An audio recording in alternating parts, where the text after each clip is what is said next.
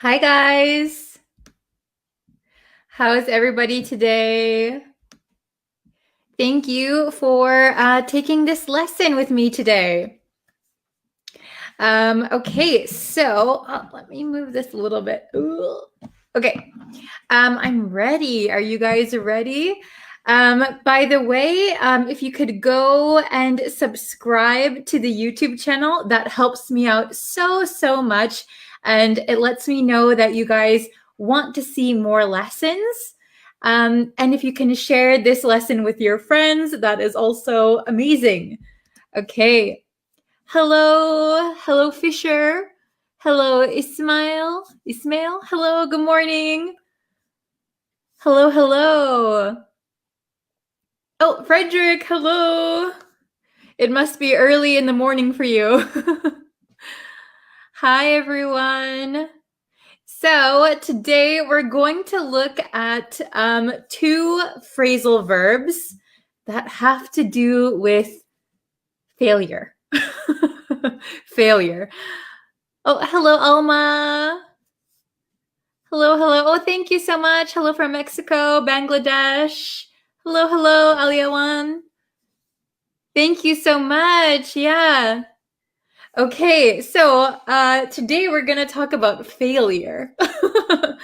I hope that it's not too depressing, but let's look at the two phrasal verbs.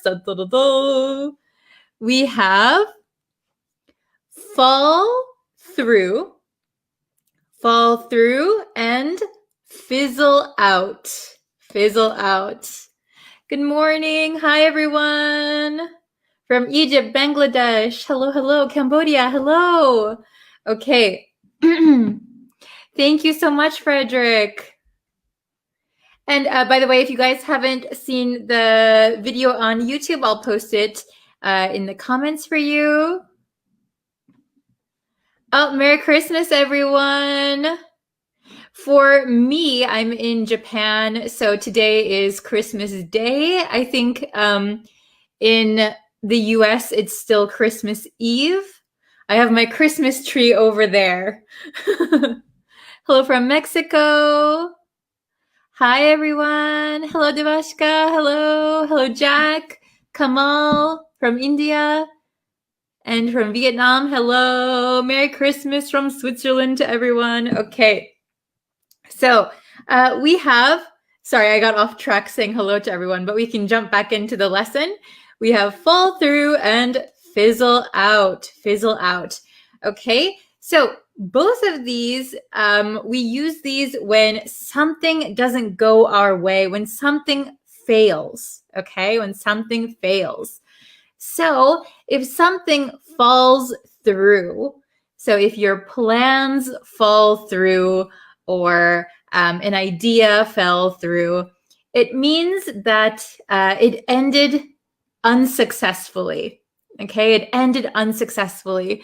Hello, Tatetwin. Hello. Okay, so I thank you for joining me on this very busy Christmas day. Or if it's still Christmas Eve for you. Hello. Okay. Oh, Merry Christmas from Myanmar. Hi. Okay. Oh, good question, Ali. I'll answer that in just a second, okay? So I'll try to remember your question. Okay, so fall through means that you had a plan, you had something, but it failed. So usually a plan falls through, an idea falls through, a deal falls through. Okay, then we have fizzle out.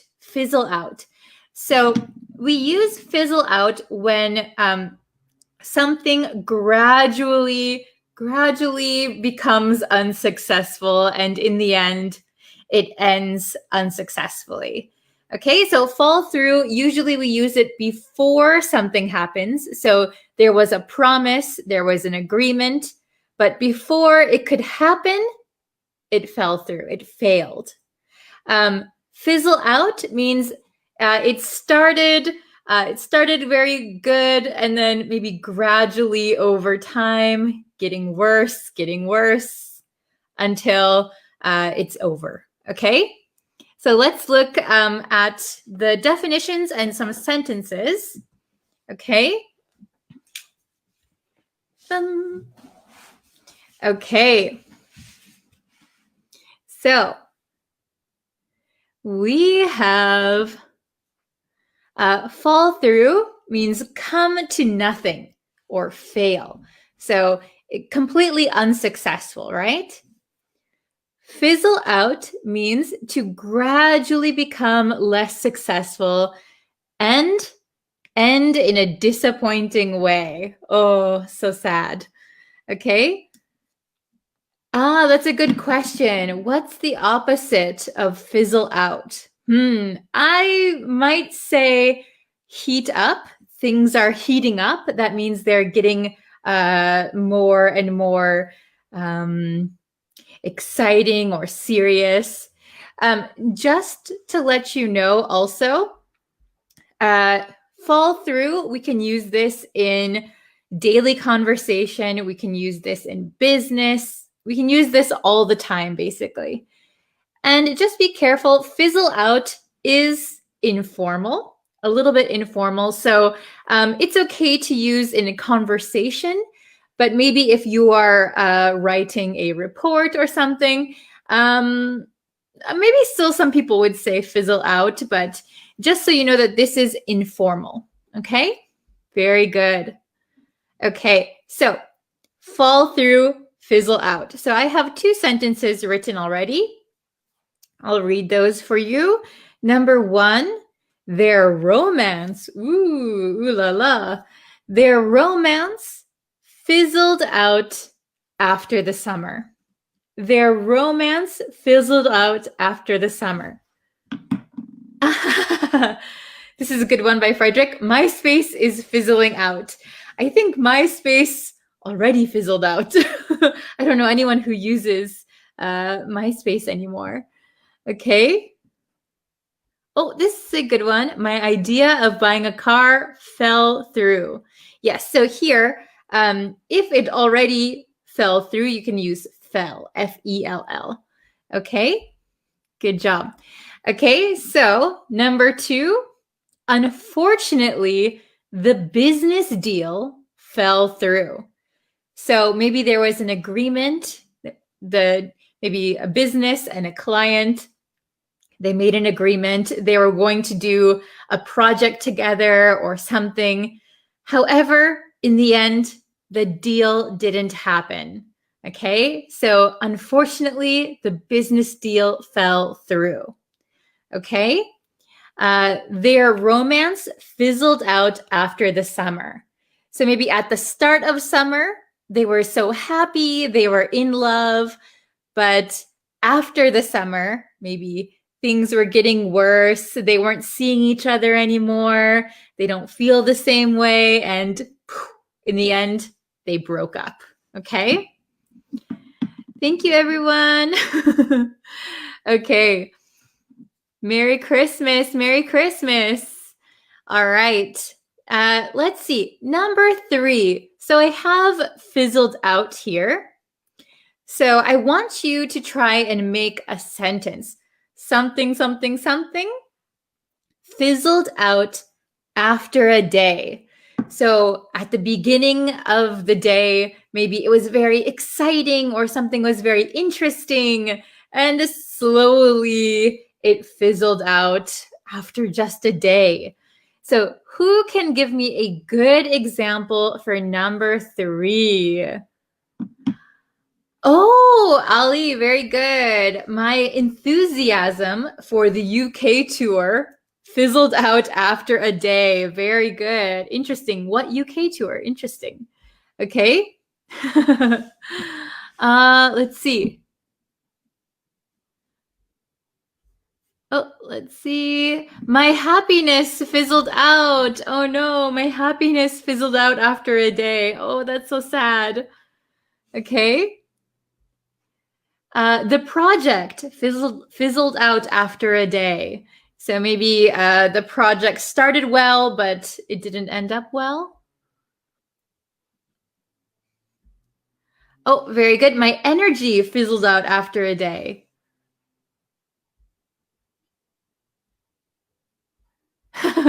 My idea of coming to teacher in Japan fizzled out after a day. Oh no.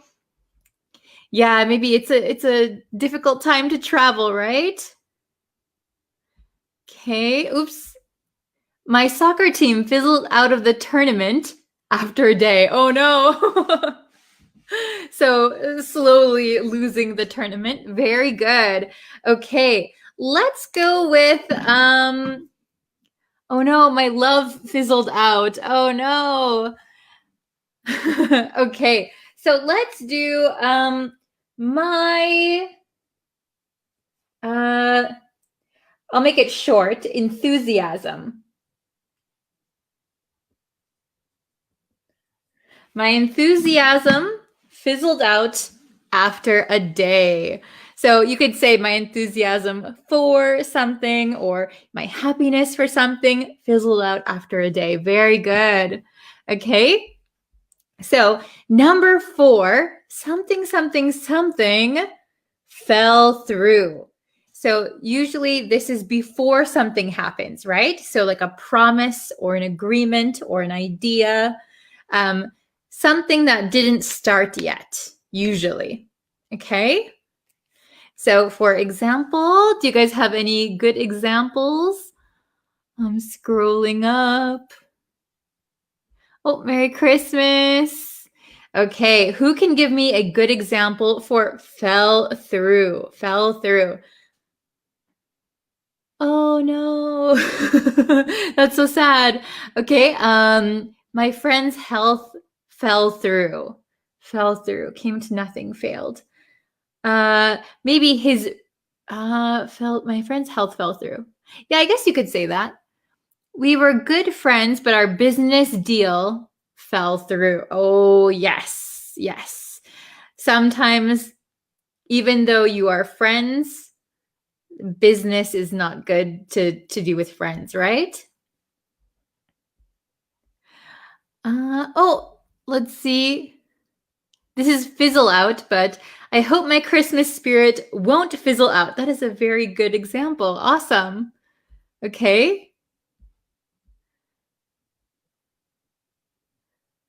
Oh, the union of American and China's relationships fell through. Oh no. So maybe the relationships between two countries fell through. Oh no. All right. My plans during the day fell through.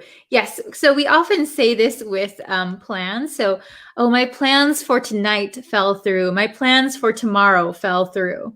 Okay. There was one. My ambition fell through. For this one, ambition, usually you have ambition at first, and then gradually you lose your ambition. So I would recommend saying, my ambition fizzled out. So when we use fall through, usually it's a plan or something. So something that hasn't happened yet, but there's like a promise or there's the understanding that it will happen, but it doesn't. Okay. Due to COVID-19, my Christmas party fell through. Yeah, it's a lot of people, right? My dream of celebrating New Year's Eve fell through. Yes, very good, very good. Not good, but it's a good example, right? Oh no, my engagement fell through. Uh-oh. That's a good example though. Okay. My dreams of becoming a doctor fell through. Yes. So you had the idea, I want to be a doctor, but for some reason, maybe the exams were too hard, school was too hard, you couldn't afford it. Then your dream fell through. Very good. Okay. Let's see. Okay, let's do very good, very good. I see a lot of good ones. Okay, so I'm gonna say, let's say let's say holiday plans, kind of combining a few of them. My holiday plans fell through. My holiday plans fell through.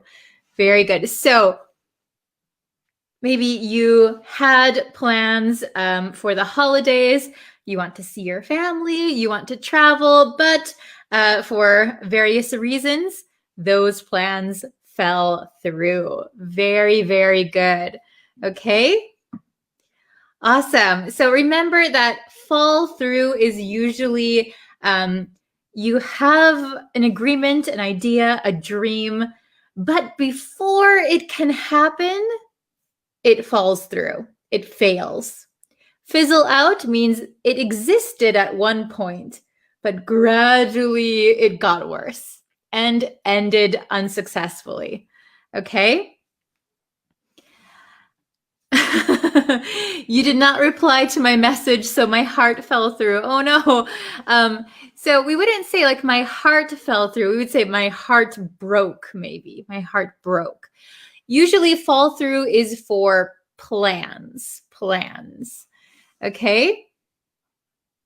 Okay, so Ali had a good question. Thank you for reminding me. What does start over mean? Start over. So start over means to start again. So like for example, if I was doing this live stream, but for some reason my computer shut off. So I might come back online and start over. I might start over my live stream. So start again. Okay? Start over means start again. From the beginning, usually. Okay? All right. Can the word fizzle out mean the same as to disappear? Fizzle out, disappear. I haven't heard it used that way, but I can understand the connection because you started something, but it fizzled out. We can use like fizzle out for what is it? Like if you light something, like if you know, like, do you know sparklers? Sparklers, like fireworks. So if you have a sparkler, you light it and it goes. Psh, psh, psh, psh, psh. You're holding it, but eventually it fizzles out. We wouldn't say disappear in that case either. So disappear means like all of a sudden without warning. Fizzle out means gradually. You can kind of see it decline. Okay? I had a plan to lose weight in 2020, but I fizzle out at the end of the year because of COVID-19 contagious. I see. So maybe I would say, instead of I fizzle out, maybe your plan to lose weight. I had a plan to lose weight in 2020, but it fizzled out. Yes, at the end of the year. Okay. Let's see. I'll answer maybe one or two. A person can disappear. Yes. Quite scary or like magic. Okay. I don't understand the word fizzle out. So fizzle out just means that you had something like a relationship or an idea or something, but gradually over time it becomes unsuccessful. Okay? Oh, Frederick had a good one. Yes, faded out. Yeah. At the end, the music faded out. So faded out is more like disappear, right? So kind of slowly disappearing, slowly fading out. Very good. Okay. Okay, so let's see. Okay, so I think it's a good time to end the lesson here. If you guys haven't yet, please go over to the YouTube channel and subscribe and watch the newest video. And I'm posting every day over on YouTube. And I think I'll try and continue to do that as much as I can. And on Facebook, I go live Monday through Friday, okay? All right. Thank you guys so much for watching. Merry Christmas, everyone. And I hope you guys have a good end of the year. I'll probably, let's see. I haven't decided if I'll be posting on Facebook every day or not during the new year, but I might because I have time. Okay. All right. Thank you so much for watching. I will see you guys tomorrow for sure on YouTube. Okay. Thank you so much. All right. Take care. Merry Christmas. See you guys later. Bye. Hello, everyone. Welcome, welcome. Thank you for joining me over here on YouTube. We just did a live stream over on Facebook. So yes, we're going to start the next lesson over here. So thank you so much for joining. I see some people already in the chat. So hi, thank you. I hope you're ready for a quick lesson on speaking. And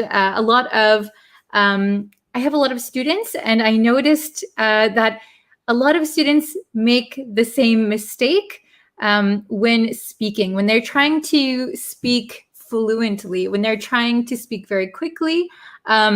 They oftentimes make a mistake when, what can I say? When they're trying to speak fluently, right? When they do reductions, they make some mistakes. Oh, hello, Sunny. Welcome. Hello, Mohammed. Welcome. Maria, Anna. Hello. Oh my gosh. Thank you guys for joining. That makes me so happy. I didn't think, just a side note before we start, I'd like to thank all of my students who always join my lessons. It makes me really happy, and I'm glad you guys are enjoying them. I used to think if I went live, I was really actually scared of doing live lessons before because I thought no one would join them, but thank you so much for joining. Okay, so anyway, let's get into the lesson. So today I want to talk about, oh, actually I just said it, reductions. So I said, I want to talk, right? I wanna. So when we say want to, we shorten it to wanna. So I think everybody here probably knows wanna, but I think there are some mistakes that a lot of English learners make that I think we can fix today. Okay, so I have a PowerPoint that we can do. Okay, here we are. Wanna, wantsta, hafta, hasta. Okay, so for the sake of this lesson, I wrote them out in the way that they sound. Okay, so I didn't write them like how they're supposed to be written. So if we actually write wants to, it would be wants to, right? Or have to, have to.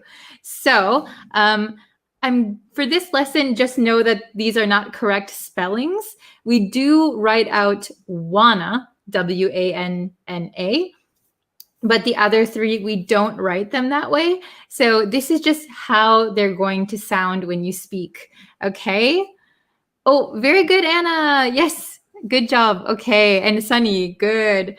All right. So we're going to look at some rules for when we speak. Okay. So wanna and wants to. Let's look at these two first, okay? So we're going to use wanna, right? With I, we, you, and they.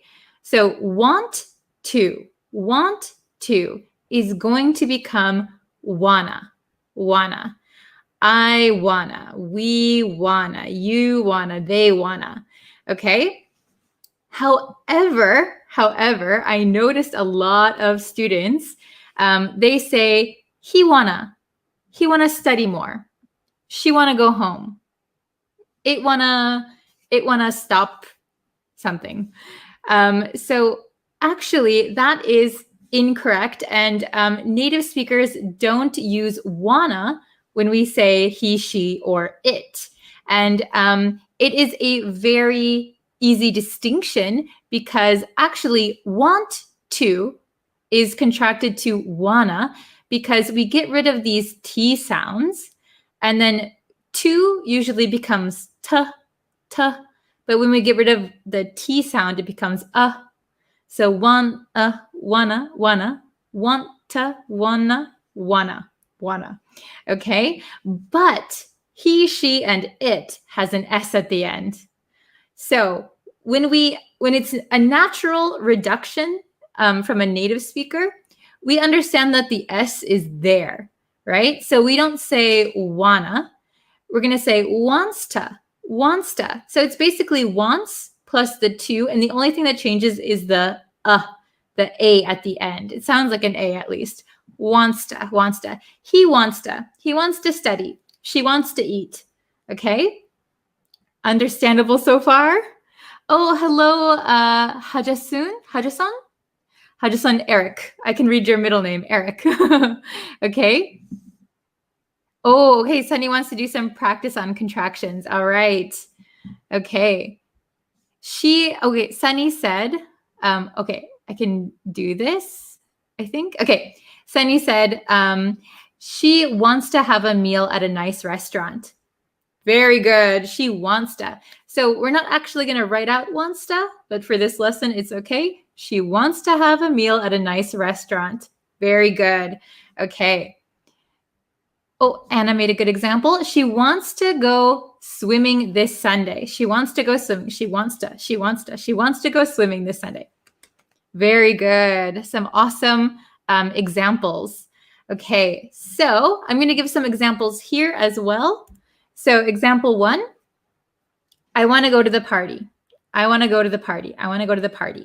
So when we talk, maybe when you hear native English speakers, it just sounds like they're talking so fast, right? I want to go to the party.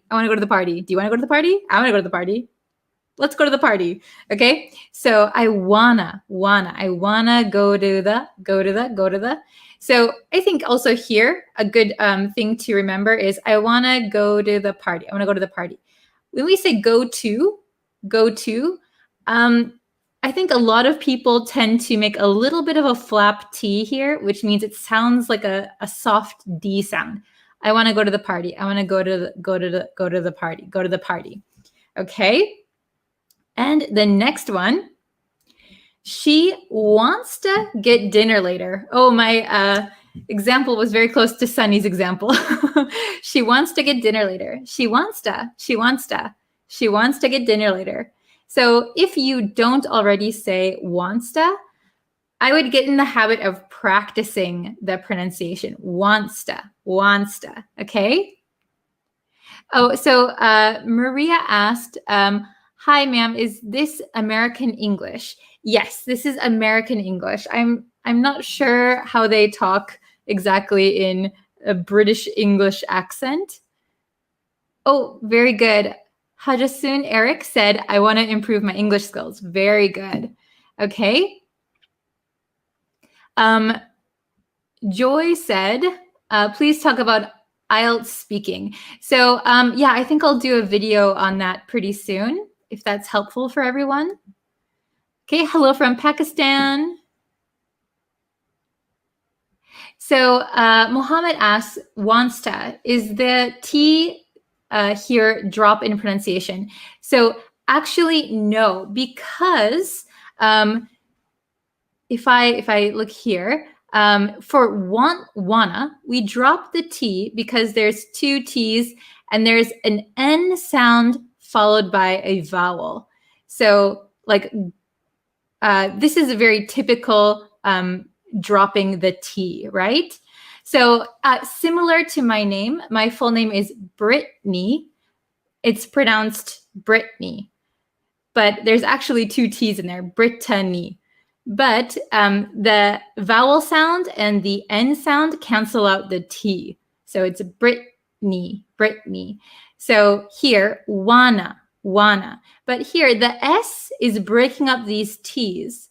So the T here, we pronounce wants to. It's I think you're talking about this T, right? Or are you talking about this T? This T is wants to. It almost disappears because it's a TS sound, wants to. But I think it's still there. It's different than wants to. So I would include this T and this T when you're speaking. Okay, very good question.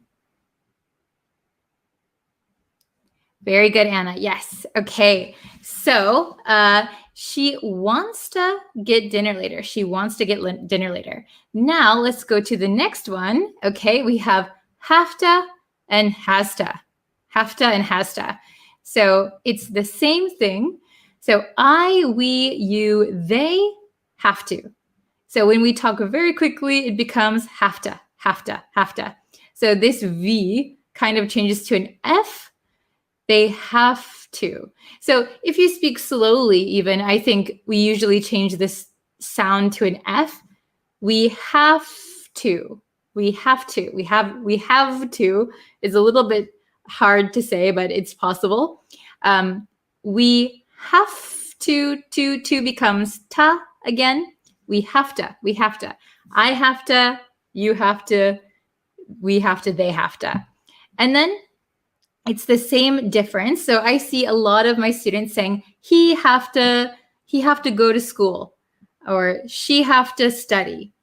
Okay? So that would be incorrect because again we have this S. So it's totally different than have. We have has. So also this S sound here, if we speak slowly, he has to, but he has to. Okay, he has to. The O becomes an A sound, has, the S becomes, or the kind of Z sound becomes an S. Has to. Is that understandable?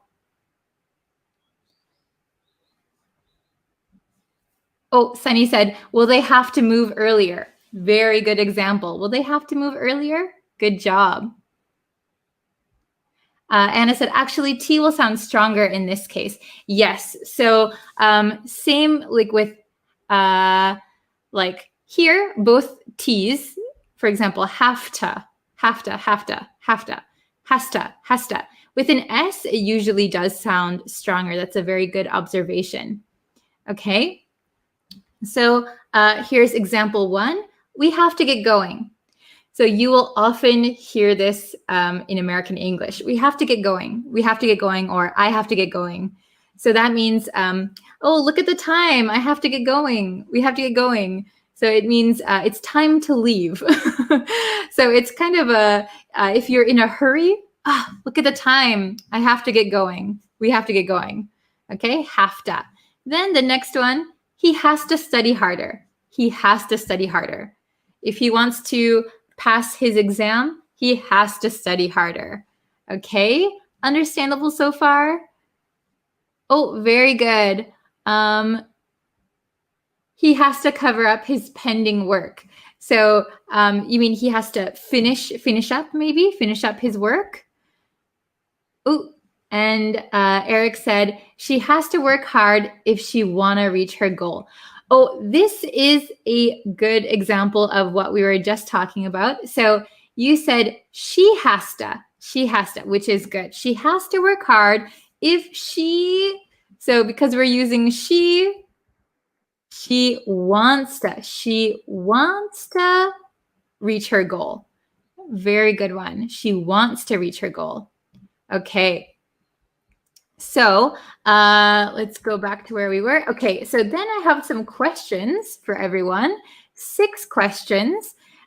So we can go over the answers together. So number 1, I'll tell you about it later. I'll. So we have wanna, wants to, have to, has to. I'll tell you about it later. So this means maybe somebody wants to know some information, but now is not a good time to tell them. So I'll tell you about it later. Maybe you're talking about a secret or something, or somebody that's in the room. I'll tell you about it later. Okay, so does anyone have an answer? Have to, has to, wanna, wants to. Okay, so I'm gonna give you 5 more seconds. 5, 4, 3, 2, 1. Boom. Okay, I'll have to tell you about it later. So I'll have to tell you about it later. I'll have to tell you about it later. Okay? Is that Andres? Oh, yeah, very good. Anna, Mohammed, Sunny, very good. Everybody got it right, actually. Okay, awesome job. So let's go to number 2. Do you grab some coffee? So this is like you're asking somebody, do you grab some coffee? Okay. What do you think is the correct answer? Oh, very good. Sunny said wanna. Anna said wanna. Very good. Do you wanna grab some coffee? Excellent. Okay, number 3. So actually, I wrote these last night, and when I checked them again this morning, I think 2 answers could be correct for this one, but I was thinking of a specific answer. So she get her license. She get her license. Oh, so Anna said has to. She has to get her license. Yeah, I think when I wrote this, I was a little bit tired. So she has to get her license is correct. She has to get her license. It means it's necessary for her to get her license. But I think in my mind, actually, I can't remember which one. I thought wanna and has to are both, or sorry, wants to and has to are both correct. She wants to get her license means it's not a necessity, but she wants to, or she has to get her license. That means it is a necessity. So both are correct, and I said wants to, but has to is completely correct. And I noticed that this morning. I was like, oh, wait, which one did I pick? I forgot. Okay, so she wants to get her license. She has to get her license. Both are correct, but it just depends on what you want to say. Is the license a necessity, or is it something that she just wants? Okay, let's try number 4. It be this way. It be this way. Okay. Oh, Joy, thank you. So it want to be this way. It wants to be this way. It has to be this way. It have to be this way. What do you think? Okay. So because we're using it, and this is kind of not a common expression, but I think you might hear it when you have no choice. It can only be this way. It be this way. Okay, I'll give you the answer. Oh, very good. Hajasun Eric, very good. Mohammed, very good. It has to be this way. It has to. It has to. It has to. Okay, please try to avoid saying it have to be this way, right? It has to be this way. Okay, number 5. My son go to the doctor today. My son go to the doctor today. Okay, so that means, oh, very good, Joy. Very good, Anna. Yes. Okay, my son. So son is he, right? My son has to go to the doctor today. My son has to go to the doctor today. Okay. And for the last one, I have 2 answers that I need from you. Okay. So number 6, Katie watch TV, but I study for my test. Okay. Now, maybe this is Kate desires to watch TV, but I must study for my test, right? Oh, very good. Okay. So Sunny asked, let's see. Sunny, which question are you referring to? So Sunny said, can't we put wants to? Do you mean for number 5, my son wants to go to the doctor today? It could be grammatically correct, yes. It just depends if your son really wants to go to the doctor. Okay, so number 6, let's see. Anna said wants to, have to. Hajisuin said wants to, have to. Muhammad has to, wants to. Okay, Sunny was talking about number 5. So for number 5, before I get into the answers for number 6, number 5, you could say it's grammatically correct. My son wants to go to the doctor today. So it's grammatically correct, but maybe in my mind, I think it's rare that somebody wants to go to the doctor unless especially like a son. I was thinking of like a child. Maybe children usually don't like the doctor. But if he's been in pain and he's like, take me to the doctor, please. My son wants to go to the doctor is okay. So number 6, Kate wants to watch TV. So that is her desire. Kate wants to watch TV, but I must study. I have to study for my test. Very good. So Kate wants to watch TV, but I have to study for my test. Okay, very good. So I'm going to quickly go over them one more time for the sake of pronunciation, and that you can kind of listen to the reductions. Okay, number 1, I'll have to tell you about it later. I'll have to tell you about it later. Number 2, do you want to grab some coffee? Do you want to grab some coffee? Number 3, she wants to get her license. She wants to get her license. Or she has to get her license. She has to get her license. Number 4, it has to be this way. It has to be this way. Number 5, my son has to go to the doctor today. There's no choice. He must, okay? Or if your son really wants to go, my son wants to go to the doctor today. Both are grammatically correct. And oops, I covered up number 6. Hold on. Number 6, Kate wants to watch TV, but I have to study for my test. You could also say Kate wants to watch TV, but I want to study for my test. It depends on the context of the sentence. Very good. Okay, so thank you guys so much for joining. Oops, I'll bring myself back here. Hello? Is it hard to see me when I'm in that small box? Okay, so yeah, that is it for today's lesson. Wow, we've been going for 20 minutes already. Okay, so, okay. So Anna said, to see the doctor, you need an appointment. So I don't think we can use wants to for number 5. If he's an emergency, he still has to go see the doctor. Yes, that was my way of thinking too. Oh my gosh, Enigma Davis here. Hello. Thank you for tuning in. He's a native English speaker. Okay, but yes, so Anna said, yeah, usually you need an appointment. So maybe if you're telling the school, my son has to go to the doctor today. Sorry, he can't come to the lesson, for example. Okay. Aw, thank you so much. Thank you, Dave. You're so kind. Yeah, I'm very surprised that people join my live lessons. Thank you. Okay, so anyway, that's it for today's lesson. I have a busy schedule today, but I think I'm going to try and film some other lessons for you. So look forward to those. Okay, so I will see you in our next lesson. Thank you very much for watching, and I will talk to you guys later. Thank you. Thank you, Anna. Thank you, Dave. Thank you, Sunny. Thank you, everyone. Thank you, Mohammed. Thank you, Joy.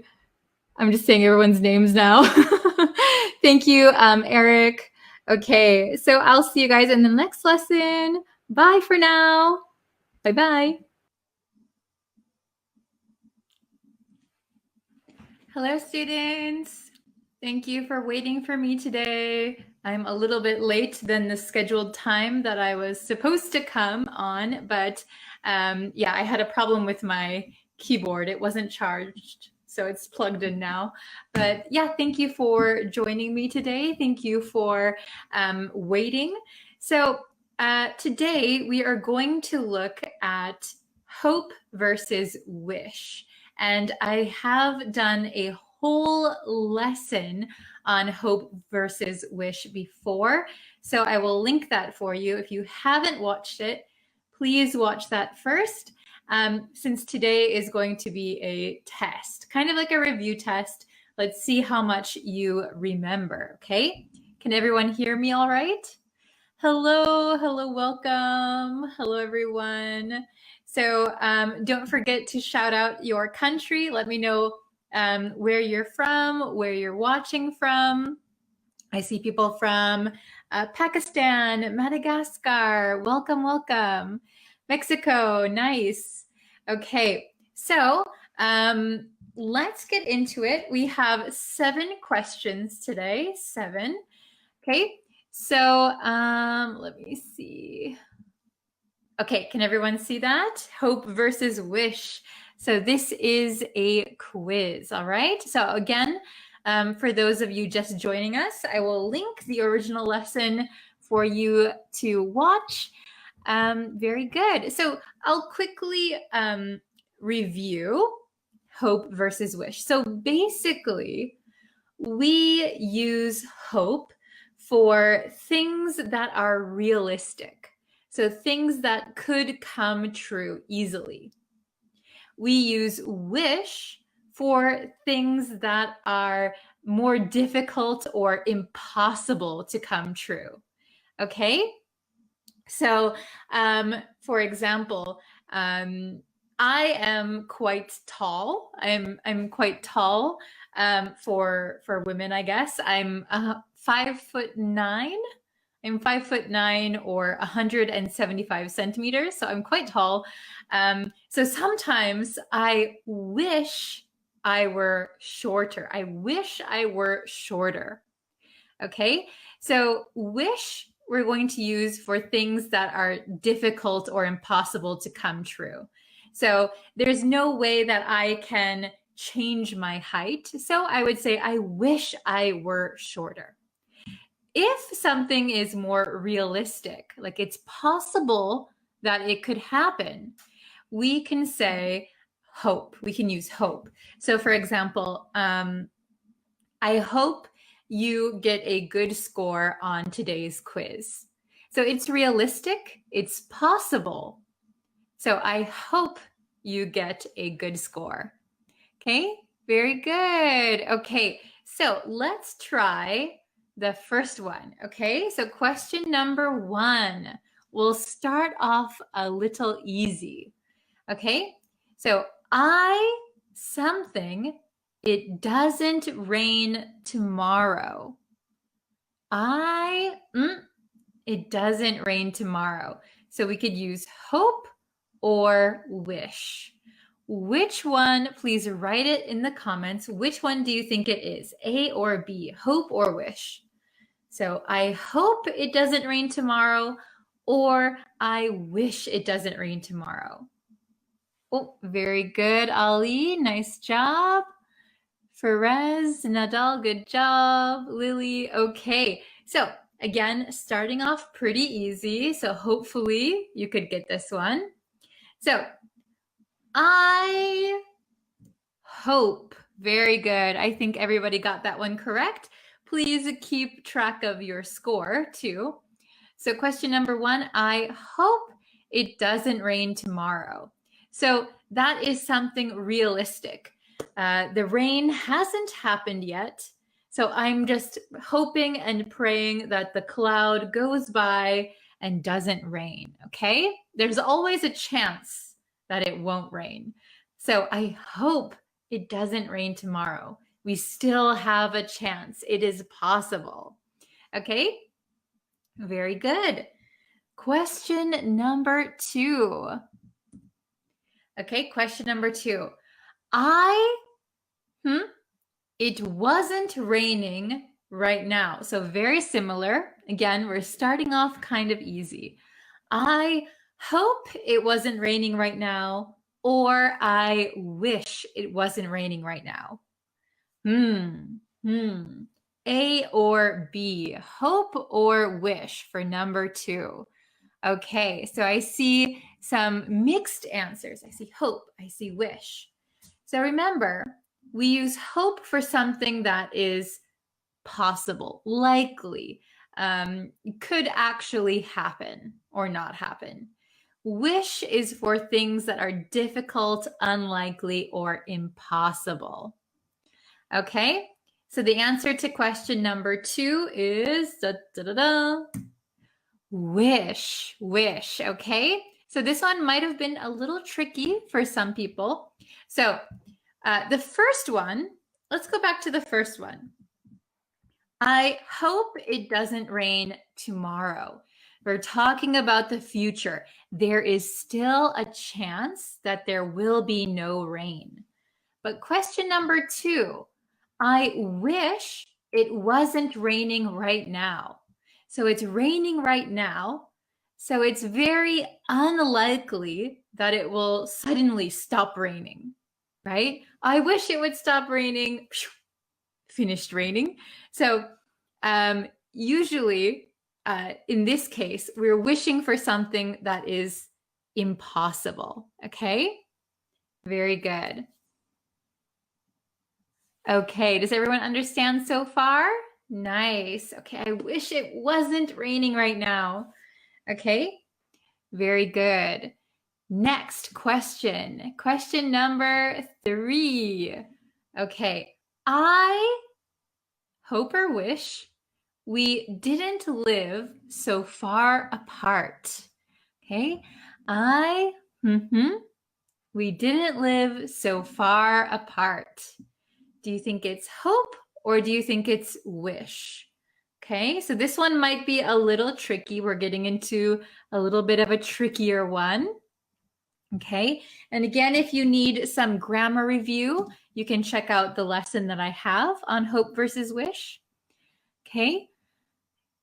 Okay, so I see lots of people saying B, wish. Okay, so the correct answer is wish. Very good. I wish we didn't live so far apart. Very good. So we live far apart now. So that is a true statement. We live far apart. Maybe it's very difficult. It's very unlikely that suddenly we live close to each other. So the correct one here is wish, because it is very unlikely that you will suddenly, right now, live close together. It's almost impossible, right? So I wish we didn't live so far apart. Okay, so sometimes we use wish when we have some regret. Okay, so something is already true or something has already happened, and oh man, I wish we didn't live so far apart. Okay, very good. Let's go to question number 4. This one, a little bit different from the others. Okay, I hope or wish you have a great day. I hope you have a great day, or I wish you have a great day. Which one is the most common? Which one do you think is correct? Very good. So if you hear this a lot in conversation, it should be pretty easy, I think. Nice job. Nice job, Nadal. Good job. Patty, good. Armun, okay. Nice, everybody. Okay. So the correct answer to question number 4 is hope. I hope you have a great day. So we often use hope in like sentences like this, where it's kind of just like a greeting or an expression. So I hope you have a great day. I hope you have a wonderful evening. I hope you enjoy your meal. So usually we say hope in these sentences, in these circumstances. Okay? So usually it's very realistic, right? I hope you have a great day. I hope you have a wonderful morning. Okay, good job. Very good. Okay, so next, question number 5. Okay, I sent a card to something, something, him a happy birthday. I sent a card to hope him a happy birthday, or I sent a card to wish him a happy birthday. Okay. Oh, very good, Unchan. Very good. Nice job. Okay, I see some correct answers coming in. Very good. Nice. Okay. So, question number 5. The correct answer is da, da, da, da, wish. So we use hope for like daily greetings. I hope you have a good day. I hope you have a good night. I hope you sleep well. Wish we often use for like special occasions, to wish someone a happy birthday, to wish someone a Merry Christmas. Okay, so like Christmas, birthdays, we usually use wish. Very good. Nice. We have 2 more questions left, just 2 more. Okay. Question 6. We can see each other again when you get back from your trip. I hope we can see each other again. I wish we can see each other again. Which one do you think? Hope or wish? A or B? Okay, very nice. Okay, I see some different answers for this one. So, I something. We can see each other again when you get back from your trip. So, for example, someone you know is going on a trip, and when they come back, you really want to meet them again. Okay? So we have to think, is this a likely scenario, or is this very difficult, unlikely, or impossible? Okay, so the answer should be pretty easy. The answer is A, hope. A, hope. So I hope we can see each other again when you get back from your trip. So it is likely. It is a likely thing that could actually happen. Okay? Very good. So the last one, question number 7. Question number 7. Let's see if you can get it. I hadn't said that. Okay, is this one tricky? I hope I hadn't said that, or I wish I hadn't said that. Which one do you think is correct? A or B? Hope or wish? Okay. Amir, good job.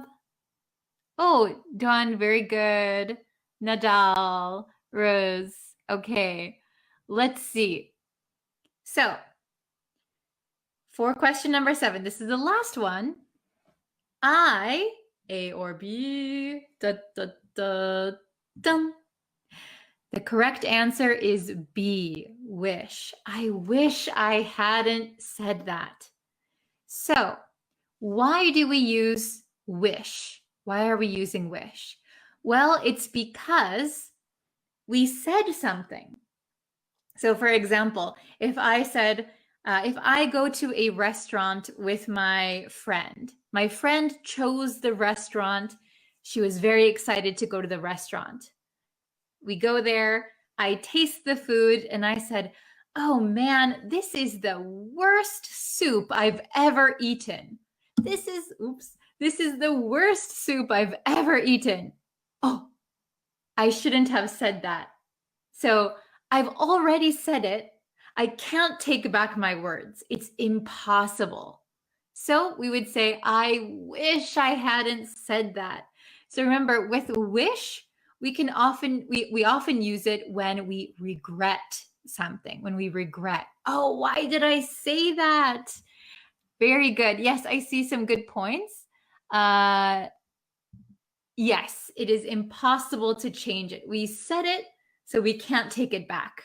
We've already said it. We've already put it out there. Okay? Yeah, said it already, so you can't change it. So we have to use wish. Very good. Okay, does everyone understand? Excellent job. So, what's your score? I hope you were keeping your score. So, we had 7 questions, lucky number 7. So, if you got 0 to 2 correct, okay, good try. Please review my lesson on hope versus wish. So, on my YouTube channel, if you type in, I will link it with this lesson also. But if you're on the YouTube homepage for my channel, there's like a little search icon. You can type it, and then you should be able to see it. Okay. Oh, I'm getting an error. Okay, phew. Everyone can still see me, right? It looked like the connection was a little bit bad for some reason. Okay, so 3 out of 5, correct? Nice job. Take this quiz one more time and see if you can get 100%. So maybe you misunderstood the question, or you just kind of forgot. So go back, take it one more time, see if you can get 100%. And 6 to 7 correct. Fantastic. You've got it. You're pretty much there. Okay. So you can always go and review the YouTube lesson. I'll link that. That is the full grammar lesson on wish and hope. So if you have any grammar questions, check out that lesson. Okay. Very good. Let's see. Oh, 6 to 7. Good job, Lily. Wonderful. Oh, 2 incorrect. Not bad. Not bad. Well done. 6 out of 7. Yes, very good, Lily. Okay. Let's see. 6. Good job. 7 out of 7. Wonderful. Wonderful. So I see that you guys are doing very well. I couldn't join, so I've got 5. I see. Yes, if you came in late, because this is a live lesson, if you came in a little late, go ahead and see if you can get the others correct as well. Okay. Please do a session on wish and congratulations too. That's a good idea. Thank you. Okay. Very good, everyone. So I hope you got a fantastic score. I hope you got a fantastic score. All correct. Wonderful. 7 out of 7. Very good. 5 out of 7. Oh, Nadal, you almost there. Good job. You're almost there. Okay. So good job, everyone. Thank you so much for joining today's live lesson. I will be back again. Let me check my schedule really, really quick. Do you guys like having a live lesson around this time? Excuse me, my voice. Let me just check my schedule for tomorrow. Tomorrow, I might be able to have a live lesson. I'm just not sure. But definitely one more this week for sure. Okay. Okay. This is, if you can sacrifice some time for us, please make a PDF of grammar and vocabulary and send to us. Yes, I'm actually working on that right now. So please hang tight. I'm working on some PDFs for you. Okay, so I hope you'll stick around. Okay. Oh, you like my phone? You like the iPhone? Yeah, it's what is this? I forgot which version, but it's pretty nifty. Okay, Thank you guys so much for watching. You can always check out the other lessons on my YouTube channel and subscribe to me on YouTube, like me on Facebook, and you can follow me on TikTok. Okay, I will see you later. Thank you so much. Bye, everyone. Hello, everyone. Welcome back to my English learning channel. One of my students requested that I make a video about how to write paragraphs. So that's what we're going to study today.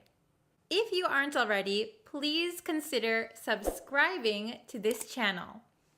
That way, you'll know when new lessons are uploaded. Okay, let's write a paragraph together today. When I first started teaching English, I was very surprised that a lot of English students didn't know how to write a good paragraph. I'm sure in your language and in your country, there is probably a certain way that you learn to write. Today, we're going to learn how to write a paragraph in English. And just so you know, I am from America, so we will be using American English. For this lesson, I think it's best if we go to the computer. So why don't we go over to my computer and I'll help you go through the steps of writing a good paragraph. There are some rules, but don't worry, I'm going to help you. Are you ready? Let's start. Okay, here is my computer screen. So I just opened up Word and we're going to write a short paragraph. There are a few things that we need for a good paragraph. First, we need a topic sentence. Then we're going to need a few supporting sentences. For our supporting sentences, we also want to include details. And finally, we need a conclusion or a concluding sentence. Okay, so we have these 4 important things that we need to remember. So the topic sentence is going to be bold and red. So is the concluding sentence. The topic sentence is going to be our main topic for the paragraph. And our concluding sentence is going to reconfirm our topic sentence.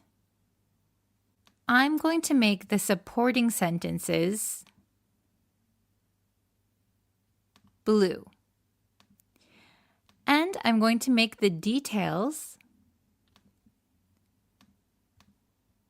purple.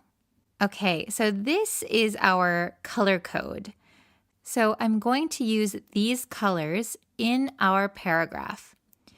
This way, you'll easily know what part of the paragraph we are writing. Okay, let's start. First, we're going to need a title. So our title is going to be in the center of our page at the top. I'm going to go with the title, The Benefits of Learning English Online. So remember, for a title, you're going to want to capitalize all of these main words. So the first word is always going to be a capital letter. We know that. Because it is the beginning of the sentence, beginning of our title, we do capitalize it. However, words like of, in, and are not capitalized. So make sure you know what words you're capitalizing and which words need to stay lowercase. So our title is The Benefits of Learning English Online. So our topic sentence is going to have to be something related to this title.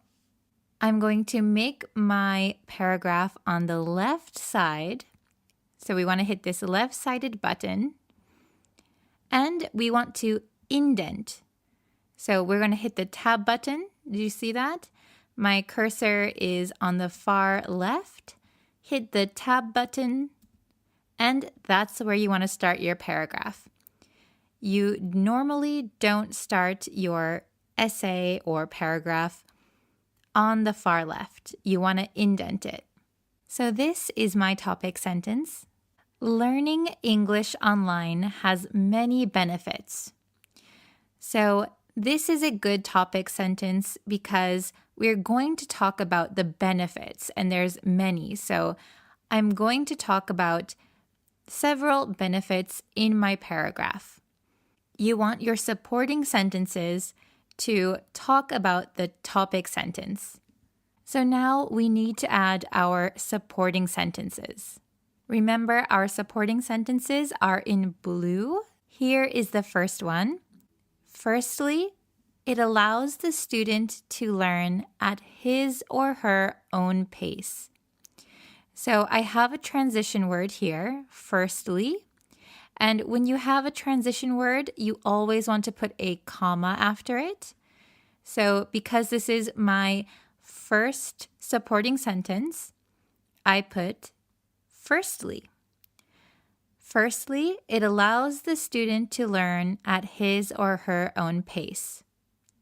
So this is one benefit of learning online. You don't need to use the word firstly every time you give a first supporting sentence. There are different kinds of transition words, so you should find the one that fits your paragraph and fits your writing style. I'm using firstly here because it is an easy one to recognize. I'm now going to add my next supporting sentence. Secondly, the student can learn from the comfort of his or her own home. Okay, so another transition word, secondly. Firstly, secondly. Secondly, the student can learn from the comfort of his or her own home. So this is another benefit of learning English online. Next, I'm going to put one more supporting sentence in our paragraph. Because this is the last supporting sentence I'm going to write, I used the transition word lastly. Lastly, online English lessons are quite inexpensive compared to language schools. Okay, these are my 3 supporting sentences, and this is a good place to start. However, there's something missing. We also want to give further details. So if you were writing a paper, not just a paragraph, you might use each of these supporting sentences as a paragraph. However, we're going to write only one paragraph today, so I'm going to add one detail for every supporting sentence. So going back to our first supporting sentence, firstly, it allows the student to learn at his or her own pace. And here's our first detail. For example, don't forget the comma. The student can choose the lessons that are most relevant and repeat them as many times as needed. So this is one detail for our benefit of learning at your own pace. Okay? Our second supporting sentence. Secondly, the student can learn from the comfort of his or her own home. Let's think of a good detail for this sentence. So I'm going to choose to write this detail. This is especially beneficial for students who have busy schedules and don't have time to attend English language classes. So this is a good example of why studying from your house is beneficial. Okay, let's look at the last one. Lastly, online English lessons are quite inexpensive compared to language schools. So we have to think of a detail why an inexpensive option is beneficial. So I'm going to write, this is helpful for students who don't want to break the bank to learn English. So this might be a new expression for you. Break the bank. Break the bank means spending a lot of money. So this is helpful for students who don't want to break the bank to learn English. Okay, so it's starting to look like a paragraph now. There is one thing that we still need. Do you remember what it is? We need our concluding sentence. So it needs to reflect what we've written here and our main topic, our topic sentence. So we've been talking about the benefits of learning English online. So I'm going to write my concluding sentence. Here it is. I use another transition word. So here I said overall. There's many different transitions that you can use here. For example, in general, in conclusion, or to sum up. There are many ones that you can choose from. I just chose overall. So overall, learning English online is cost-effective and advantageous for the student. So I think this concluding sentence sums up pretty well what we were talking about. Learning English online, we mentioned that it's an inexpensive option, so it's cost-effective, and advantageous for the student. So advantageous is a synonym of beneficial. Okay, let's go through and read our whole paragraph. The benefits of learning English online. Learning English online has many benefits. Firstly, it allows the student to learn at his or her own pace. For example, the student can choose the lessons that are most relevant and repeat them as many times as needed. Secondly, the student can learn from the comfort of his or her own home. This is especially beneficial for students who have busy schedules and don't have time to attend English language classes. Lastly, online English lessons are quite inexpensive compared to language schools. This is helpful for students who don't want to break the bank to learn English. Overall, learning English online is cost-effective and advantageous for the student. So if you remember these 4 things, a title, a topic sentence, supporting sentences, details, and a concluding sentence, your paragraph is off to a great start. Okay, how was it? Did you guys write your paragraph?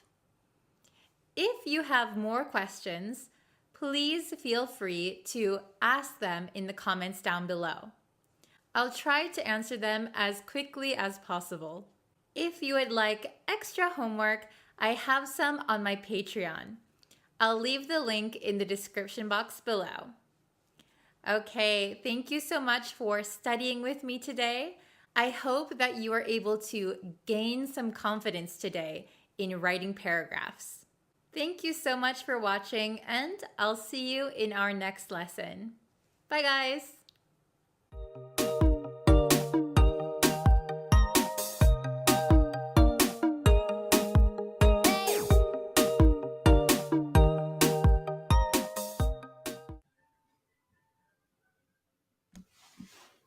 Hi, everyone. Okay, my mic is on. I always have to double check. But hello. I'm so sorry I don't have a lot of time today. I have about 15 minutes, so we're going to get this lesson on the road, as they say. Okay?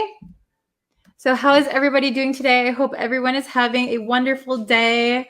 Thank you to everyone who's joining me, who's joining live. Hello, everyone. Hello, Anna. Nice to see you. So I'm so sorry I don't have a lot of time. Hello, Devashka. I wish I could hear you guys pronounce your names sometimes. Hello, Aye. Hello, Somaksa. Hello. Hi, everyone. Hello, Orlando. Hello, Omer. Hello, Alberto. I hope everyone is having a very, very good day. I hope it is not too early for you, depending on where you are in the world. Hello from India. Hello from Somalia. Hello from Kabul. Hi, I'm doing great. I'm so sorry, but I only have a short amount of time today, so I'm going to get into the lesson. Wow, Anna said it's snowing where she is. Wow, it's very cold over there, I think. Thank you. Hello from El Salvador. So, as you know, this week we're doing confusing verbs. So let's see. Today's confusing verbs that sometimes we mix up when we talk are, drum roll, learn or teach. So these are basic verbs, and you're going to use them a lot, especially if you're learning English. However, sometimes when we speak, a lot of my students kind of mix up I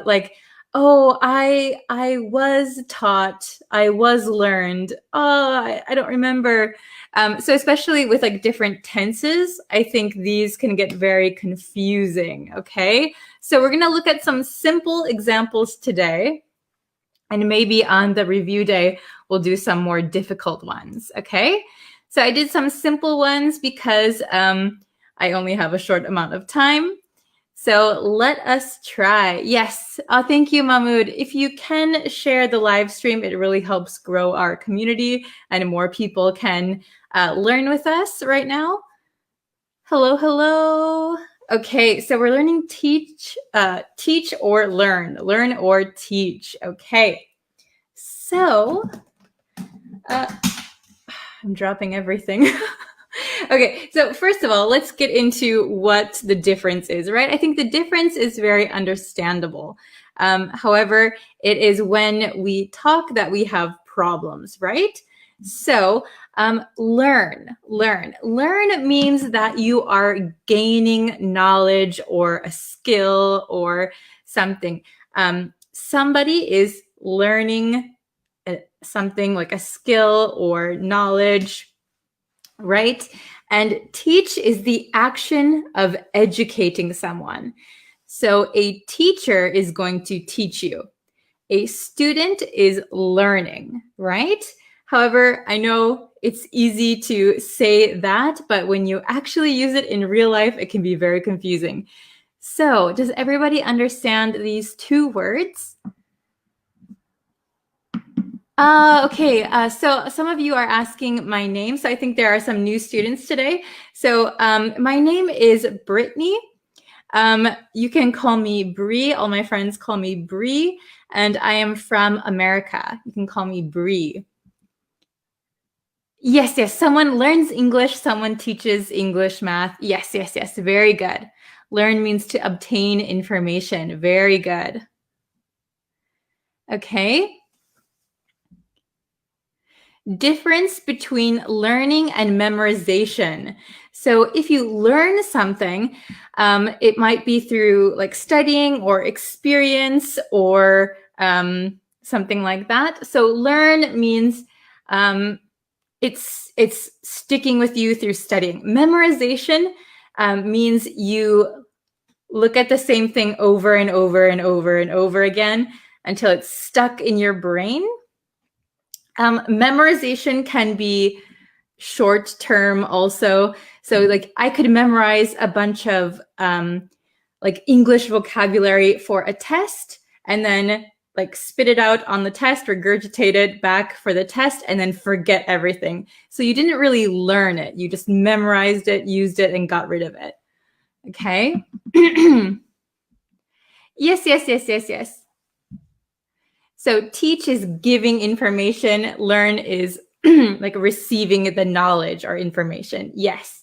Okay. So let's look at what I have written down. Excuse me. Always my voice is getting raspy at this time. Okay. Ooh. So I have a bunch of examples today. And let's see. We have learn. You are gaining knowledge by study or being taught. You're being taught by someone, you're gaining knowledge. Teach. Teach is instruct someone or educate someone. So a teacher teaches a student. A student is taught by a teacher. The student learns information. Okay. Hello, nice to see you, Joe. Hello, Abdullah. Okay, so let's see. Hold on one second. Okay, so if we can look at these examples, I've got to hold it so I don't erase down here. But let's look at number one. Let's look at it together, okay? So a teacher, and a student, So we're going to use the proper tenses in these questions, in these examples, okay? Let's see. Okay, so a teacher and a student. Who can be the first to answer? Number one. Oh, Anna. I saw Anna's answer. Very good. I see Ali. Very, very good. Okay, Okay, I see a bunch of correct answers. Very good. So we're going to use the proper tense, okay? So a teacher teaches and a student learns. So that's the basics, right? A teacher teaches and a student learns. Very, very good. Okay. How about number two? English in America. So I want to make it clear that this I is a student because it could be either way. It could be either way. Yeah, maybe we can do either. So this one, it could be I teach English in America. I taught English in America. I learn English in America. I learned English in America. So both of them can be correct. Let's put it in the present tense. Or let's put it in the past tense, actually. I taught English in America. I taught English in America, or I learned. So this one can be both. I taught English in America. I learned English in America. It depends who I is, right? So if I means a teacher, you can say I taught English in America, or I teach English in America. If I is a student, if it is an English student, I learned English in America. Okay, or I am learning. Very good, Anna. Yes. Okay. Let's see number three. Who, you, how to play basketball. Who, you, how to play basketball. Oh, very good. Yes, very good. So number three, who taught you? Who taught you how to play basketball? So we're asking, who was your teacher? Who taught you how to play basketball? Who taught you? Or who teaches you?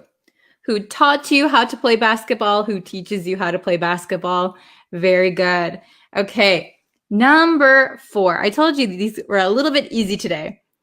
I want to Spanish. I want to Spanish. So it could be either one, but I wanted this one to be a student. A student is talking. A student is talking. I want to Spanish. Very good. Learn. Okay. Yes, speak Spanish would also be correct. Oh, very good. Very good. I see everybody has correct answers. I want to learn Spanish. I want to learn Spanish. Is there any other foreign language that you guys are learning? I know all of you here are learning English, but is there any other language that you're studying? Do you want to learn Spanish? Do you want to learn Hebrew? Do you want to learn Italian, Chinese? Okay. Number 5. He, me, how to, it's supposed to say cook. My words are disappearing. He, me, how to cook. Yes, very good, very good. So, okay, I see a few different answers. Okay. Oh, I love only English. Okay. Oh, Anna is learning Spanish. Wow. Okay. Okay. So this one. So I see a few different answers.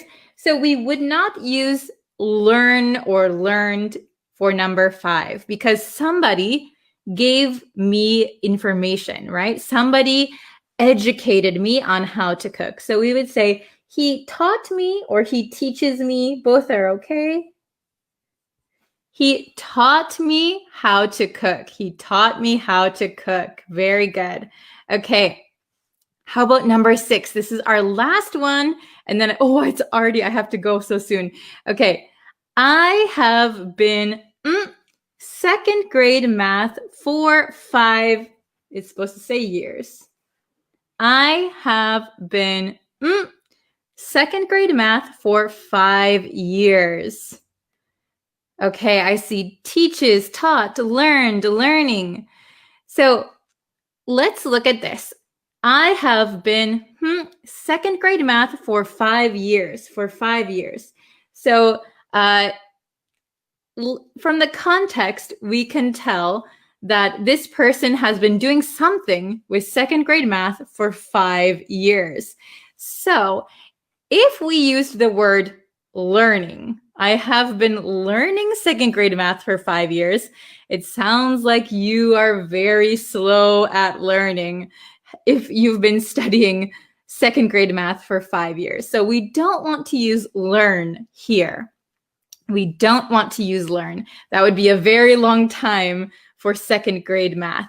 So this person is not learning, but I have been teaching. I have been teaching second grade math.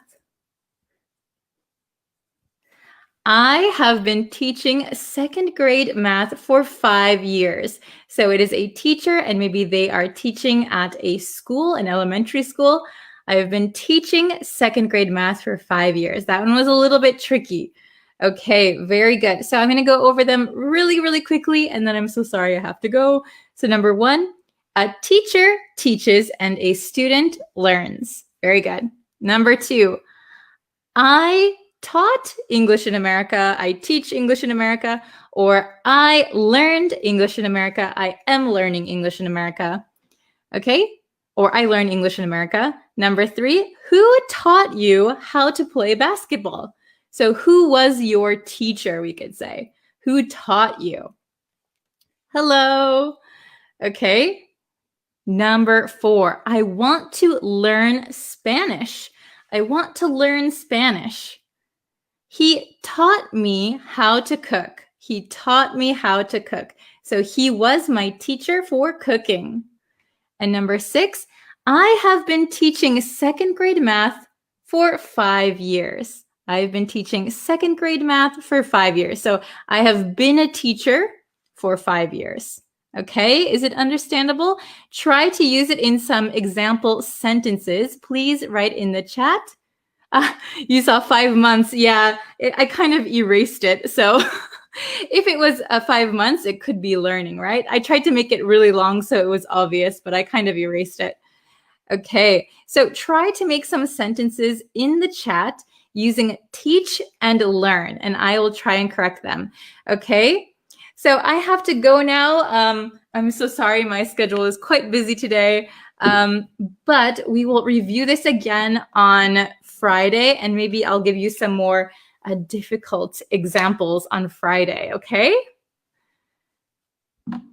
So, okay, thank you everyone so much, and I will see you for tomorrow's lesson, okay? Thank you everyone, and see you very, very soon. Bye! Hello everyone! How is everybody today? Really quick, if you haven't subscribed to the YouTube channel, please subscribe. We are getting up there. We're almost to 5,000 subscribers, which is awesome. So I'm going to leave the, let's see, if you're in the live chat, I'll leave the link to the YouTube channel. So if you can go subscribe, I really appreciate it. Hello. Oh, there's two Alis in here. Hello, hello. Hello, Amin. Hello, Omer. Hello, Devaska. Hello. How is everyone? How are you guys today? I hope you're doing well. Hello. Hello from the Philippines. Okay, so today, let's see. I'm going to give you 2 new words today. Hello, Anna. Nice to see you. Hi, Ali.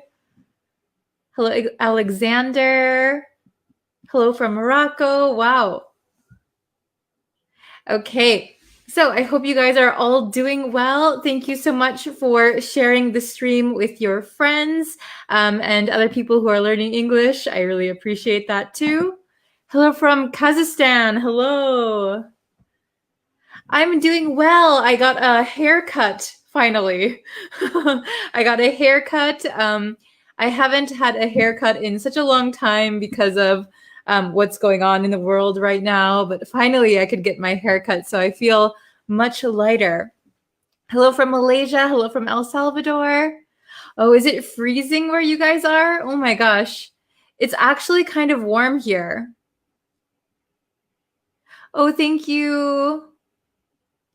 Okay, so yes, if you haven't subscribed to the YouTube channel, I would appreciate it if you did. I'll be posting a lot of new lessons over there, so please go subscribe.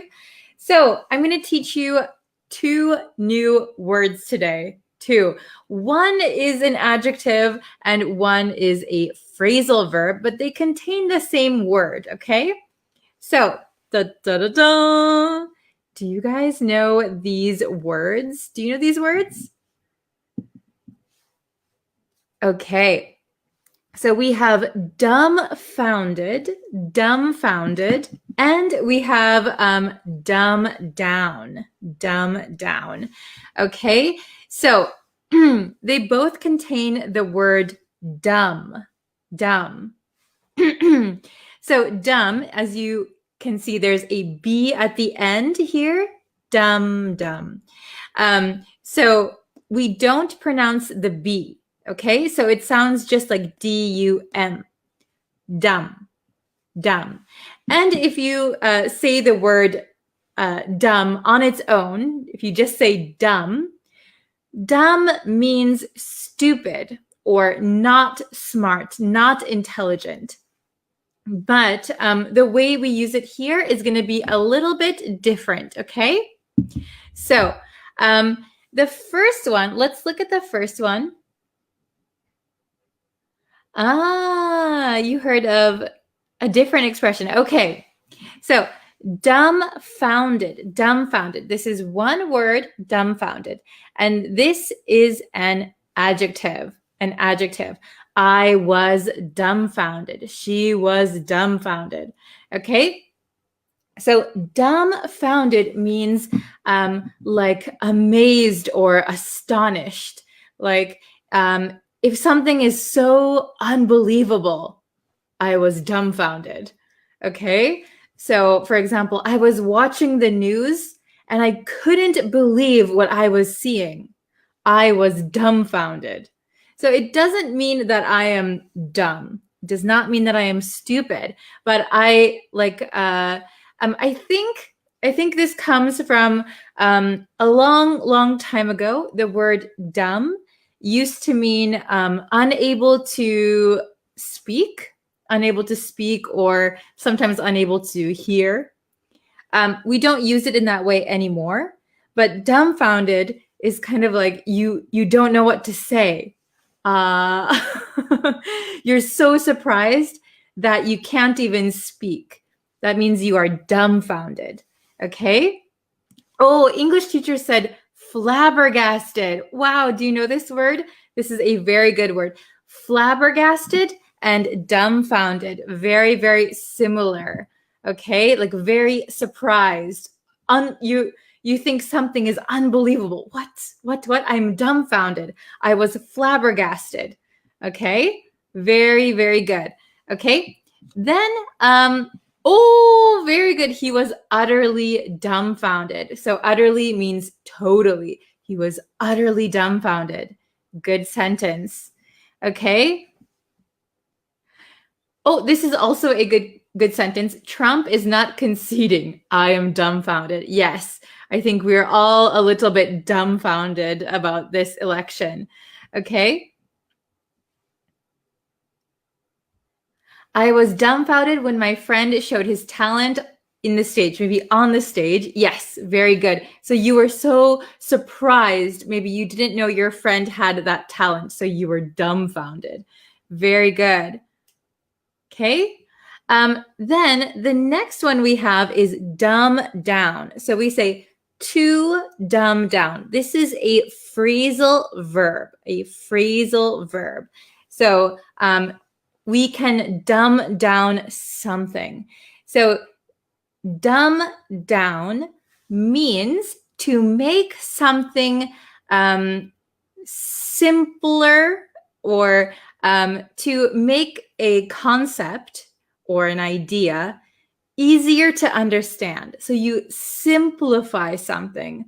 So for example, I'm not very good at physics. I didn't study physics. So if I talk to maybe a physics professor, if they want to explain something about physics to me, I am what you call a layperson. I am a layperson.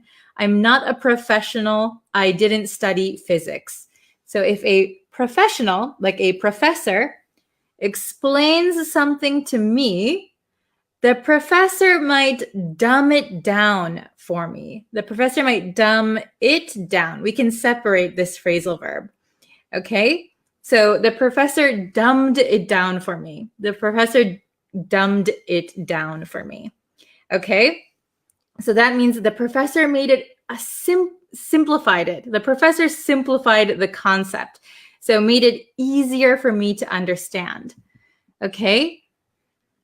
So Ali Amar said, dumb down on my translator means deaf. So deaf means you can't hear. So this is a very old way. We used to use dumb long time ago to mean like you can't hear or you can't speak, like a disability. But we don't use dumb in that way anymore. Okay? So dumb by itself now means stupid. It's kind of an insulting word. So to dumb something down means to make it simple. Okay? I think I saw, yes, like oversimplification. Yes, make something very simple, very easy to understand for someone. Okay? So let's see. Okay, I will. I have these sentences for you. Okay. Let's see. Okay. We have dumbfounded Dumbfounded means greatly astonished or amazed. You are speechless. Okay? And dumb down means to simplify something to make it easier to understand. Okay? So if I don't understand physics, a physics professor might dumb it down so I can understand it. Okay? Oh, this is a good sentence. Yes. The scientist dumb down when he talks to me. Maybe the scientist dumb something down when he or they talk to me. Okay, oops, I'm showing the wrong one. My friend was so bad in mathematics, but the professor dumbed down all of the theories and equations for him, and he aced the mathematics exam. Perfect. Okay, that's a good example. Okay, so let's see. Okay, we have just four sentences today. So let's see. Number one. Let's try number one. She was utterly. So somebody in the comments also used this word. We tend to use this word with dumbfounded, right? She was utterly, completely, totally. She was utterly by the news. Number one, she was utterly by the news. Okay. Oh, Ali got it. Very good.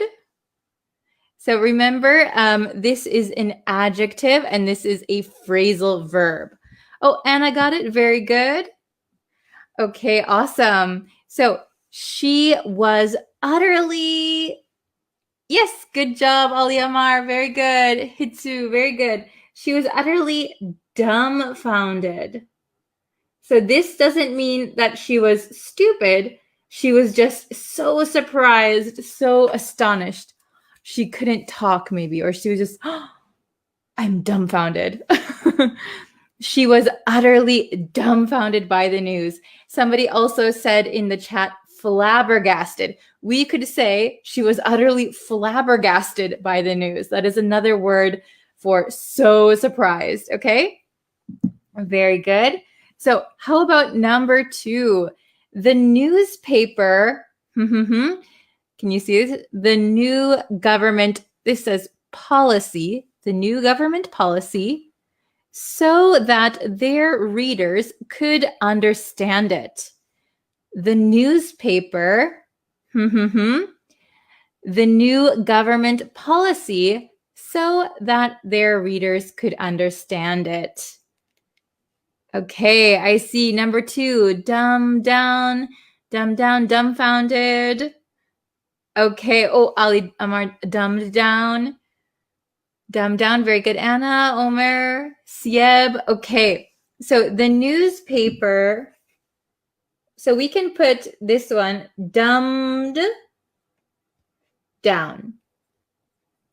So if it's already happened, we can put it in the past tense. The newspaper dumbed down the new government policy so that their readers could understand it. Very good. Okay, I think a lot of newspapers sometimes dumb down the information that we get, right? Okay. Number three, we were all by the election results. Very topical, isn't it? We were all by the election results. Okay. Oh, everyone did very good for number two. So Anna said it dumbfounded. Very good. Sue, dumbfounded. Oh, very good, Ibrahim. Okay, Ali, very good. Nice. Okay, Pan, Kahal, Alexander. Oh, awesome. Okay, so we were all dumbfounded. Dumbfounded. And dumb has a silent B. We were all dumbfounded by the election results. Surprised. We were all dumbfounded by the election results. Very, very good. Okay, and we have just one more. The last one we'll do today. Number 4. The story for the children. The story for the children. What is the correct answer? Number 4. The story for the children. Okay, so we have dumbfounded or dumbed down. Can you see these? Oh, very good. I see Ali and Kahal and Pan. Good job. Nativo, Nick, Alberto, Nori, Theory, Aliamar, very good. Hitet, awesome. Okay, awesome. Everybody is so smart. Everybody is so quick. Okay, you can say I dumbed. You can put it in the past tense. I dumbed down the story for the children. So maybe you have a story, but it's a little bit complicated. And if you told the story as it is, children might not understand it. So you can dumb it down and make it simple to understand for the children. So you can simplify the story. You can dumb it down. Okay, so sometimes dumbing down something can be a good thing. So if you're talking with children or somebody who just doesn't understand something, it's nice to dumb it down to get to their level so that they can easily understand it. However, sometimes dumbing down things is not a good thing. If you make it too simple, maybe it doesn't challenge the other person enough, or it could be insulting sometimes. So just be careful when you dumb down things. Okay, very, very good. Okay, so let's go over them one more time. So dumbfounded, this is an adjective, dumbfounded. Greatly astonished or amazed. I'm dumbfounded. Whoa. Okay. Dumb down, to dumb down is a phrasal verb. Phrasal verb. And it means to simplify something to make it easier to understand. She was utterly dumbfounded by the news. She couldn't believe the news. What? Okay, number 2, the newspaper dumbed down the new government policy so that their readers could understand it. Maybe it was a very complicated policy, right? So they had to make it simple for everyone to understand. Number 3, we were all dumbfounded by the election results. Oh, I can't believe it. Number 4, I dumbed down the story for the children. I made it easy for them to understand. Okay? Oh, very good. I dumbed down the lesson to be more understandable. Yes, I dumbed down the lesson to make it more understandable. Good job. Oh, I was dumbfounded in seeing Ghost. Maybe I would say I was dumbfounded when I saw a ghost. I was dumbfounded. Yeah, I would be frozen if I saw a ghost. Okay. Okay. So this is a very good question. Dumb down and explain. Are they similar? So if you explain something, it doesn't mean that you simplify everything, right? So if you explain something, maybe just somebody didn't know, like even if you're both professionals, somebody didn't hear the news yet, so you explained the news. Oh, they decided this, they wanted to do this, something. To dumb down something means the information or what you're saying is too high of a level for the other person to understand.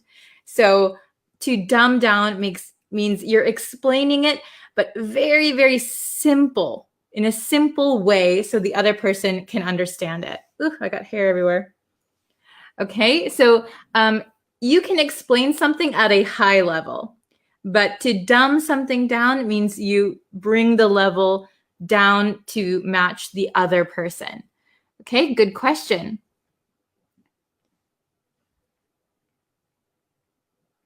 Oh, this is a good one. Dumbfounded. Is it a positive or negative expression? So it could be either, but I think a lot of the times dumbfounded means that you heard something or saw something kind of unbelievable. So sometimes it's negative, right? So I couldn't believe what I saw on the news. I was dumbfounded. So if it was really bad news, you could be shocked. It's kind of like shocked, like you can't speak. Okay, good questions.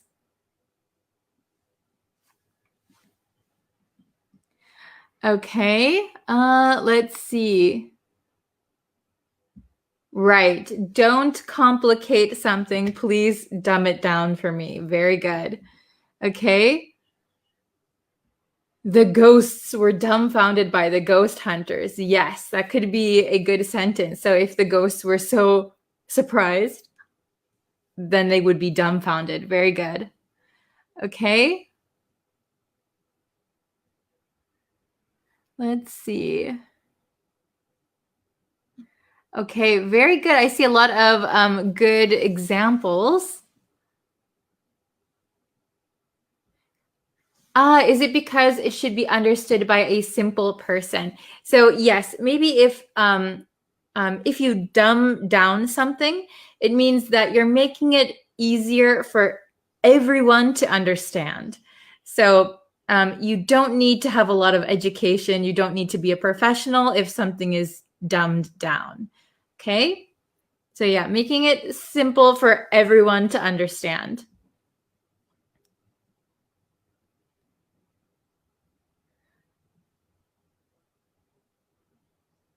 Oh, okay. Let's see. Anna said a good one. The lesson was quite difficult to understand, but my teacher dumbed it down, so finally we got it. Yes, very good, very good. So, yeah, maybe a teacher, if a teacher is explaining something and it's very complicated and you don't understand, maybe they can dumb it down a little bit and it's easier to digest, right? It's easier to understand. Okay. I'll do one more. Okay. I am dumbfounded when I passed all of my exams. Yes, so you could say I was dumbfounded when I passed all of my exams. Yeah, maybe you weren't expecting to pass them. So when you saw that you passed all of your exams, oh my God, I did it. Oh, I can't believe it. Okay. Yes. So it sounds like you had no idea that you were going to be able to pass it. Very good. Okay, so thank you everyone for joining me today. Like I said before, I'm going to be posting a lot of new lessons on the YouTube channel. So if you haven't subscribed yet, please subscribe to the YouTube channel. I'm putting it in the chat now. Just follow the link and you can subscribe. I have a bunch of lessons over there. Okay, so thank you so much for joining today's lesson. As always, you can leave suggestions for new lessons, and I will try and do those also, okay? I think some people were asking for writing lessons. So if you want some writing lessons, please let me know what kind of writing lessons you want to see, okay? So anyway, thank you guys so much for joining, and I will see you guys for tomorrow's lesson, okay? Thank you, everyone. Bye-bye. Hi, everyone. Welcome to the lesson. How are you today? We did a different live lesson over on YouTube yesterday. And then this lesson is going to be kind of an expansion of that lesson because I think there was a word that was a little bit tricky for everyone. So we're going to go over it today. Hello, how are you? Hi, everyone. Thank you so much for joining. Hello, Omer. Mai, Hiwa, Viola, hello. Is everybody having a good day so far? Hello, Wampal. Hello, Adbala. Tetwin, hello. Francis Marco, awesome. Jalil, hello from the Philippines. Thank you for always watching.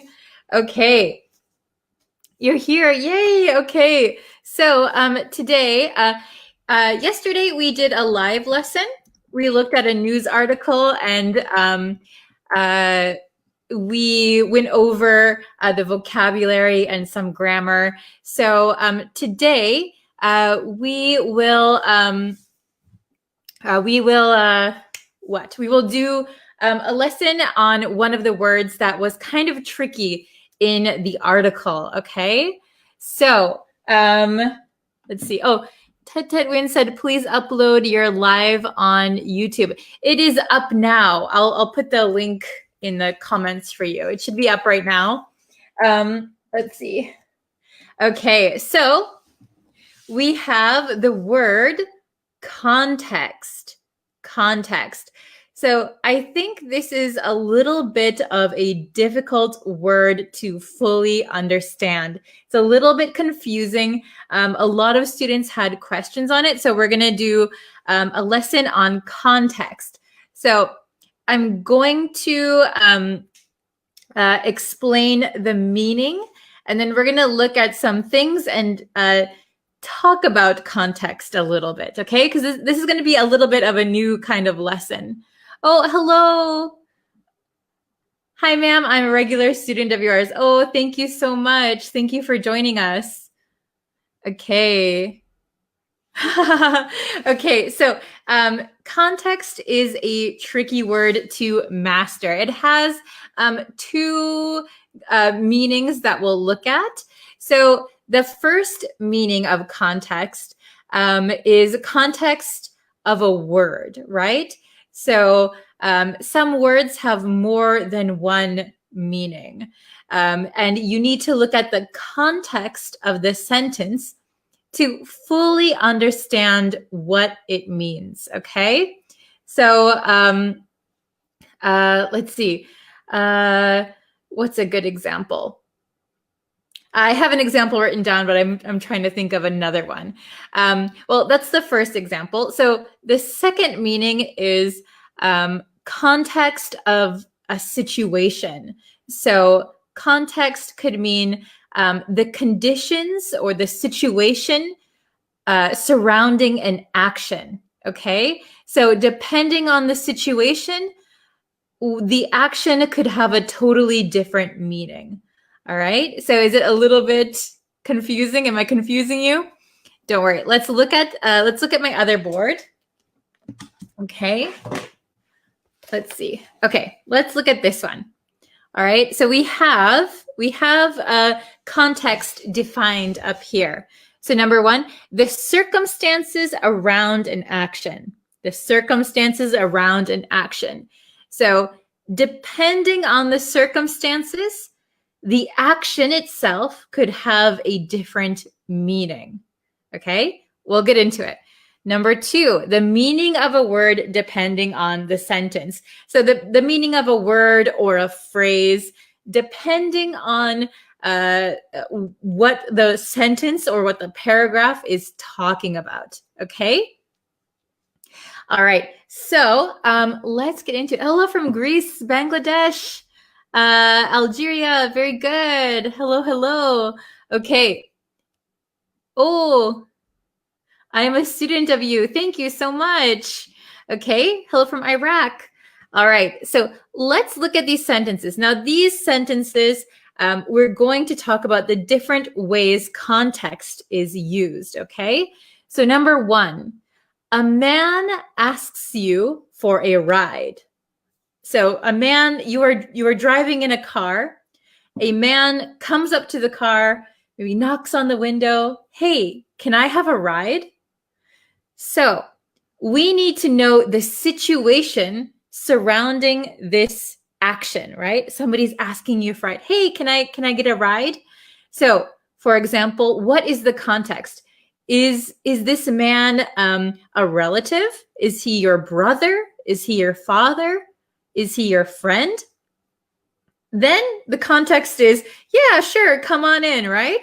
The context is he's your family member or a friend. What if the man is a stranger? If he's a stranger, then maybe you don't want to let him in your car. Or you saw he just robbed a bank. I don't want to get you in my car. No way. So depending on the context, we would make a decision for this, right? A man asks you for a ride. So depending on the context, you let him in or you don't let him in. Okay?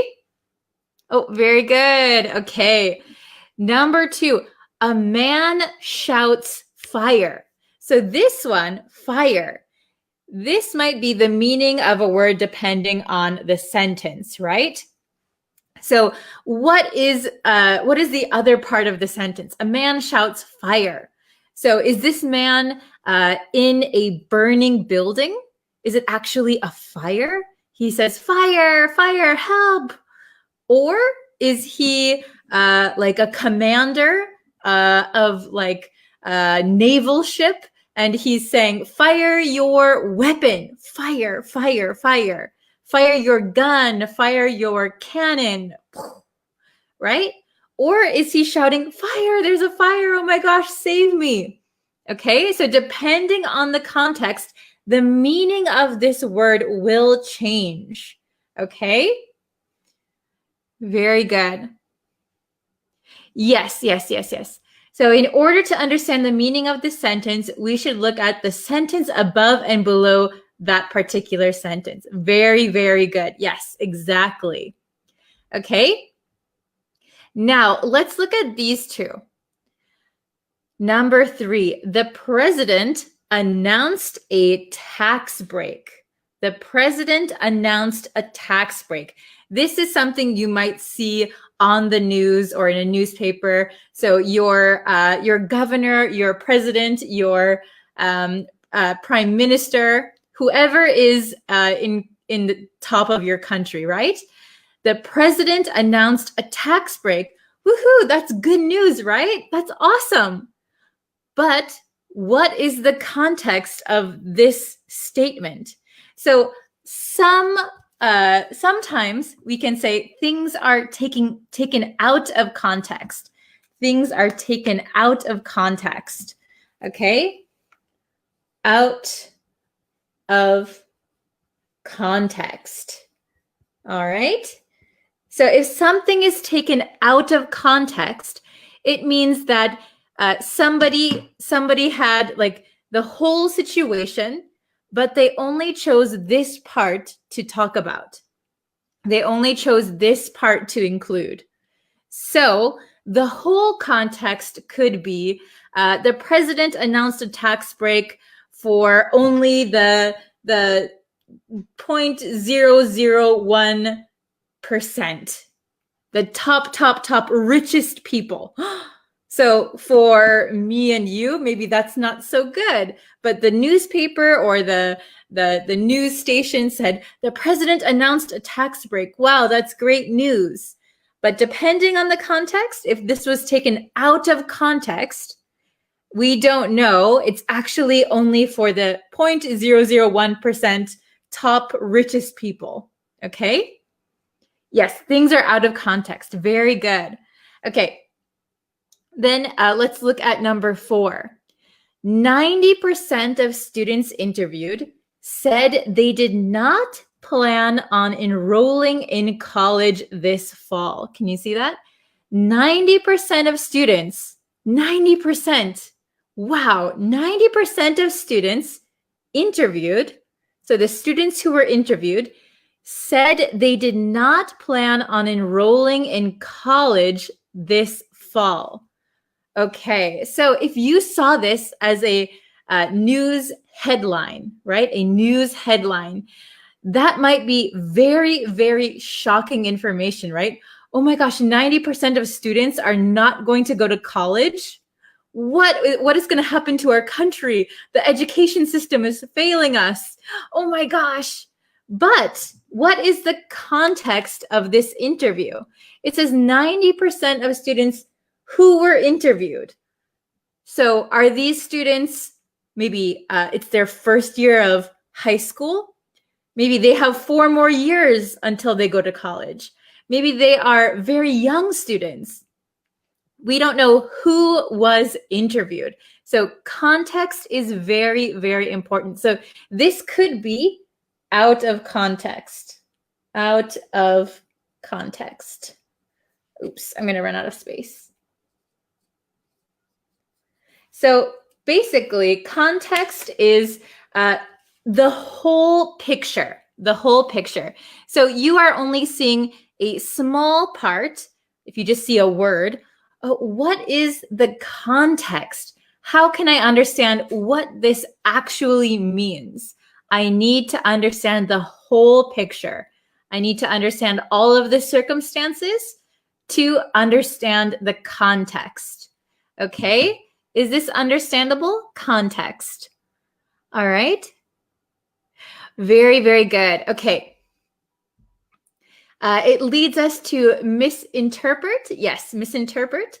If we take something out of context. Yes, very good. So this happens a lot in, I don't know about in your country, but in America, it's been happening a lot. If news is taken out of context, people misunderstand and they spread misinformation. Okay, please tell me the difference between content and context. Okay, so like we just talked about, context is the circumstances or it depends on the situation surrounding something, right? Content is what is included in a form of media, usually. So what was the content of the letter? So if I say, what was the content of the letter? It means, what did the letter say? What is all included in the letter? Or I post a lot of content on Instagram, Facebook, YouTube. So that means I'm posting videos of English lessons. That is content. The context is the situation or circumstances surrounding something, an action or a word. Okay, was that understandable? It's a little bit confusing. All right. Let's see. My friends were fighting for a girl, so I asked, why are you doing that? I want to know the context. Yes, so this is true. Like if your friends are fighting and they say, hey, you need to pick a side. Well, wait a second. What happened? I just heard that you are fighting, but I don't know the context. I don't know the context of your argument. So maybe you can't choose who you agree with, right? You don't know the context. Very good. Oh, this is a very good example. Today's content, today's video, everything included in this video, today's content is all about context. That is very good. So the content of this video is talking about context, right? Good. All right. Let's see. If you have a question, I can try and answer it real quick right now. I'm scrolling up in the comments to see. Oh, I'm so glad you could understand easily, MD. Okay. Oh, very good. Okay, so if you guys don't have any questions, you can try and make some sentences if you'd like. My siblings are fighting for a toy. I ask, what is the context? So yeah, that's good. My siblings are fighting over a toy, right? That's mine. No, you stole it from me. So maybe I wouldn't say, what is the context of your argument? I might not say that, but if you are talking about it to someone else, I didn't know the context of their argument. I didn't know who had the toy first. So I don't know the context. Okay. Oh, I'm new here. Welcome, welcome. Please enjoy the lesson. Okay. All right. Okay, so this lesson was all about context because I when we did the lesson yesterday, the word context came up in the article, and some students had questions, and I tried to explain it as quickly as possible, but I think some people were still confused, so I decided to do today's lesson. Context is a reason. So context is not the reason for something.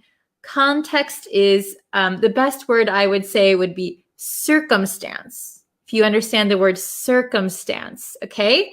So, for example, someone yells fire in a crowded movie theater.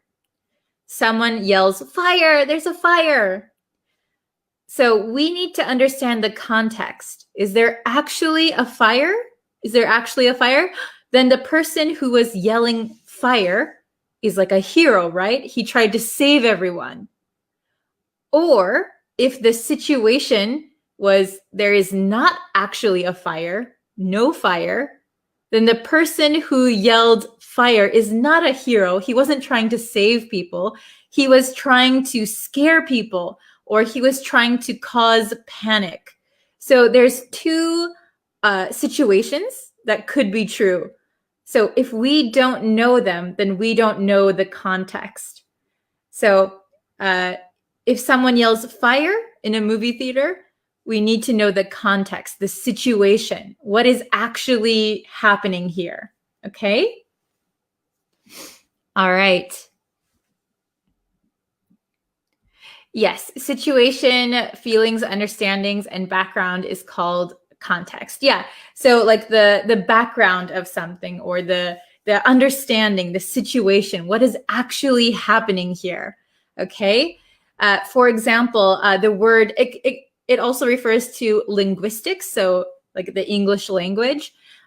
For example, the word tip, T-I-P, tip. I'll write it here, tip. Let's see, tip, right? T-I-P. In American English, if someone gives you a tip, it could mean, the context could be that they are giving you some money, right? So if a waiter gives you your food, in America, we have to pay a tip. Here's your tip, some extra money. Tip could also mean like some information. Do you have any tips on how to cook steak? So give me some tips on how to cook steak. So give me some information or some tricks. Okay, so tip, depending on the context, has a different meaning. Okay, is it understandable? All right. Oh, hello from Laos. Hello. I have a lot of, I have some friends in America who are originally from Laos. Okay. Oh, this is an interesting sentence, okay? The mother punched her son. Is it punched or pushed? I thought it said pushed. Okay, so if you say, the mother pushed her son, depending on the context of pushed, I think that's what you meant to say, pushed. So the mother pushed her son. What is the context? So did she actually physically push? She pushed her son? Oh my gosh, that's not good, right? Or she pushed her son to study harder. Son, you got to study hard. You got to get into a good school. You have to get a good job. Study, study, study.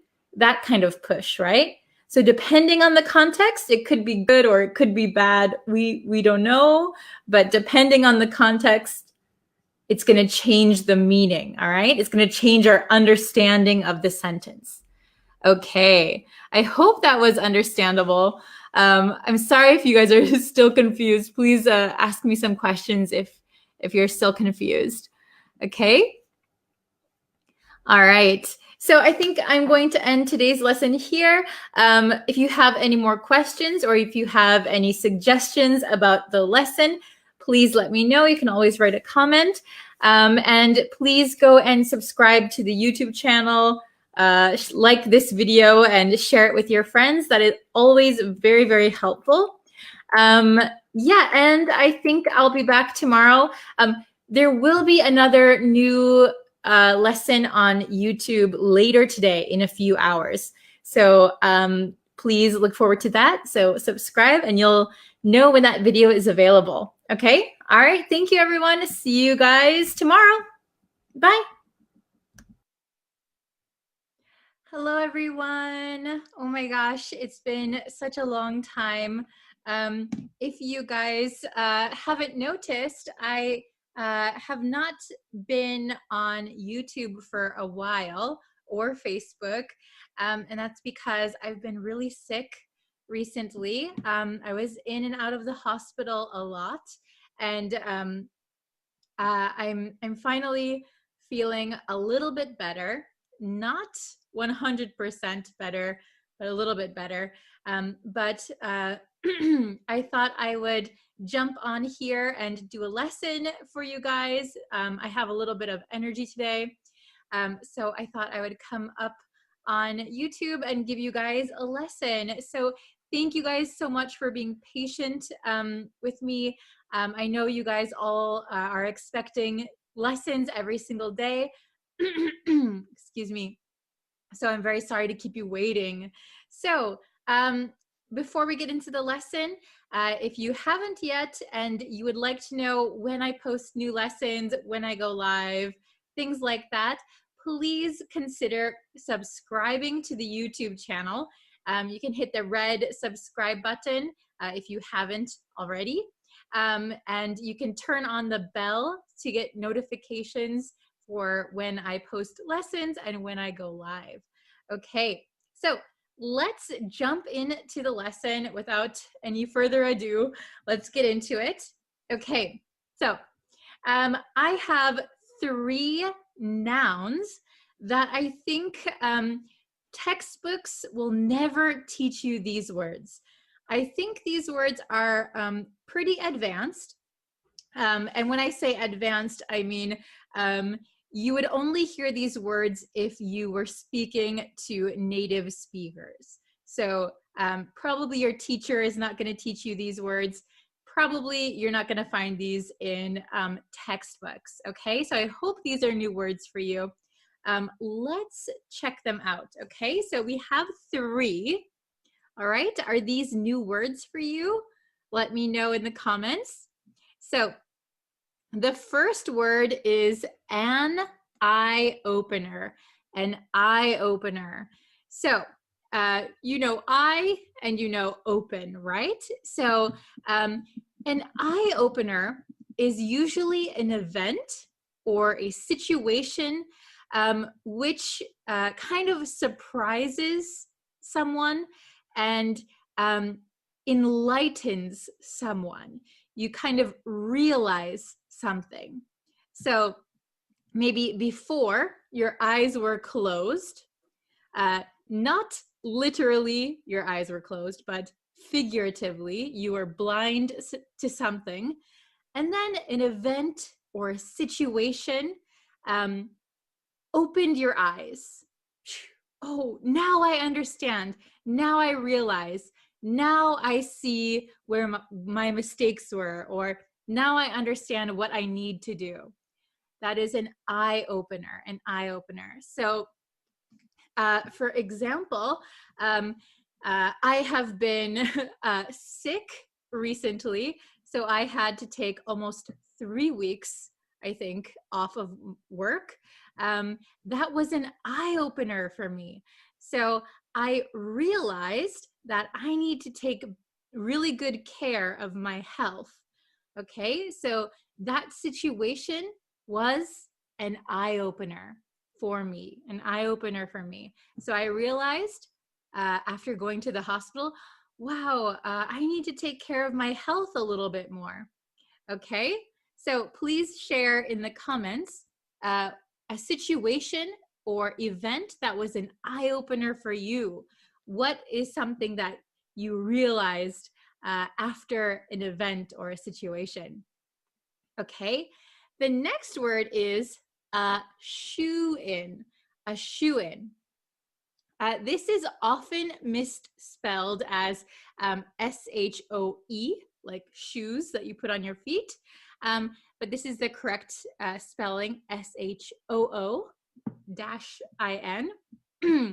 So a shoe-in, a shoe-in.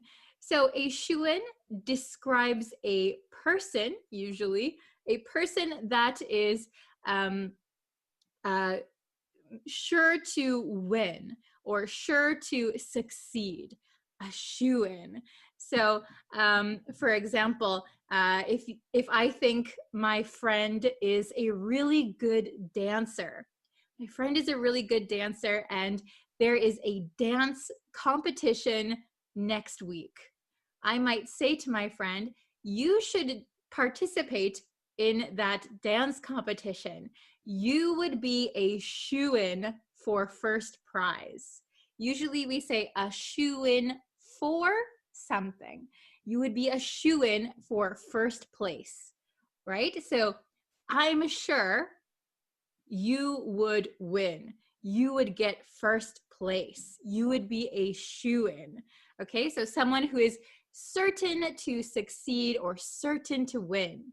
Okay, and the last one, a wannabe, a wannabe. So wannabe, this is one word, wannabe. This comes from when we say want to be, want to be. So when we speak really fast, it becomes wannabe, wannabe. So want to becomes wanna and be. We just made it one word, okay? So a wannabe is someone who wants to be like someone else, okay? Somebody who really looks up to or really appreciates someone, so they want to kind of be just like them, okay? So a wannabe can sometimes be a negative word. So somebody just is pretending to be like someone else. They might not have skills. They might not have originality. That could be a wannabe. We also use it when people are aspiring to be someone. She's a wannabe pop star. So maybe she is working towards and she is aspiring to be a pop star. Okay, but a lot of the times we use it for people who maybe don't have talent or they don't have originality. They just want to be like someone else. So for example, if there is, let's take a singer. How about Ariana Grande? Ariana Grande, she has a signature look. So maybe she puts her hair up in a high ponytail. She has a certain look to her. If someone looks up to Ariana Grande, wow, she's so pretty, I want to be just like her, and maybe copies her hair, copies her voice, tries to sing like her, she's just a wannabe Ariana Grande. A wannabe Ariana Grande. Okay, she's just a wannabe. Okay, all right, are these understandable? Do you understand all three nouns?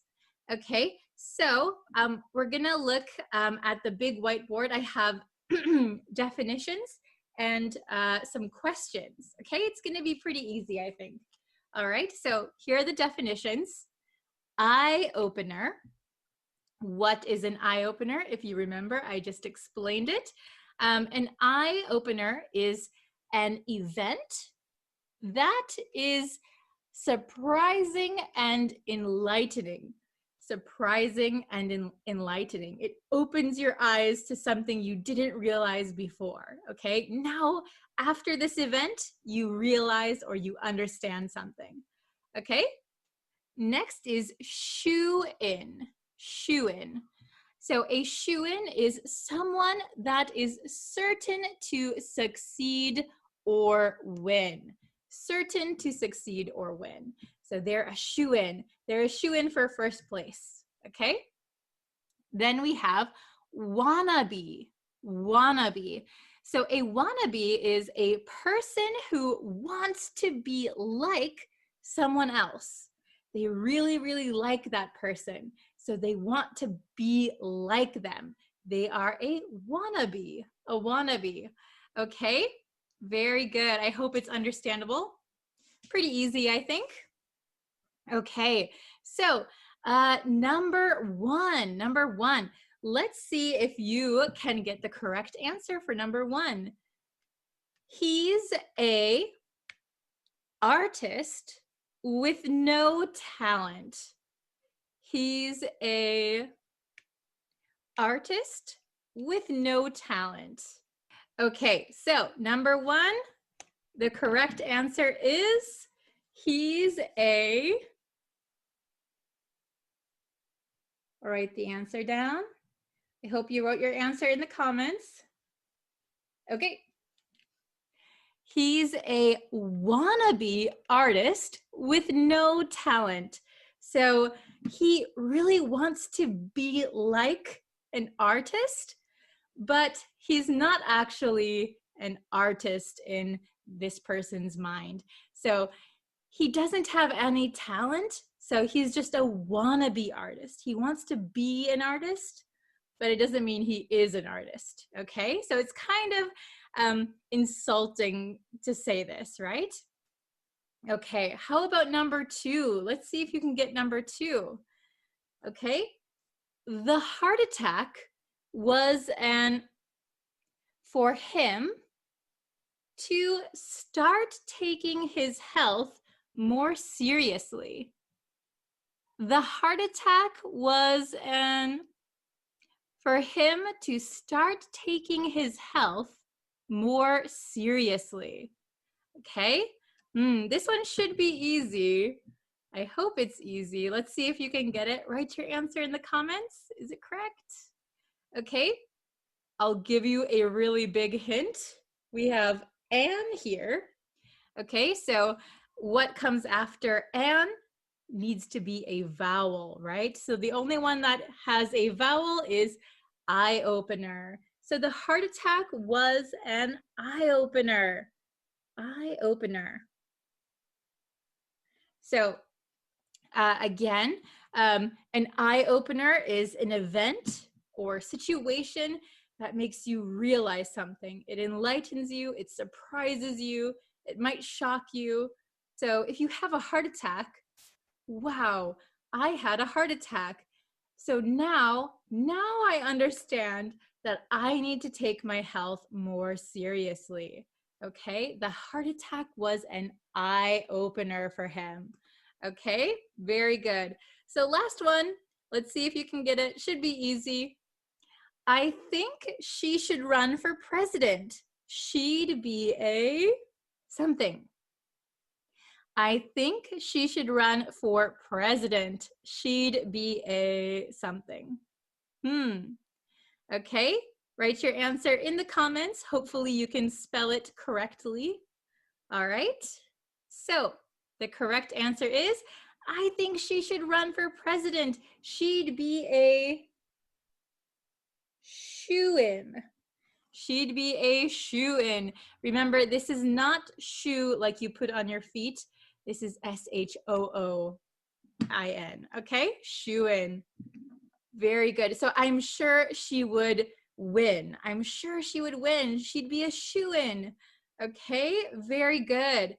So if you guys can, in the comments, I would love to see some example sentences. If you have time, it'd be great to see a sentence for each one. I think they're pretty easy. eye opener, shoe in, and wannabe. Okay. Or if you don't have that much time, try and pick one and make a sentence out of one of them. Okay, so I would love to see your sentences. I'll be checking the comments, so hopefully I'll see lots of those. Okay, very, very good. So did you guys know any of these words before? Have you heard them? Probably if you watch English movies or TV, they might come up once in a while. An eye opener, a shoe-in, a wannabe. But probably, I think, generally they don't appear in textbooks or on tests. I would say these are all words that would be acceptable in written text and in conversation.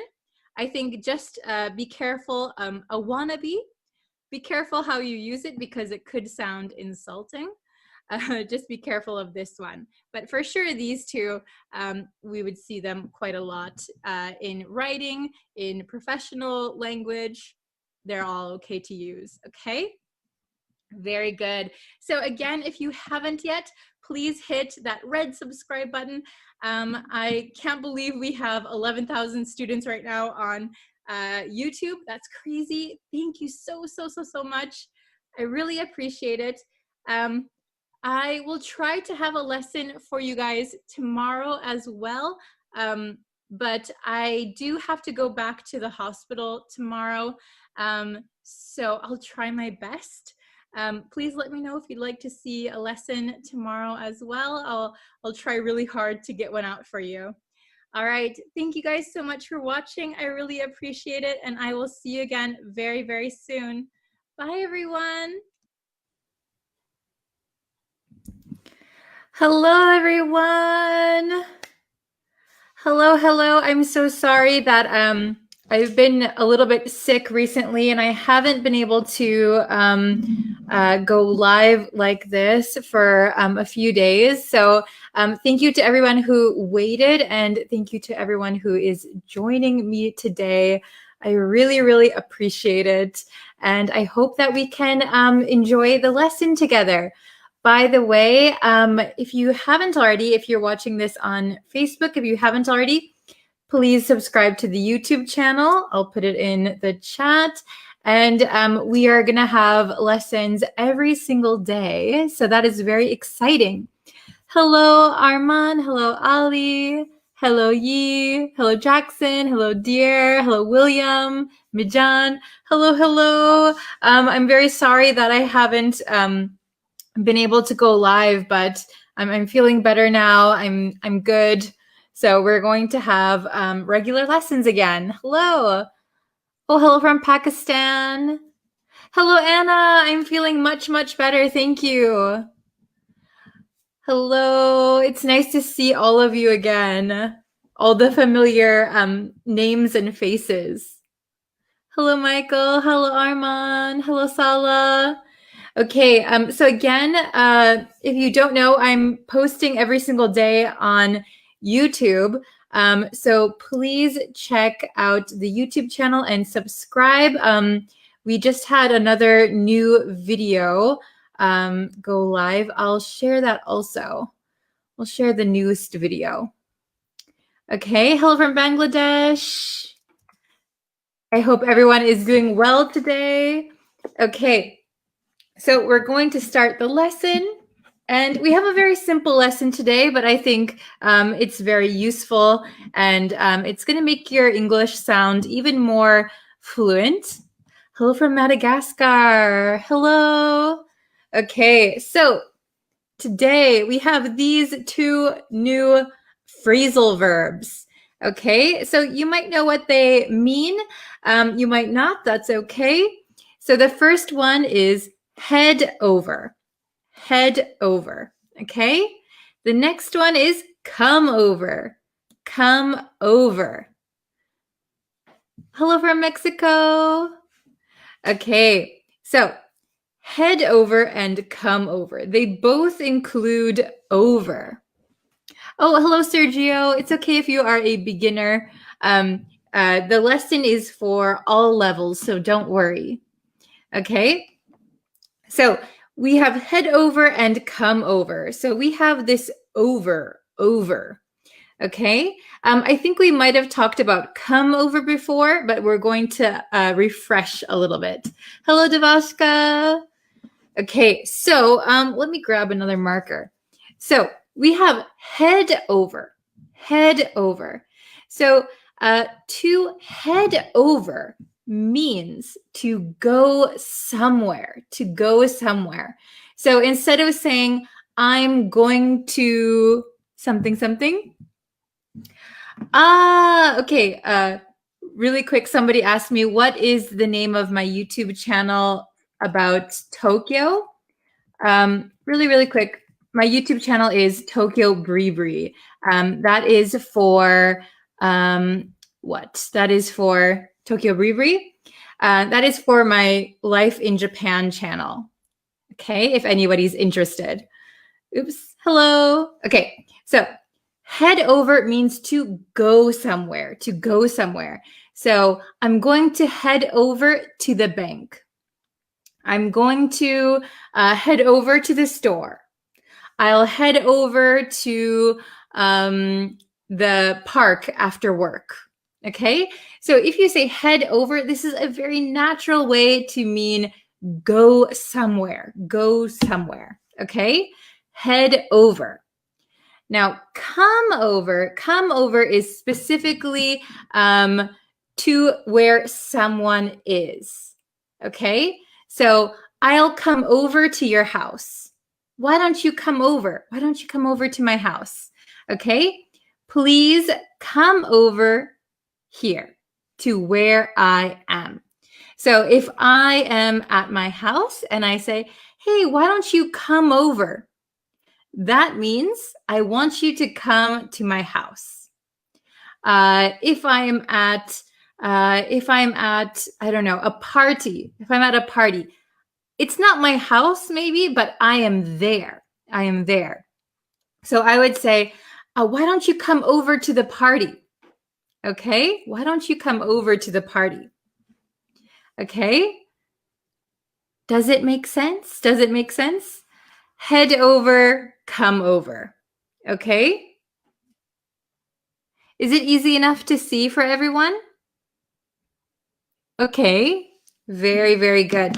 So usually head over means go somewhere that is maybe not where you are, right? Going away, go. Then come over is coming to where someone is. Okay, I hope that's understandable. Watching from the Philippines, hello. Okay, thank you, Devashka. Very good. It's easy to see. Okay, so let's see. Ooh. Okay, so we have some examples. It's pretty easy, right? Pretty easy, I think. So head over means go to. Come over means come to, maybe in parentheses, me or whoever is talking, right? Come over to my house. Hello. Okay, so I have two examples here with the answers already written, so I'll read it. I'm going to head over to your house at 1 p.m. I'm going to head over to your house at 1 p.m. So that means I'm going to go to your house. Okay? I'm going to go to your house at 1 p.m. is the same as I'm going to head over to your house at 1 p.m. Okay? Number 2, do you want to come over to watch the game? So I am from America and we often watch football games together. Okay, we often watch football games together. So we would say, do you want to come over to my house to watch the game? Do you want to come over to watch the game? Okay, very good. So let me just do one thing. Okay.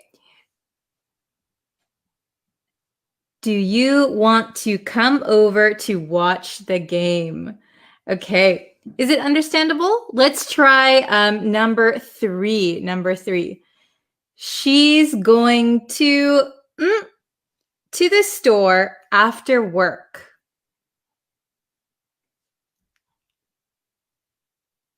Okay, Devaska has a question. I'm going to go to your house, or I'm going to your house. So they are both grammatically correct. However, they have different meanings. So if you say I'm going to go, you'd say I'm going to go to your house, or I'm going to go to my house. I'm going to go to someone's house is correct. That means in the future. I'm going to go in the future. Or I'm going to your house means I'm on the way. I'm going right now. Okay, good question. Okay, let's see. Okay, so, very good, Anna. Very good, Abdo. Okay, number 3. She's going to the store after work. Okay, very good. So she's going to head over. She's going to head over to the store after work. She's going to head over to the store. So maybe nobody she knows is there, but she's going to go to the store, right? She's going to head over to the store. Okay, number 4. Why don't you to my place tomorrow? Why don't you to my place tomorrow? Oh, very good. Number 4, why don't you to my place tomorrow? Oh, very good, Alpha. Good job. Oh, Anna, good job. Le Pink. Okay. Good morning. Good morning for those who are just joining us. Okay, why don't you head over or come over to my place tomorrow? Oh, very good, Ali. Very good. Okay, why don't you come over? Come over. So why don't you come over to my place tomorrow? So that means I want you to come to my house. Why don't you come over to my place tomorrow? So we don't even need my place, actually, to my place. We could simply say, why don't you come over tomorrow? Why don't you come over tomorrow? That means come to my place, come to my house. Okay? Very good. Oh, very nice. Okay, number 5. This could be a little bit tricky. First, I'm going to the office. And then I'll for dinner. Okay? Oh, Anna, very good. First, I'm going to the office. And then I'll for dinner. Very good, Alpha June. Nice. Okay, so first I'm going to head over to the office. And then I'll come over for dinner. Very good. Then I'll come over for dinner. We could also say I'll head over for dinner. Maybe it depends on whose house you're going over to, but usually we can say I'll come over for dinner. I'll come over to your house, okay? Or I'll head over. So this one, it could actually be both, but I prefer come over. Okay, very nice. Okay, I'll read them one more time. I'm going to head over to your house at 1 p.m. I'm going to head over to your house at 1 p.m. Number 2, do you want to come over to watch the game? Do you want to come over to watch the game? Number 3, she's going to head over to the store after work. Number 4, why don't you come over to my place tomorrow? And number 5, first I'm going to head over to the office and then I'll come over for dinner. Okay, very good. So I think some people mix up when to use each one.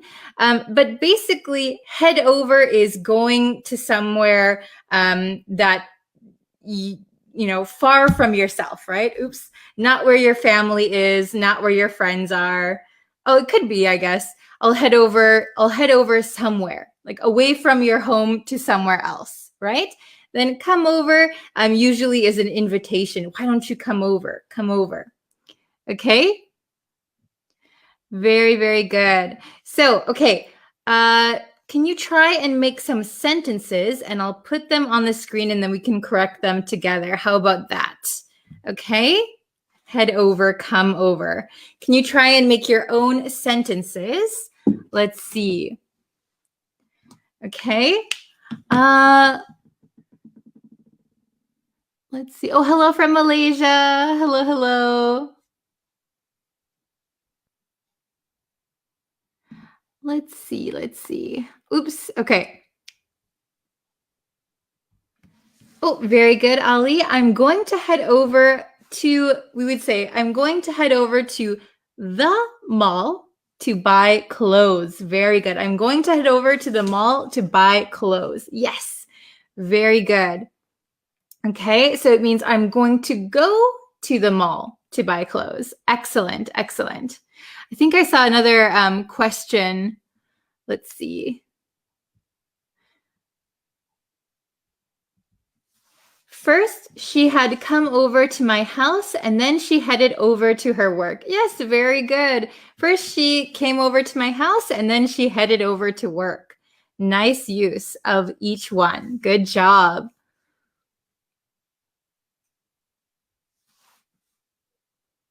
I usually come over to my parents to visit them.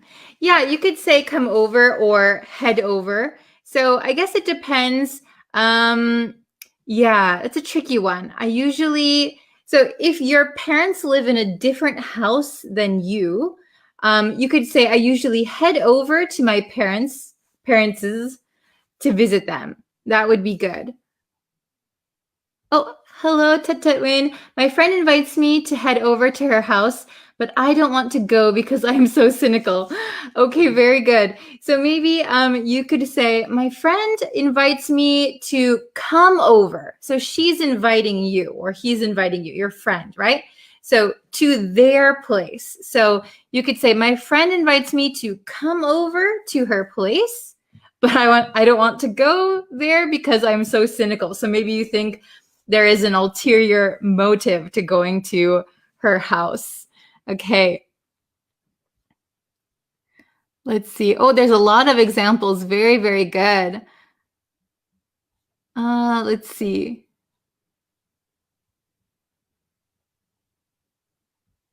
Please come over, Breeze Practical English. Yeah, I'll come over. Very good. I'm going to head over to my office. Yes, very good. Excellent. Oh, this is a good one. I will. You don't need, so if you use will, you don't need going. So you could say, I will head over with my girlfriend, or I'm going to head over with my girlfriend. Okay, good job. He going to come over next week. Okay, very good. I would correct this to, he is going to come over next, N-E-X-T, next week. So next week, you don't need an S. Next week. Very good. Okay. Why don't you come over to visit Kyoto, my place? Oh, Michael, are you in Kyoto? Very nice. I wish I could do a little bit more traveling this year. I would love to go over to Kyoto. Ali said, I'm heading over to Bree's house, but she will take some time to come over to me because she's busy with FB lesson. Yes, Facebook lesson. Very good. Okay, maybe we'll do one or two more.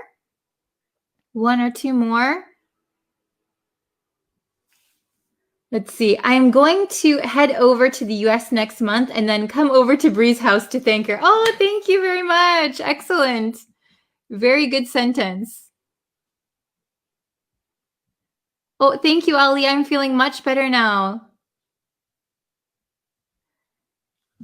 I come over to attend my first English lecture. Yes, you can say I came over since you're already here. I came over to attend my first English lecture. Yes, please come over to my Facebook page and my YouTube channel.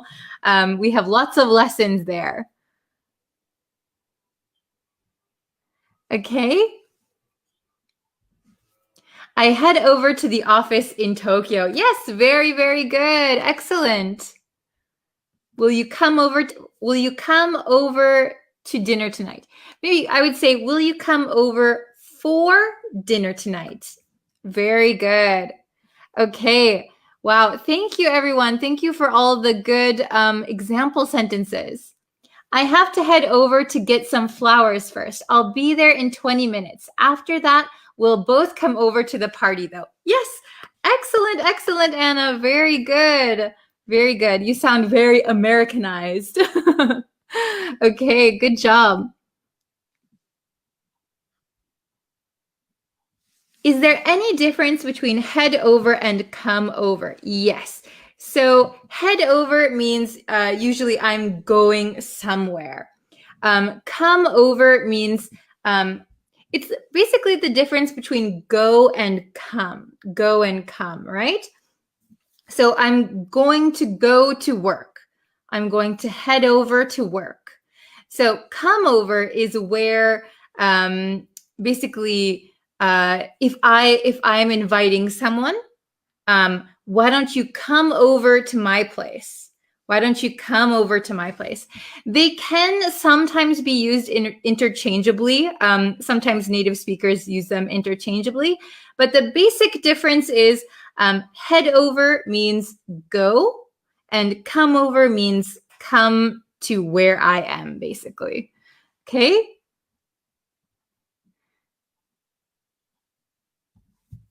Okay, ma'am, I will come over to YouTube channel and like Facebook classes. Oh, thank you very much. Yes, I'll put again the newest lesson we have on the YouTube channel.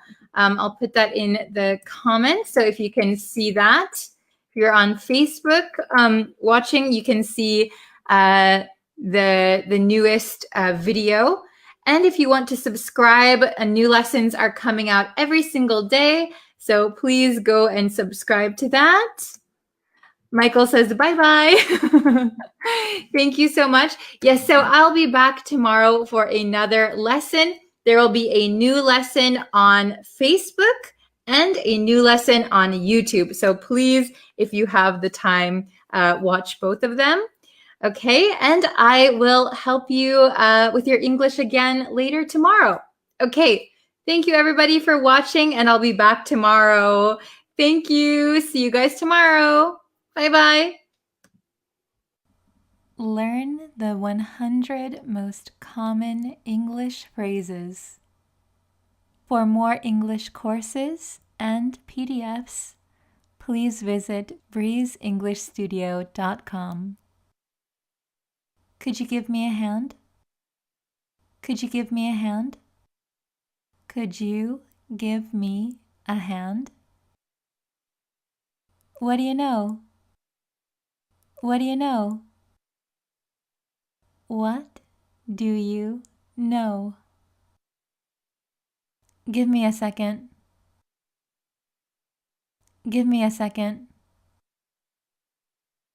Give me a second.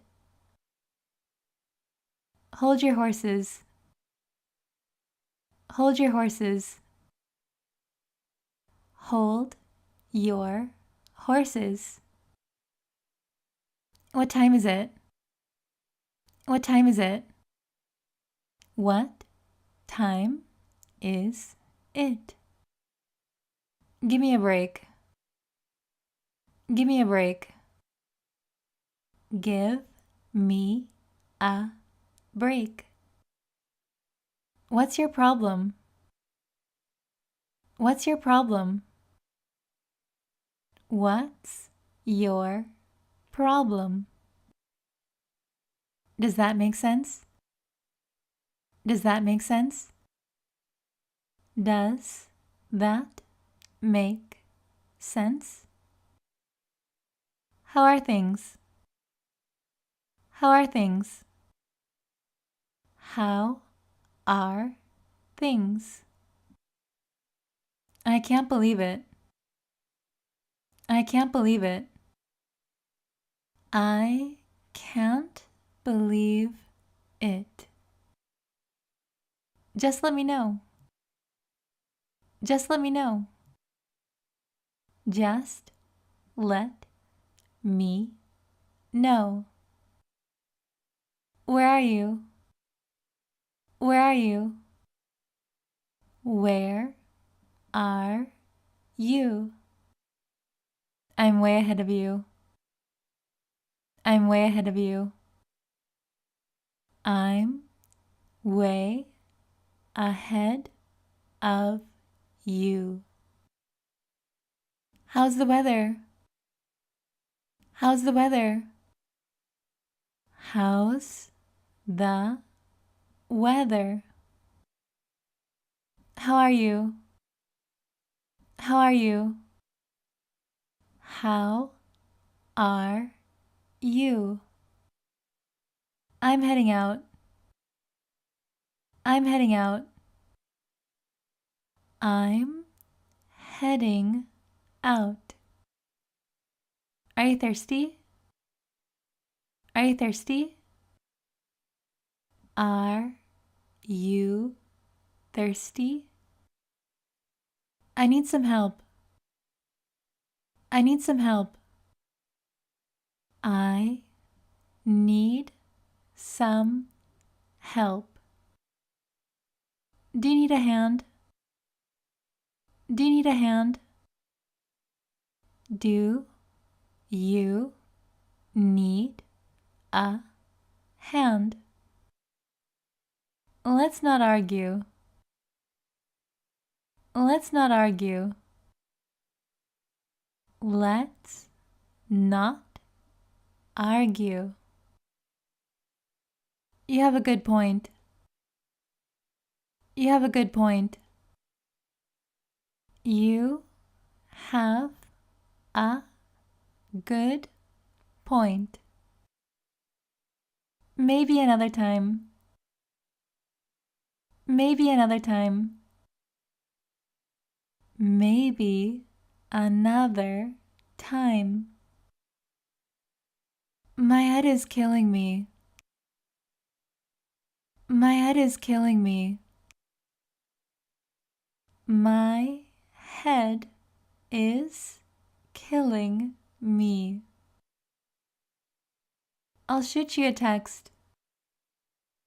I'll shoot you a text. I'll shoot you a text. Do you have Wi-Fi here? Do you have Wi-Fi here? Do you have Wi-Fi here? Don't do that. Don't do that. Don't do that. How dare you? How dare you? How dare you? That's great news. That's great news. That's great news. I've never thought of that. I've never thought of that. I've never thought of that. How much is it? How much is it? How much is it? I'll take this one. I'll take this one. I'll take this one. I'd like to order, please. I'd like to order, please. I'd like to order, please. No pain, no gain. No pain, no gain. No pain, no gain. Thanks for the feedback. Thanks for the feedback. Thanks for the feedback. He's up to no good. He's up to no good.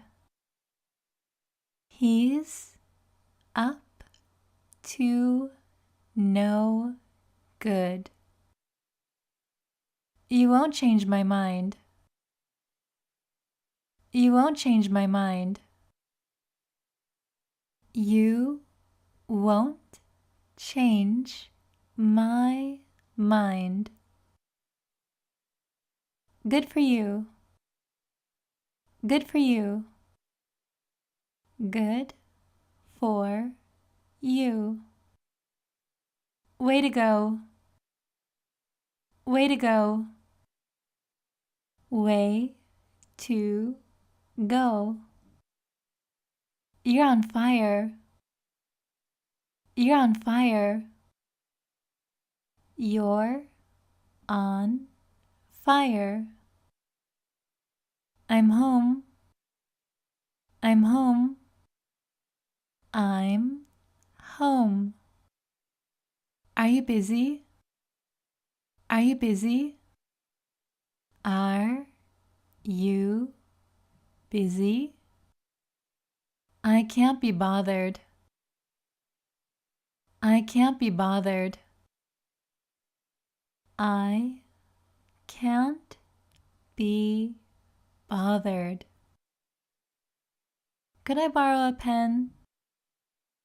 Could I borrow a pen? Could I borrow a pen?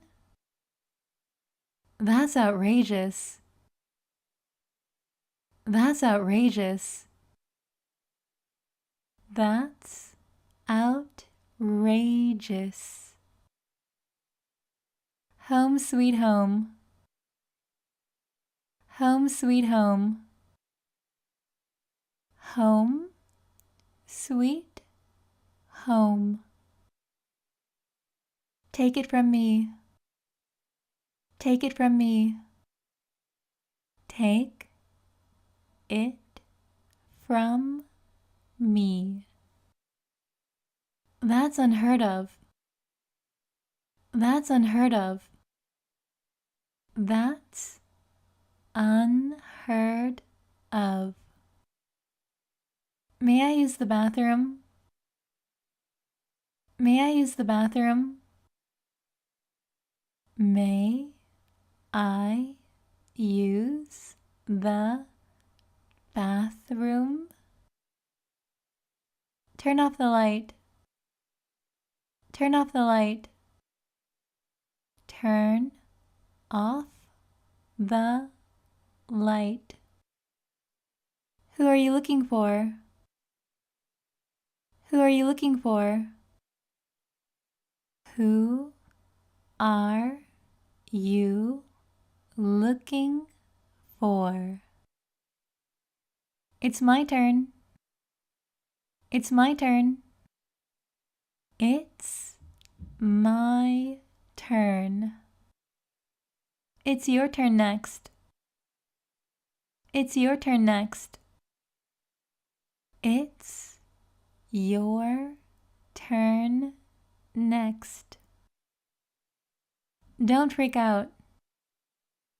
Don't freak out. Don't freak out.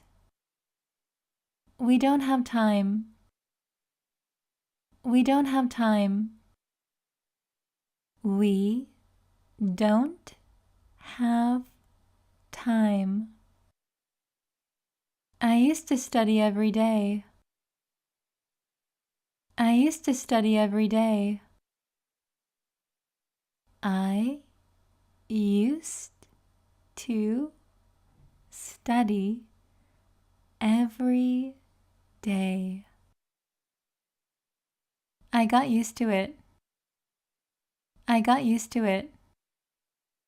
I got used to it. We'll miss the bus. We'll miss the bus. We'll miss the bus. Hurry up. Hurry up. Hurry up. Pass the salt, please. Pass the salt, please. Pass the salt, please. You can trust me. You can trust me.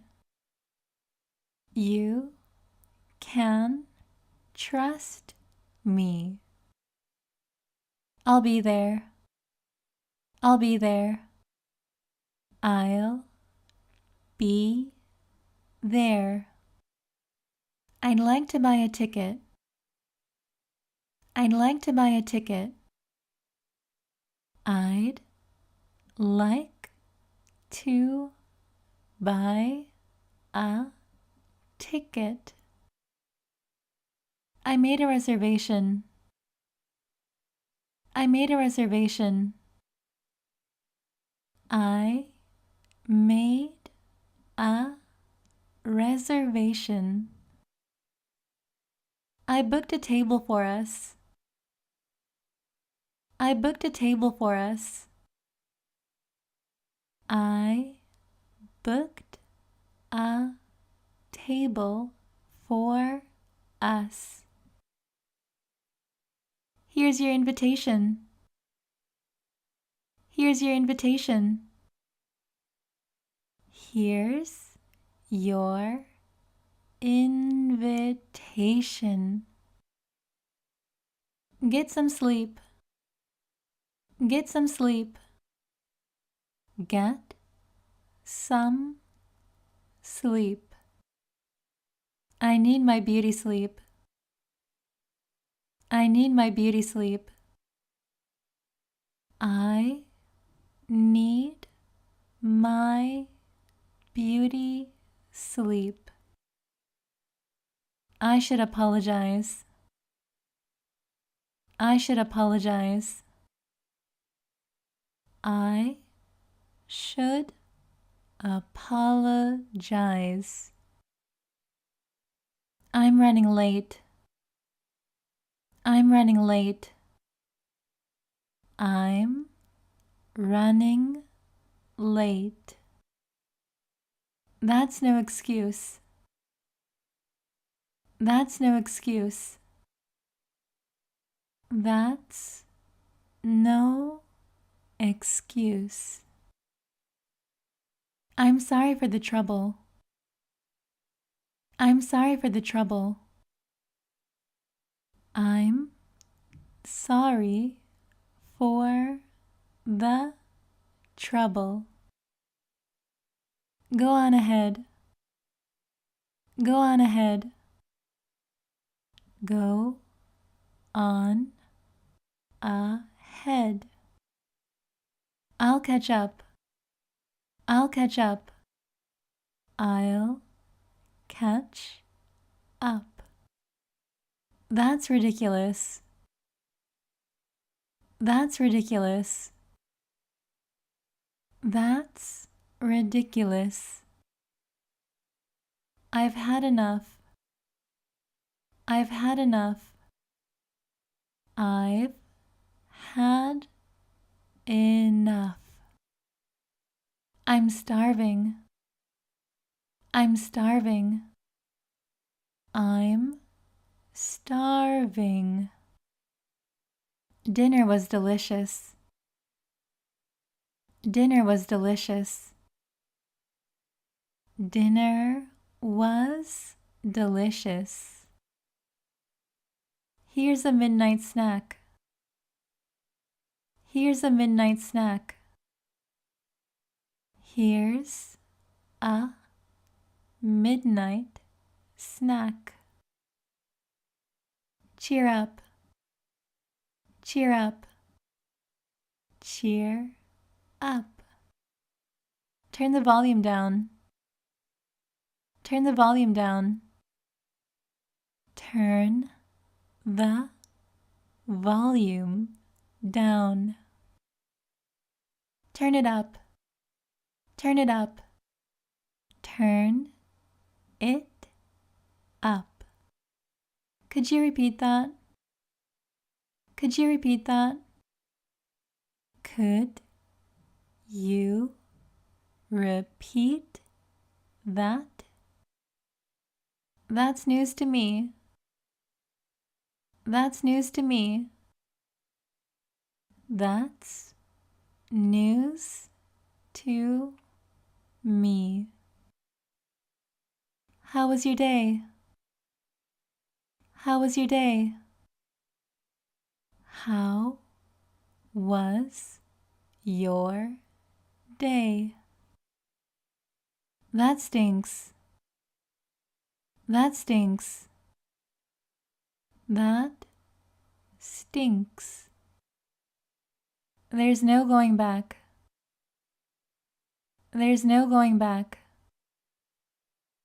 There's no going back.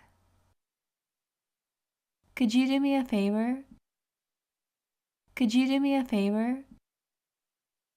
Could you do me a favor? I've tried everything. I've tried everything. I've tried everything. Where have you been? Where have you been? Where have you been? That was unexpected. That was unexpected. That was unexpected. Let's go together. Let's go together. Let's go together. Think it over. Think it over. Think it over. Enjoy yourself. Enjoy yourself. Enjoy yourself. Have a blast. Have a blast. Have a blast. It'll be over soon. It'll be over soon. It'll be over soon. Don't be jealous. Don't be jealous. Don't be jealous. I'm on my way. I'm on my way. I'm on my way. Time heals all wounds. Time heals all wounds. Time heals all wounds. Let's see what happens. Let's see what happens. Let's see what happens.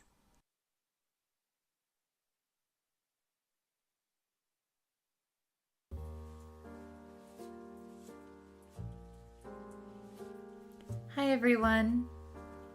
You must have had a long day today. Let's have a chat before you go to bed. Were you busy today? I see. What did you do today?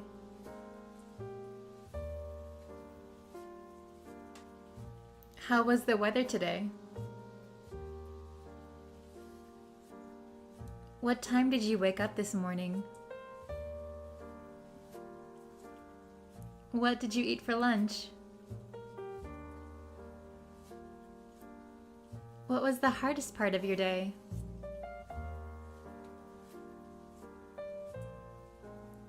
That must have been tough. What was the best part of your day then?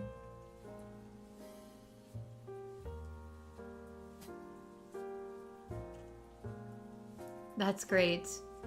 I hope tomorrow will be an even better day. What are your plans for tomorrow?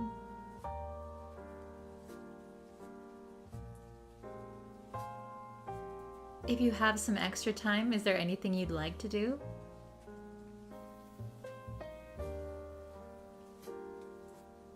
I hope you have a good day tomorrow. Don't work too hard. I'll see you next time. Good night.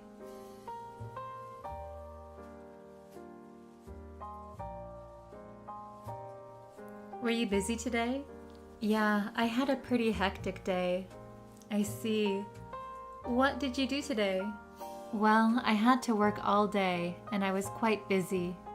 How was the weather today? It was a little cloudy in the morning and then it started to rain. What time did you wake up this morning? I woke up around 6:30 a.m. What did you eat for lunch? I had some beef curry for lunch. It was really good. What was the hardest part of your day? I made a mistake at work and I had to spend a lot of time correcting it. That must have been tough. What was the best part of your day then? My coworkers praised me for a job well done after I fixed the problem. That's great. I hope tomorrow will be an even better day. What are your plans for tomorrow? Tomorrow I think I'll just stay home and relax. If you have some extra time, is there anything you'd like to do? I'd like to go to a cafe with my friends. It's been a while. I hope you have a good day tomorrow. Don't work too hard. I'll see you next time. Good night.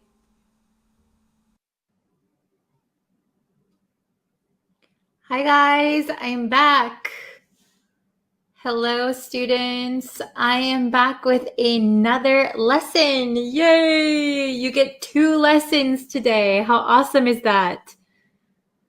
So in the last lesson, I looked at your English questions and I answered them.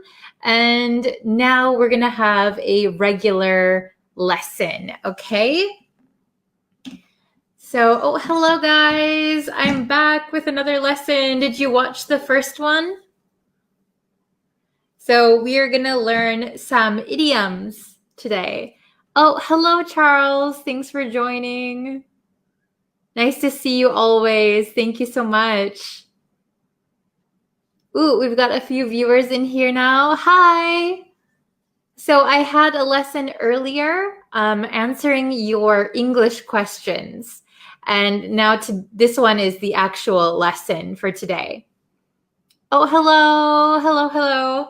Okay, so we're going to jump right in. Okay, so I have 3 idioms for you.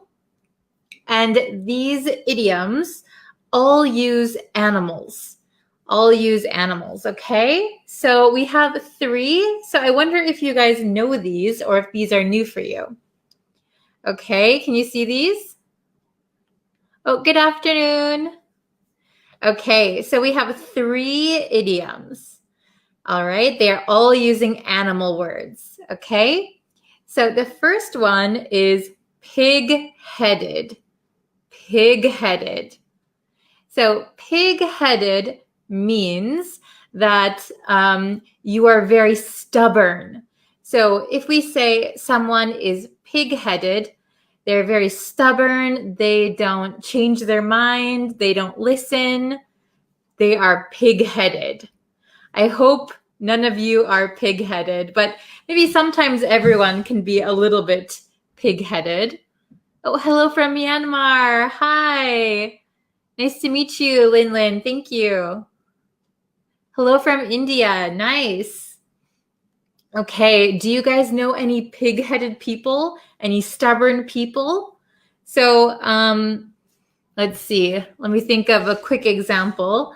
Oh, I know. When I was growing up, I had a friend who was very pig-headed. So even though we tried to teach the friend the rules of a new game, he never listened. So he was very pig-headed. He wouldn't listen to us. He was stubborn. He didn't want to hear what we had to say. He was pig-headed. So pig-headed is a negative way to describe somebody, okay? Very good. So the next one we're going to look at is quit cold turkey. Quit cold turkey. Can you see that? Quit cold turkey. Does anyone know what this means? This one's a little bit harder if you've never heard it before. Hello. Okay, so quit cold turkey. This might be a new one for you guys, but to quit something cold turkey, it means that you quit something right away. You stop and then you never do it again. So, for example, I drink coffee every day. Every morning, I need some coffee. It's necessary, okay? But if I decided, okay, I can't have coffee anymore, I will stop drinking coffee from today. That means I quit cold turkey. Yes, suddenly. Oh, very good. Yes, quit cold turkey means to quit something suddenly. And the origin of this, it's not certain where this expression came from, but if you know turkey, the animal, so if you eat turkey, sometimes the turkey skin looks bumpy. And if you know what goosebumps are, I'll put this down for a second. So if you quit something, for example, if you quit tobacco or alcohol or what else?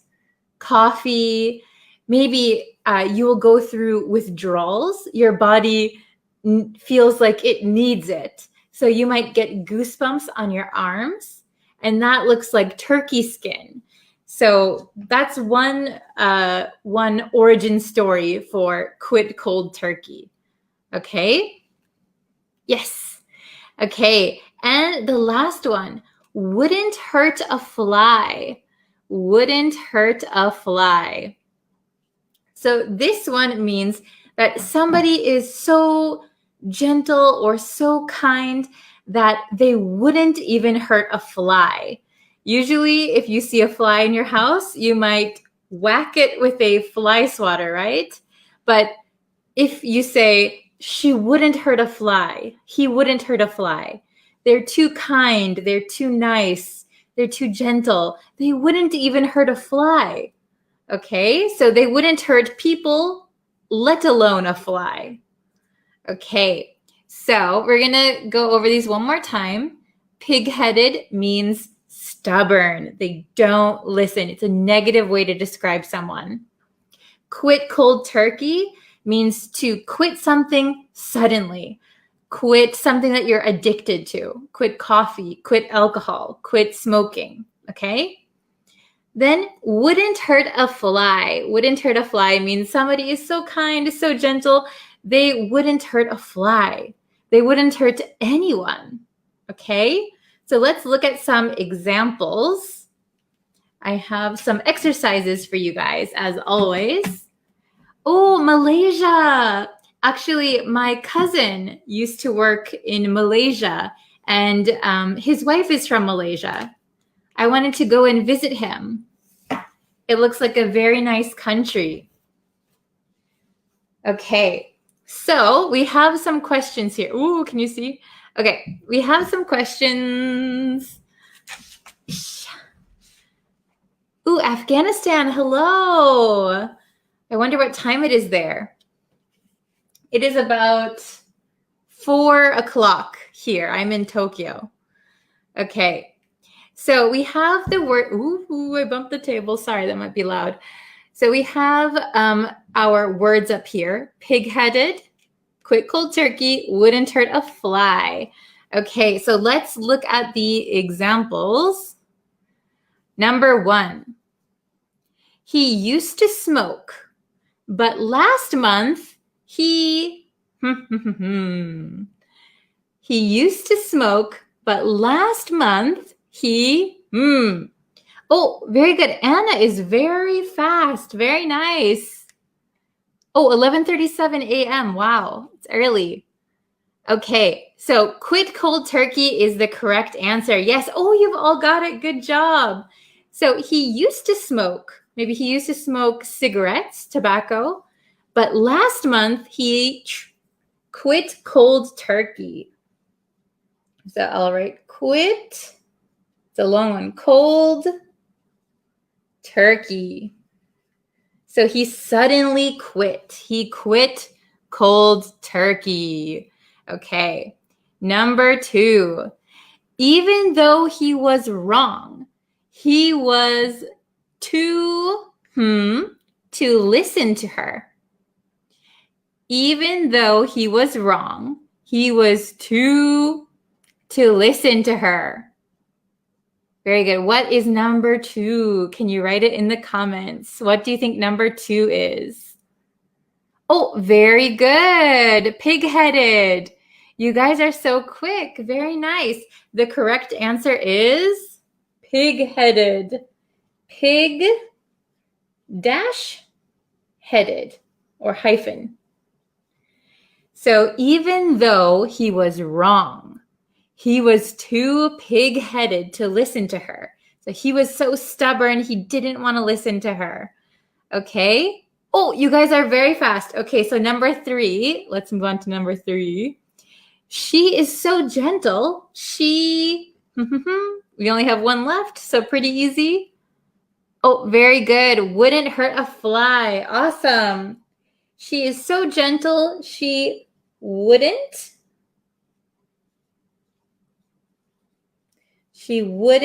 hurt a fly. Very good. She's so gentle, she wouldn't hurt a fly. Okay, let's go over them. I'm going to say them at a natural native speed. So this is to help your listening and check your pronunciation also, okay? So I know I can't see you guys, but as I say it, I would like you to shadow me and repeat after me. That way you can learn intonation and pronunciation, and you can get that confidence to speak out naturally, okay? So let's just go over the words one more time. I'm going to say them, and at home, I want you to say them out loud, okay? So the first one, pig-headed, pig-headed, pig-headed, pig-headed, okay? Quit cold turkey. Quit cold turkey. Quit cold turkey. Can you say it? Okay. And the last one, wouldn't hurt a fly. So this one, hurta, hurta. The T becomes a flap T, so it sounds like a soft D sound. Wouldn't hurta, wouldn't hurta, wouldn't hurt a fly. Wouldn't hurt a fly. So can you say that? Wouldn't hurt a fly. Okay, now let's go over the sentences one more time. So number 1, he used to smoke, but last month he quit cold turkey. He used to smoke, but last month he quit cold turkey. Number 2, even though he was wrong, so this is very fast when I say it naturally. Even though he was wrong, so this he becomes like almost like E. Even though he was wrong, he was too pig-headed to listen to her. Even though he was wrong, he was too pig-headed to listen to her. To listen to her. Okay? And number 3, she is so gentle, she wouldn't hurt a fly. She's so gentle, she wouldn't hurt a fly. She's so gentle, she wouldn't hurt a fly. So a lot of the times with this word gentle, when I say it quickly as an American English speaker, I often cut the T sound. Gentle, gentle. She's so gentle. She's so gentle. Or you could say gentle, gentle. Okay? She's so gentle, she wouldn't hurt a fly. All right. Oh, I see some questions. Okay, so for those of you who are just joining us, we learned 3 new idioms. It's a little bit dark here today. It's kind of the evening time. So we learned these 3 animal idioms. So I'll go over the meaning one more time. Pig-headed means stubborn, somebody who is stubborn. It's a negative way to talk about somebody. Quit cold turkey means to quit something suddenly. So Anna in the comments is very good. She's very fast to help you guys. Okay. Oh, so somebody said, why turkey? So I explained it earlier in the lesson, but if you look at turkey's skin, if you eat some turkey, the turkey has kind of bumpy skin, right? And when people get cold, we get like little bumps on our skin, right? So if somebody quits something that they're addicted to, for example, if somebody smokes cigarettes every day, they're smoking tobacco every day, and suddenly they quit, maybe they get chills and they get goosebumps on their arm. So it's kind of like a cold turkey, right? Cold turkey skin. So that is one origin story for this one, quit cold turkey. And then wouldn't hurt a fly. Wouldn't hurt a fly just means somebody is very kind, very sweet, very nice, very gentle. Even a fly, they wouldn't even hurt a fly. Okay. Wow, thank you guys for watching this lesson. We'll have to do some review for next time. Oh, can I have a schedule for your session? So I don't have a schedule right now, but maybe I should make one. I'm trying to post some lessons every day so that you guys all have a chance to see them. But let me know if you have a good idea of what a good time schedule is. Please let me know. Please write it in the comments what time of day you prefer. If you prefer morning, afternoon, evening, please let me know. Okay, I know we're all in different time zones too, though, so it's kind of hard. But okay, thank you guys so much for watching. I really appreciated all the nice comments and that you guys participate in the lessons. Also, if you could share this video or invite a friend to like this page, I would really appreciate it. We have around 10,000 students on the Facebook page, which is amazing. And we have almost, I think, almost 2,000 on the YouTube channel. So go subscribe over there, like this page, like this video, and share it. And I will see you in the next lesson. Okay, bye guys. Thanks so much for watching. See you next time. Bye. Hello, everyone. Hello, hello. How are you? Today we're going to do a review lesson. I hope you're ready for that. Let's see. Okay. Oh, let me make... I always have to adjust my screen. Sorry about that, so I can see better. I'm kind of blind. I have really bad eyesight, if you didn't know. Hello, hello. By the way, there is a grammar lesson on the YouTube channel today. So I'll post... What the heck?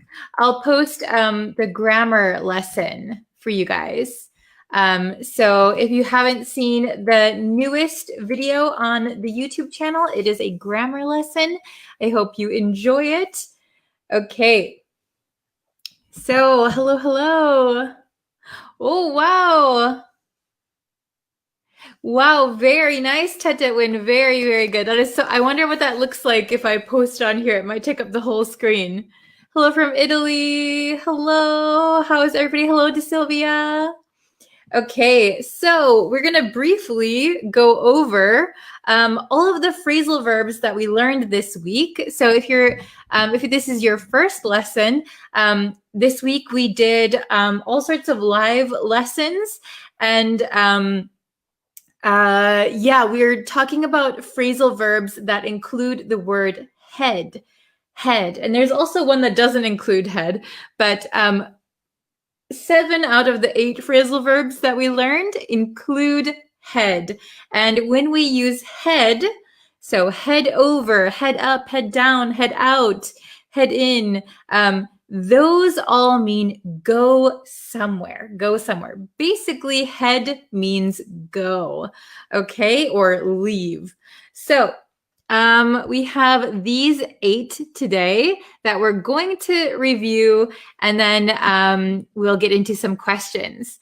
So number 1, head over. Head over simply means go to a specific place. I'm going to head over to the store. I'm going to head over to your house. I'm going to head over to the school, for example. Okay, so let's see, head over. Okay, so leaving one place and going to a specific place. Come over. So usually we use come over, like come over means to me or to my house. So why don't you come over here where I am? Okay, so please come over for dinner. Please come over for lunch. So if somebody says, please come over, that means they want you usually to go to their house or, wherever they are. Okay. Head over to school. Yes, very good. Okay. Then next we have head up. So head up is very easy to understand. We use it to mean go up or go north. So if you live on the first floor, but you want to go up to the 10th floor, for example, you could say, I'm going to head up to the 10th floor. Or if you're going in the direction, which is north, you could say, I'm going to head up north, or wherever north is. So, for example, I'm from the US. So if I said, I'm going to head up north, I might be talking about Canada, right? I'm going to head up to Canada. Okay. People in Canada, if they want to come to the US, though, they would say head down. So head down is going south or just going down. So I am on the top floor of the building. I'm going to head down to the first floor. Or I'm going to head down to the US from Canada. Okay. Hello. Yes, I'm going to head over to my office. Very good. Okay. Very good. Okay. Then we have head out. So head out can mean to leave a certain place. So we should head out soon. It's getting dark. So we should leave soon. Head out. Head out means to leave. Or it can also mean with directions. So we have like north and south. Head out would mean east and west. Okay, so head out east, head out west, head out to California, head out to New York. Okay, or just leave. I should head out soon means I should leave soon. Okay. Then we have head back. Head back just means to return from where you were. To return to where you were. So I'm going to head back to the house. So I was at the house before. I'm not now, but I'm going to go back. I'm going to head back. We can also say I'm going to head back home. Means you're going home. Okay? And then we have head in. So head in means that you are outside and you are going to go in to a building or to a house, usually. For example, Oh, it's time. Class just started. Let's head into the school. Let's head into school. So if you're outside, oh, it's time for class. Let's head in. Means let's go in. Let's go in. Okay? Oh, okay, if you're just coming in the lesson now, don't worry. We are just starting, okay? We're just starting. We're just reviewing these first. Okay, so head in means go in. Okay, then we have head off. So head off can have two general meanings. The first one can mean like to go out to start a journey, kind of. So like, where are you headed off to? Where are you headed off to? Means like, where are you going? So head off means leave, head off, or go somewhere. Okay. But head over means we know the specific location. I'm going to head over to the park. I'm going to head over to the store. Head off, maybe like usually I think a lot of the times you'll hear it as a question. Where are you heading off to? Or where are you? Sometimes we just say headed. Where are you heading? Where are you headed? Okay. And then head off can also mean to intercept or to block, to stop something from happening. Okay, head off. Okay, not head off, right? Okay, very, very good. So I'm going to look at some questions and let's try to answer them together. Okay, here we are. So we're going to use each phrasal verb just one time. So that's a big hint. We're only going to use each one time, okay? So we have come over, head out, head in, head back, head off, head up, and head down, okay? Very good. So let's try number 1. Thanks for dinner. Thanks for dinner. Who can guess the answer to number 1? Number 1. Thanks for dinner. Okay? So maybe I prepared dinner and somebody came to my house. Oh, very good. So I see a lot of people saying coming over. Very good. Thanks for coming over. Thanks for coming over for dinner. Thanks for coming over for dinner. Okay, good job. So come over is finished. So I'm going to put a little check, come over. So we're not going to use that one anymore. Okay, come over is finished. All right, how about number 2? I'm going to home now. I'm going to home now. Okay, what is the answer for number 2? Oh, very good, Shui. Good job. Oh, you just joined the lesson, Mohammed. Hello, welcome. Okay, oh, yes, very good, very good. Head back, yes. Okay, so the correct answer for number 2 is I'm going to head back home. I'm going to head back home now. So I'm going to leave here and I'm going to go back home. I'm going to head back home. So head back is finished. Okay, good job. Oh, very good, very good. Okay, everybody correct. Yes, awesome. Number 3, we are north for the summer. We are north for the summer. Oh, very good, very good. How do you say your name? Hausianasum? Very good. Ali, good job. Oh, yes, very good, very good. Kyusu, good job. Sharif, Ashin, okay. We are, so since we have are, we are heading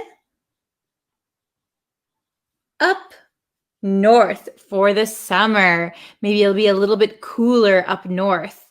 So we are heading up north for the summer. Excellent job.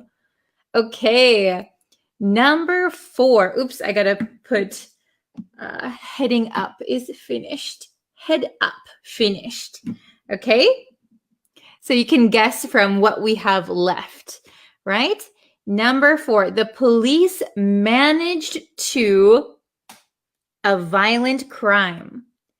The police managed to a violent crime. What could it be? What could it be? So in this sentence, the police were able to kind of stop a violent crime before it happened. They stopped it before it happened. Oh, very good, Mieria. I didn't say that right. Miera. Good job. Oh, very good, De Silvia. Okay, so the correct answer, the police managed to head, let's see if I can write it so you can see it, head off a violent crime. So they were able to intercept it. They were able to block a violent crime before it happened. The police acted quickly. They were able to head off a violent crime. Very good. Okay, head off. Finished. Okay. Number 5. Let's check number 5. Why don't you... It's warmer in the house. Why don't you... It's warmer in the house. Okay? So number 5. Who can get it? Who will be the first one? Oh, good job. Oh, yes, very good. Okay, so sunrise, very good. At will, very good. Kyushu, good job. Okay, awesome. Coco, very good. So why don't you head in or head inside? Both are correct. Why don't you head in? It's warmer in the house. Why don't you go inside? It's warmer in there. Okay, yes, very good. Okay, so head in is also finished. Okay, so we have head over, head out, and head down left. Okay, so number 6, he, west for school. He, west for school. And let's put this in the past tense. Okay? He, west for school. Number 6. Oh, very good, Edwill. Good job. Aliamar, very good. Kaja, Shuoyi, Aliawan, very good. Okay, so he, we're going to put it in past tense. We could also put it he heads. We're going to say past tense, he headed out west. He headed out west for school. Excellent, good job. Okay, you guys are killing it. Very good. So head out is finished. Oops, we'll open up my marker. Head out, good job. So now we have just head over and head down, I think. Those are the two last ones. Okay, let's try number 7. Let's see if you can see that. I'll to the basement. Basement. I'll to the basement. Oh, very good. So number 7. Oh, very good. Za Seng Ong, very good. Ali Amar, good job. Kachen, very good. Devashka, good job. Good job, Mong. Okay, so I'll head down. Head down to the basement. I'll head down to the basement. I'll head down to the basement. Very, very good. Okay, so the basement is obviously south or down, right? Okay, number 8, the very last one. So I guess we can check head down is finished. So the last one, very, very easy, should be we're, so we are, to the library later. We're to the library later. Number 8. Can you put it in the correct tense? Oh, very good. Ali, very good. Ali Awan, good job. Tino, good job. Miguel, very good. Let's see. Oh, very good, Devashka. Okay, awesome. We're heading, and we only have one left. Head over. So we're heading over to the library later. So we're going to the library later. Excellent. Very good. Okay, so I'll read them one more time. Number 1, thanks for coming over for dinner. Thanks for coming over for dinner. I'm going to head back home now. I'm going to go back home. Number 3, we are heading up north for the summer. We are heading up north. Okay, number 4, the police managed to head off a violent crime. They were able to block or stop, intercept a violent crime. Number 5, why don't you head in? It's warmer in the house. So why don't you go inside? It's warmer. Number 6, he headed out west for school. He headed out west. Number 7, I'll head down to the basement. I'll head down to the basement. And number 8, we're heading over to the library later. So we are going to go to the library later. Very good. I hope it was understandable. I hope you have now mastered these phrasal verbs, okay? So maybe next week we'll start a new lesson, maybe vocabulary, grammar. Please let me know what you'd like to learn. Okay, very good. All right, so oh my gosh, it's almost time for me to have my next lesson. Okay, so let's see. Maybe I can answer 1 or 2 questions. Oh, very good. Okay. Oh, very good. So Ali, I got them all correct. Absolutely mastered it. Yes, very good. I'm very happy to hear that. Okay.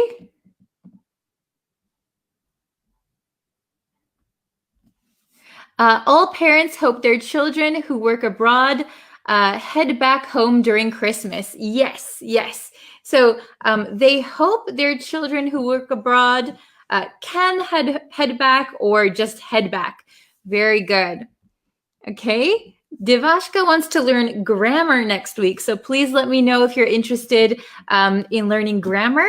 Let me know what grammar you'd like to learn. Okay, this is a good question. Why not say neck down? Neck down. So basically, head is a directional word. So when we talk about head, we mean to go forward. So heading in a direction. So always remember that head is a direction. So I think probably like your head is kind of the top thing on your body. So it's kind of the first thing that moves, or I'm not really sure exactly why, but head is a directional word. Neck, we can say from the neck down. So for example, from the neck down, somebody is paralyzed, for example, they can't move. So from the neck down means like from here down, right? But neck is not a directional word, unfortunately. Okay?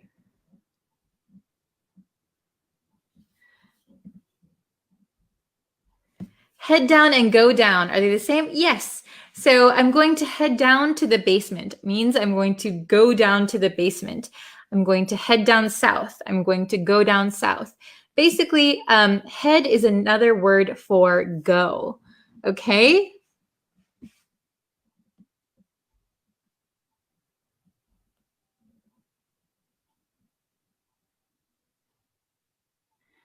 Okay. We'll do one more. I see a lot of questions popping up. We'll do one more question. Actually, I don't have any more time. Let's see. Why don't you mention my name? Hello, Abbas? Abbas? Hello, hello. Somebody wants to learn tenses. Okay. Let's see. I really have no more time.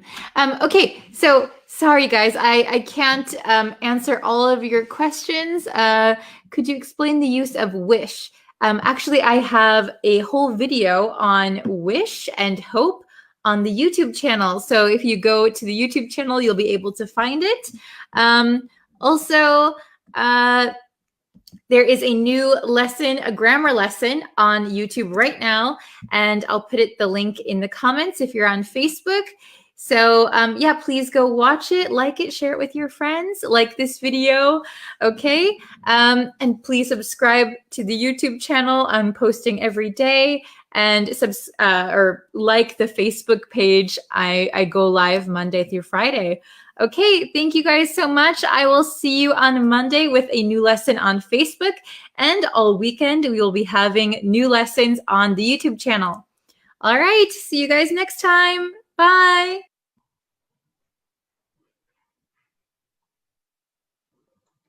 Oh, hello. How is everybody doing? I hope you can hear me all right. Ooh, let me just move some things around. Okay, so today we are going to learn some new words, and they all have to do with spending money, okay? So we're going to be talking about money today. And if you didn't know, from today, all of December, I'm going to be posting new lessons every single day here on the YouTube channel, okay? So please subscribe and please turn on your notifications. So sometimes I'll be going live and sometimes I'll be posting just regular videos. So yeah, please subscribe and turn on notifications so you know when those lessons are out. Okay, so yes, new lessons every single day. But today we're going to be talking specifically about money and shopping, okay? So I have 3 new words or expressions for you. So the first word is splurge, And if you don't watch the Facebook live streams, the word splurge came up just yesterday in our lesson. So splurge. What does it mean to splurge? So if you watched that lesson, you might already know what it means. So splurge means to spend money kind of freely, like on unnecessary things, right? So for example, let's see.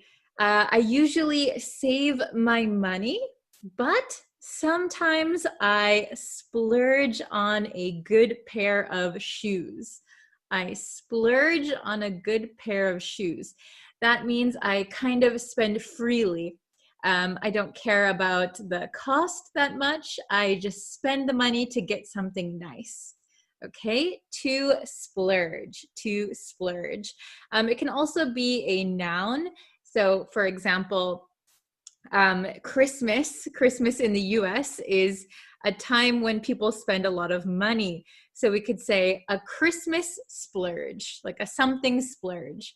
But a lot of the times we use it as a verb, like to splurge on a fancy dinner, to splurge on some new clothes. Okay? So is there anything that you splurge on? What do you splurge on? Please write it in the comments. So it could either be you splurge on food, on clothing, or on like study materials. Do you splurge on like books? It could be anything, okay? Splurge, to splurge, okay? The next one we have is shop around, shop around. So what does it mean to shop around, to shop around? So if you shop around, you are going to different stores, could be physically or online, and you are comparing prices, okay? So I recently bought a new refrigerator, but before I decided which refrigerator I was going to buy, I went to many stores, I did research online, and I found the best refrigerator at the best price. So the best quality at the cheapest price. So I shopped around before buying my refrigerator. Okay, does that make sense? So to shop around means to go and find the best price for an item. Okay? And then we have run up, run up.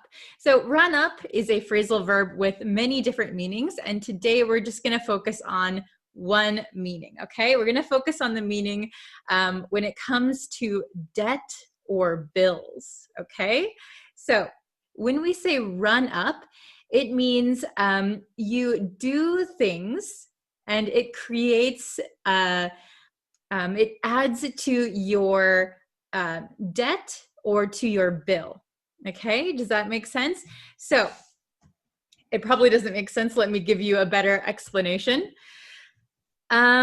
Okay, so let's say that I turned on all of the lights in my house. I turned on all of the lights and I left them on for a week. So by doing that action of turning on all of my lights and keeping them on for a week, I would probably run up an expensive electricity bill, okay? I would run up my electricity bill. So putting the lights on adds up, boom, boom, boom, boom, boom. So runs up a high bill, okay? Runs up an expensive bill. So we usually use run up when talking about debt or when talking about bills. So run up a student loan debt, run up my phone bill, okay? So you're adding things to your debt that makes it higher and higher and higher, okay? So you're gonna have something expensive in the end. So I hope you do things to not run up your debt, not run up your bills, okay? So for example, I always turn off my lights during the day as to not run up an expensive electric bill, okay? Very good. So let's look at the definitions. It's probably easier than my explanation. Okay, let's take a look. Okay, so does everyone see that all right? Okay, splurge, splurge. Spending money freely and maybe like excessively, and you don't really care about the price. It's okay to spend a little bit more, okay? So splurge on coffee. Maybe you bought expensive coffee. Splurge on English lessons. Maybe you think studying English in class is very important. So you spend a little bit more on taking some good English lessons. Okay? Shop around, to shop around. Okay? So to shop around means to look for the most suitable item or service, service, for the lowest price, So you go around to many shops and try to find the best item or best service for the best price, the lowest price, okay?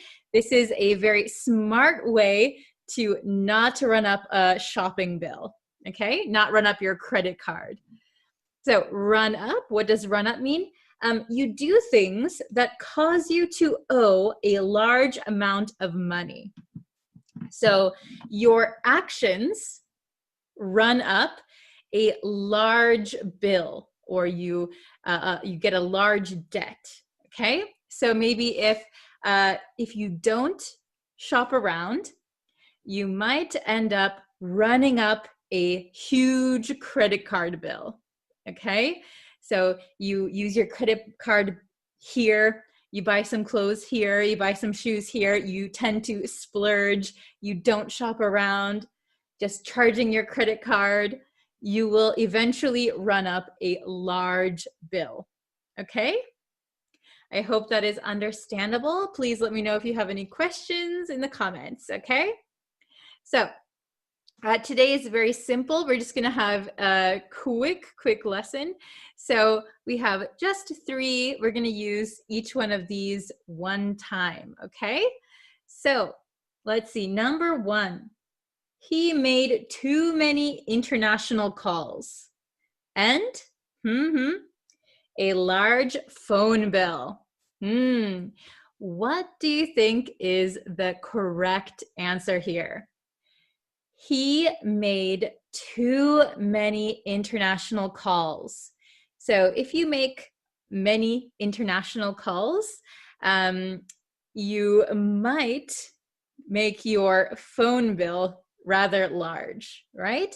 So it is quite expensive to call internationally if you don't use specific services, right? So he made too many international calls and a large phone bill. What do you think? Okay, I'll give you a second, and then I'm going to write down the answer. Okay. The correct answer is, and we're going to put it in the correct tense also. Remember, we want the correct tenses. Okay. So, the correct words, the correct answer, I should say, is ran up. He made too many international calls and ran up a large phone bill. He ran up a large phone bill. Very good. Okay. How about number 2? Let's take a look at number 2. Okay. Let's see. Before making a big purchase, it is important to first.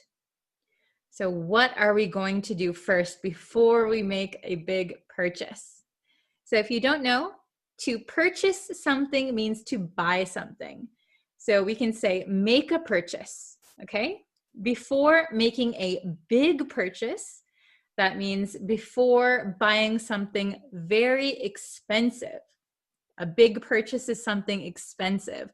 So like a refrigerator or a house or a new computer, okay? Does everybody have the answer? Okay, before making a big purchase, it is important to, we're gonna say, shop around.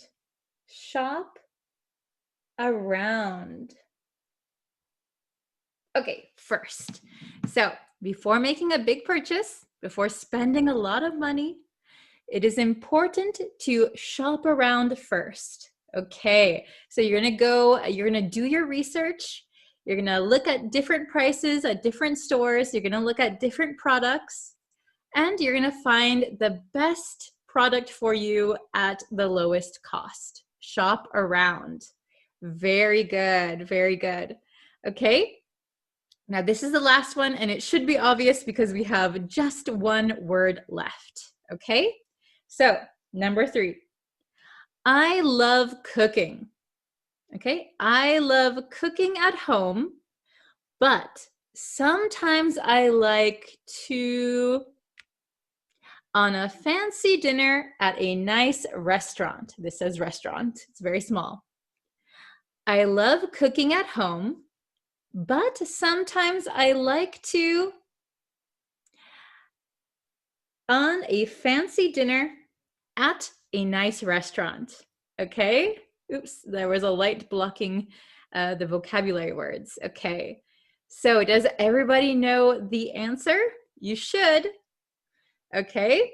So the correct answer is splurge. Splurge. Splurge. It sounds like a very funny word, right? Splurge. It doesn't sound like a very beautiful word. Okay. I love cooking at home, but sometimes I like to splurge on a fancy dinner at a nice restaurant. Okay. So sometimes I like to spend a little bit more money and go out for a nice dinner. Okay. So I'm going to read these one more time. So please listen. And if you can, repeat out loud. Remember that speaking is the best way to improve and the best way to remember vocabulary. We need to use them in order to remember them, okay? So number 1, listen, and then try to repeat if you can. Number 1, okay? He made too many international calls and ran up a large phone bill.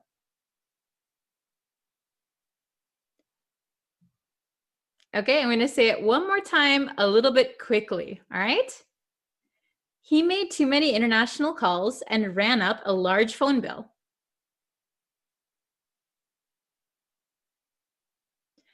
Okay, were you able to repeat it out loud?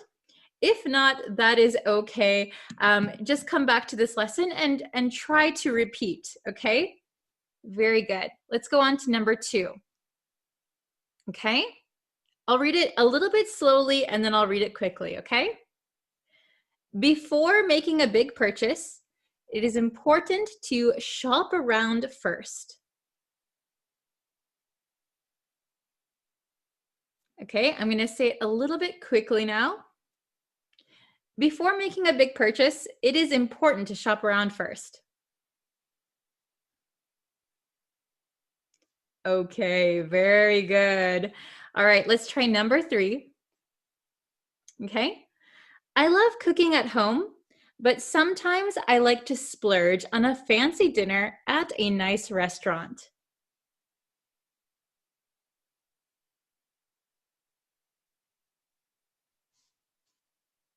Okay, so I'm going to say it a little bit quickly. Try to listen, try to repeat, okay? I love cooking at home, but sometimes I like to splurge on a fancy dinner at a nice restaurant.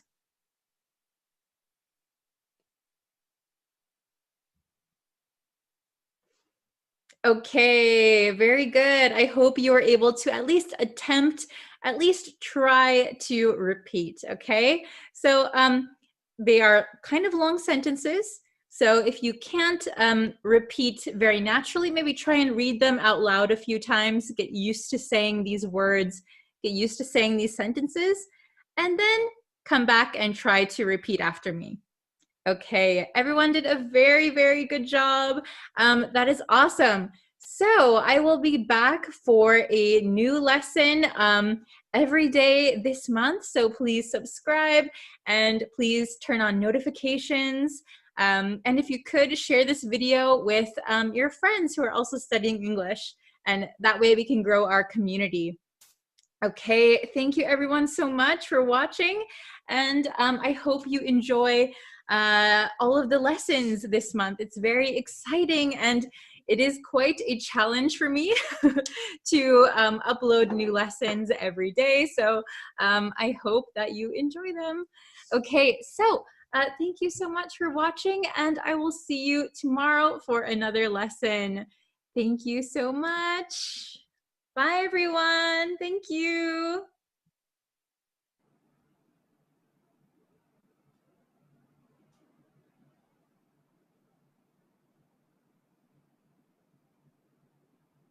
Oh, hello, guys. I think I'm live now. Hi, everyone. How are you? I hope you can hear me again. Sometimes my mic works and sometimes it doesn't. So I'm just going to try. Oh, I hope you didn't hear that. I'm going to try my best today. I know this is like an odd time to start a live stream, but I thought like I'd see how many people are online right now. It's a really weird time to go live, but today I want to teach you a new idiom. So I have it all written out here. Ooh, can you see that? It's hard to see. Okay. So the idiom we're going to learn today is to bend over backwards. To bend over backwards. So if you think about bending over backwards, it is a pretty difficult thing to do. So that is the origin of the idiom. It comes from gymnastics. So to bend over backwards is a difficult thing to do. So if you're doing it, you're trying really hard, okay? So let's look at the meaning, okay? So for those of you just joining us, to bend over backwards, ooh, there we go. To bend over backwards means to try very hard to help or please someone. So to try very hard to make someone happy, to bend over backwards. Okay? It's really hard to see. Let's see. Can you see like that? Okay. So I'll move over here a little bit. Hi, everyone. Okay. So I'll give some examples, all right? We have some examples here. So we can use bend to bend over backwards. So it's like a verb. So we can use it the same way as a regular verb. So to bend can become bended, bent, bending. Okay. So number one, I bent over backwards to help him, but he never thanked me. I bent over backwards to help him, but he never thanked me. So I did a lot to make him happy.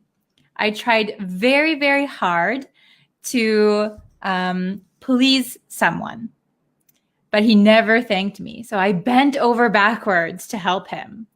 I did a lot. Number two, she always bends over backwards for her clients. She always bends over backwards for her clients. So that means that she tries very, very hard to please her clients. She does a lot for them. So if you think about a time where you helped someone, where you tried very, very hard to make them happy, that means maybe you were bending over backwards for them. Oh, hello. Nice to see you here. Okay, so please try and think of a time where you bent over backwards for someone. I think we do it a lot more than we realize. Hello. Yes, so if you're just joining us, we talked about the idiom to bend over backwards. So simply it means to try very hard to help or please someone. And I gave some examples. I bent over backwards to help him, but he never thanked me. She always bends over backwards for her clients. Okay, so remember that the origin of this idiom is from gymnastics. So to bend over, whoa, I hope you didn't hear that. I bumped the mic. To bend over backwards is a very difficult thing to do. Okay? So please write in the comments a time that you bent over backwards for someone. All right, thank you guys so much for watching. I'll have some new lessons uploaded very, very soon. And if you want, you can go over to the YouTube channel and watch all of the longer videos over there. I have a new one that's coming out pretty soon. So if you subscribe, you'll see when it's uploaded. Okay, thank you guys so much. And I hope I'll see you in the next lesson too. Okay. Bye for now. See you next time.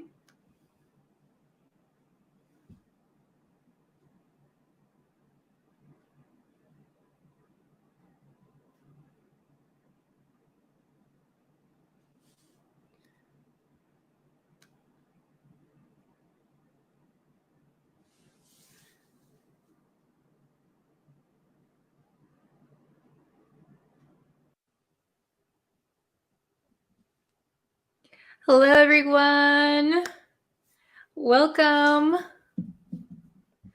Okay, so I know I have a busy schedule today, so we're going to get into the lesson very quickly. But first, I want to tell you that right after this lesson, I will be doing another lesson for advanced vocabulary on the YouTube page, and I'm going to send you the link. It's going to be a live video.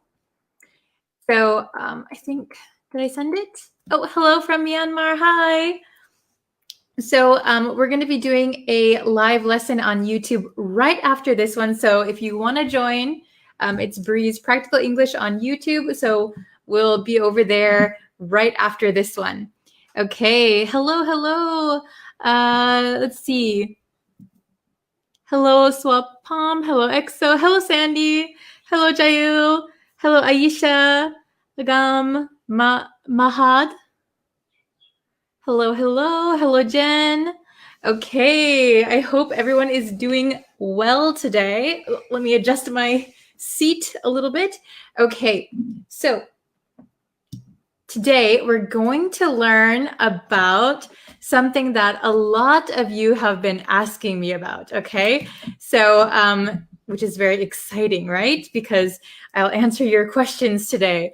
So a lot of students have been requesting to know about stative verbs, however you want to pronounce it, stative verbs. Hello from Bangladesh. Hello. Hello, Nguyen. Hello, Fawzi. How is everybody doing today? Are you guys ready to learn about stative verbs? I know they are very, very tricky. So all this week, really, we've been doing kind of grammar lessons. So if you've missed any of the live streams from earlier this week, you can always go back and check them. Oh, hello from Bangladesh. Wow. Very good. Okay, I see a lot of familiar faces. Hello from Cambodia. Hi.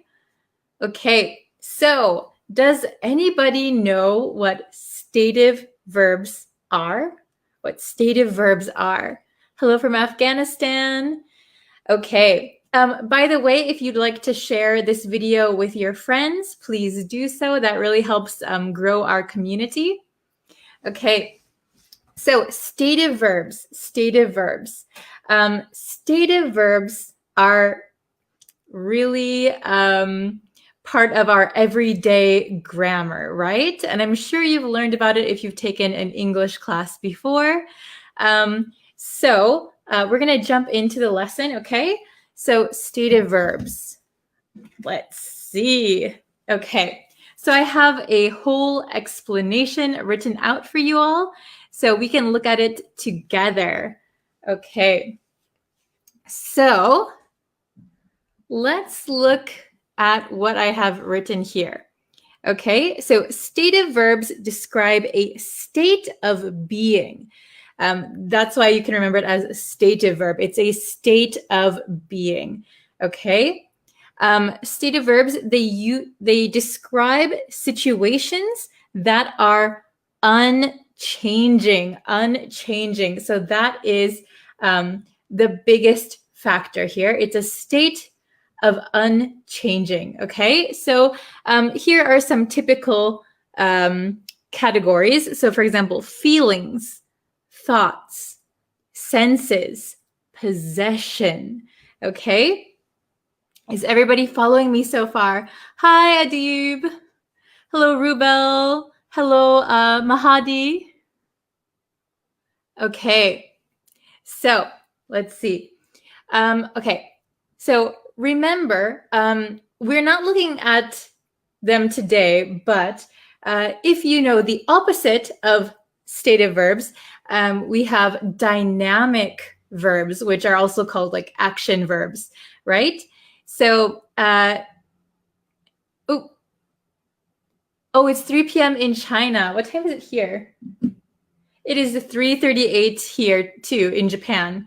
Okay, so dynamic verbs are the opposite of stative verbs. Okay, so dynamic verbs, usually there is some change with those verbs. For example, running, right? Running. I am running. We can use these in the continuous. I am running. Okay. However, stative verbs, the big difference here is that we usually don't use them in the continuous. Okay. We usually don't use these in the continuous. So what that means is that a lot of times, sometimes English learners make some mistakes. For example, I am knowing, I am understanding, right? But we don't use stative verbs, and I'll give some examples in the continuous, okay? So let's look at number one, and I'll explain a little bit too. So number one, oops, can you see that? Ooh. Okay, number one, I like this restaurant. I like this restaurant. So here, like is a feeling. It's a feeling.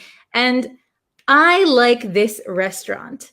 So my feeling for the restaurant is unchanging through the whole time that I like it, right? I like this restaurant. Okay. Okay, so let's see. We would not say, I am liking this restaurant. This is actually incorrect grammar.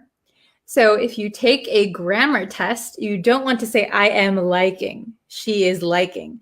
However, in our everyday conversation, sometimes we use, we are liking, I am liking. Okay, so, let's see. Really quick, I'll take a question. So Madhu said, how long are you going to be with us today, teacher? So I'm going to do this lesson for probably about 10 more minutes. And then we'll have a live lesson on YouTube. And I'll post the link to the next live stream. Okay, I've posted it so you guys can check it out. I'll be with you on YouTube right after this one. Okay, so 2 lessons today. So as I was saying, I like this restaurant is correct. However, native speakers often like to break the rules, right? So sometimes, you know, if I'm eating a hamburger, oh, I'm really liking this hamburger. So we can say it in a normal conversation. However, when you need to have correct grammar, please do not use this, okay? Please stick to the stative. I like this restaurant. I like this hamburger. Okay? Very, very good. Okay, number 2. She knows your friend. She knows your friend. So This one, I sometimes see students making some mistakes. I am knowing, she is knowing, we are understanding.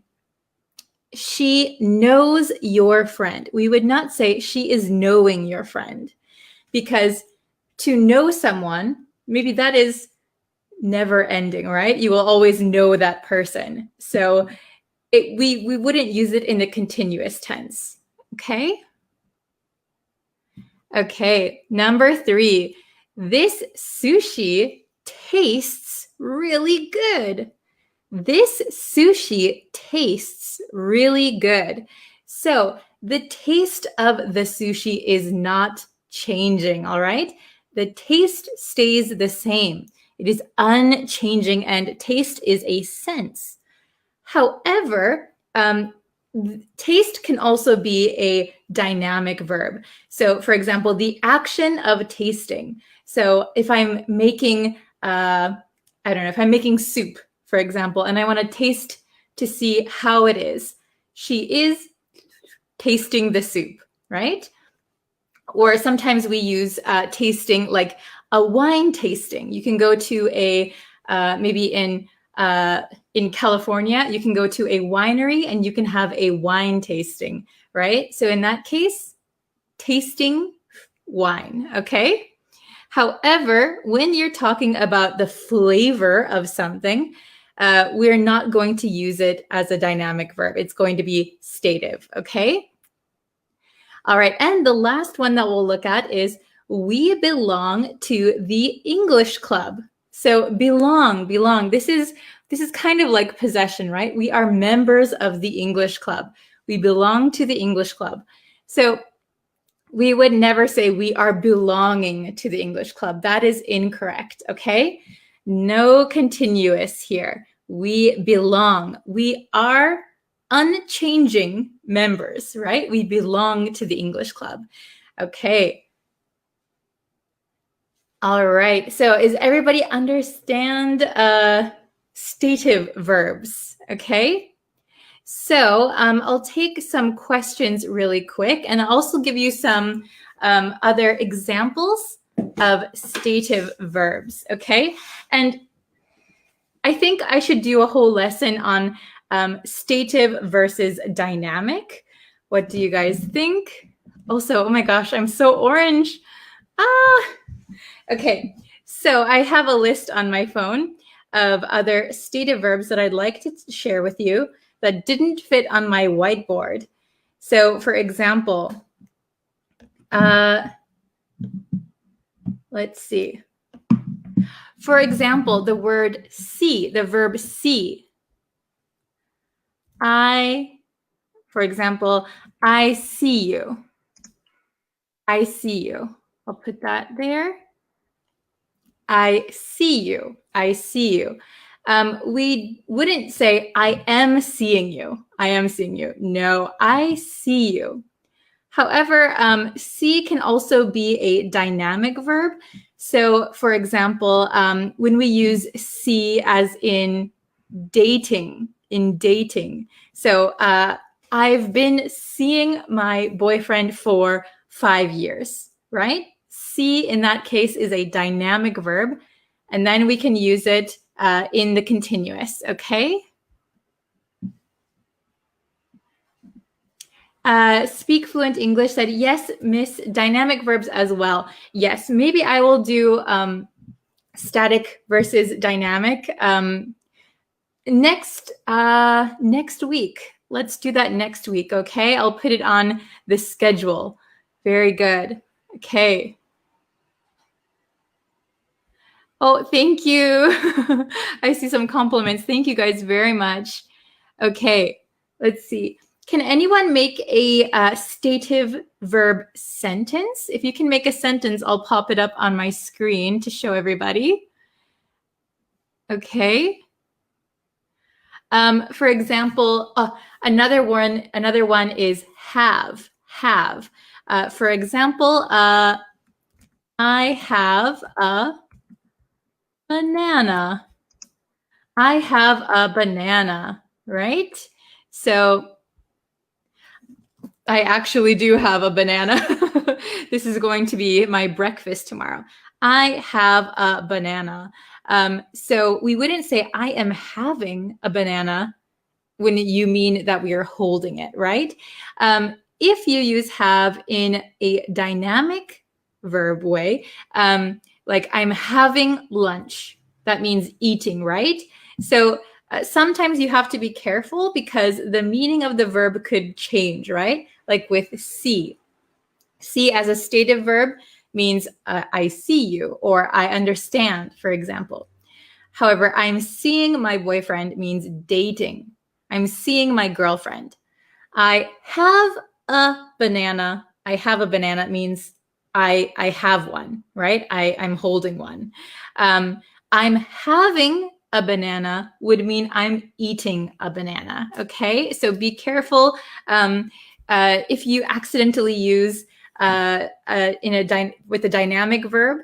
It could change the meaning of your sentence, so just be careful of that. Okay. Oh, I have a good question here. Nasibula, is that how you say your name? Please show us the best grammar book. Okay, so if you go to my YouTube page, on every video, I have some links to grammar books and other English books that I think are useful. So if you, they're all on Amazon. So if you have access to Amazon, you can go and click those links and you will be able to find some good grammar books there. Good question. I have no banana. Very good. I have no banana. So you could say I have no bananas. I have no bananas. Very good. Okay.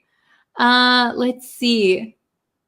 Can anyone else make some stative verb sentences?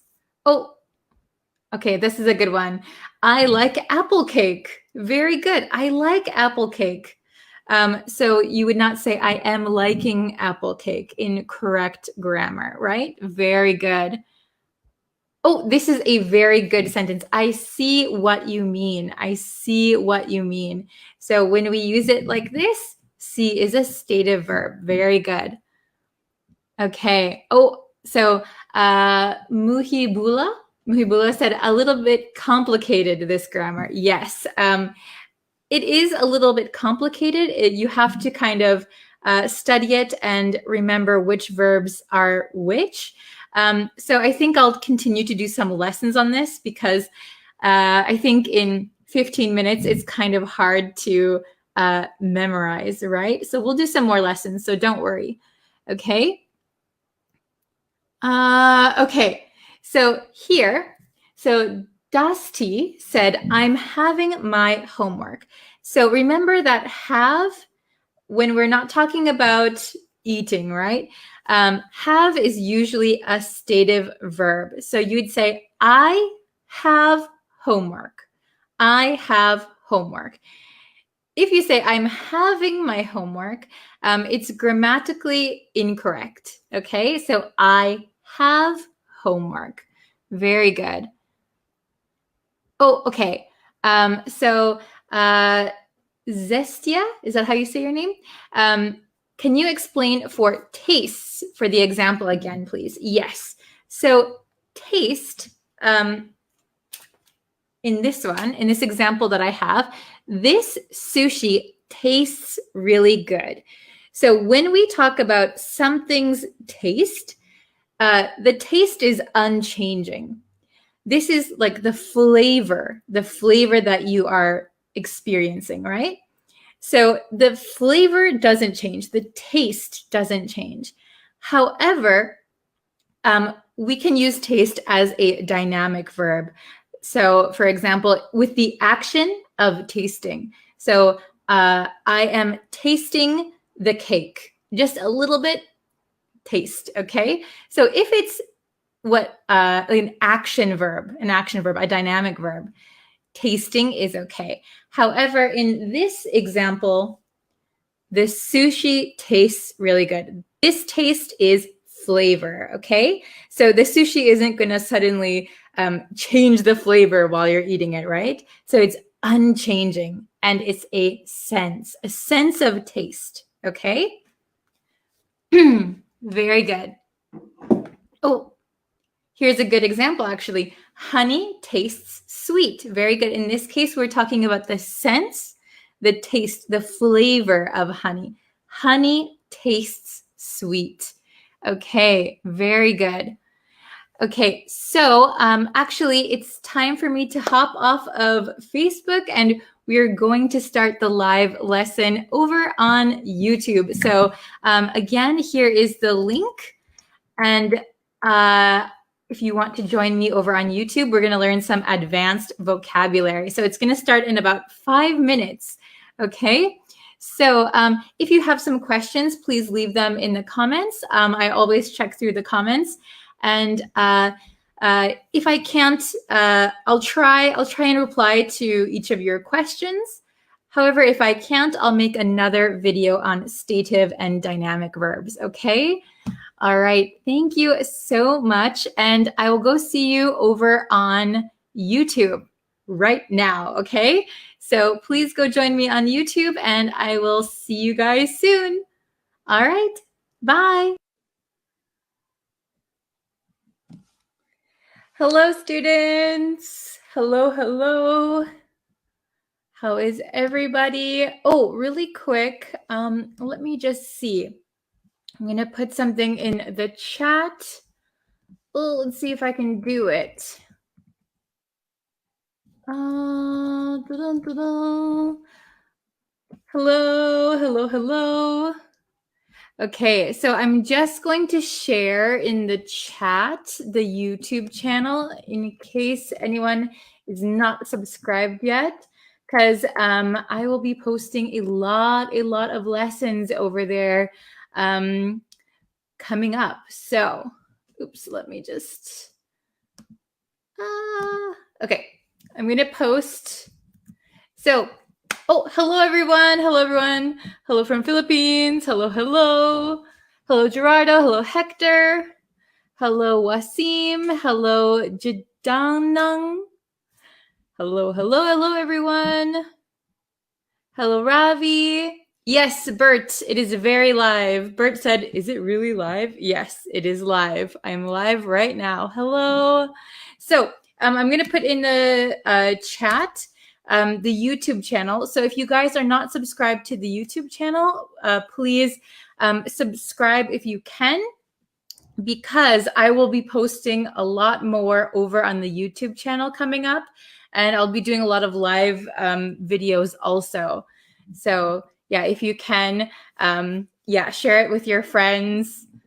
Hello, Omer. I've been doing well. Hello, Christian. Hello, hello. How is everybody doing? I feel very warm inside my house right now. I think the sun is like coming through, and it's making me feel very, very warm. Okay. Okay. So, really quick, I'll answer a question from Devaska. So coming up and near, are they the same? Really quick, I'll answer this question. So they can be similar. So if something is coming up, it means like an event in the future is soon. It is coming up.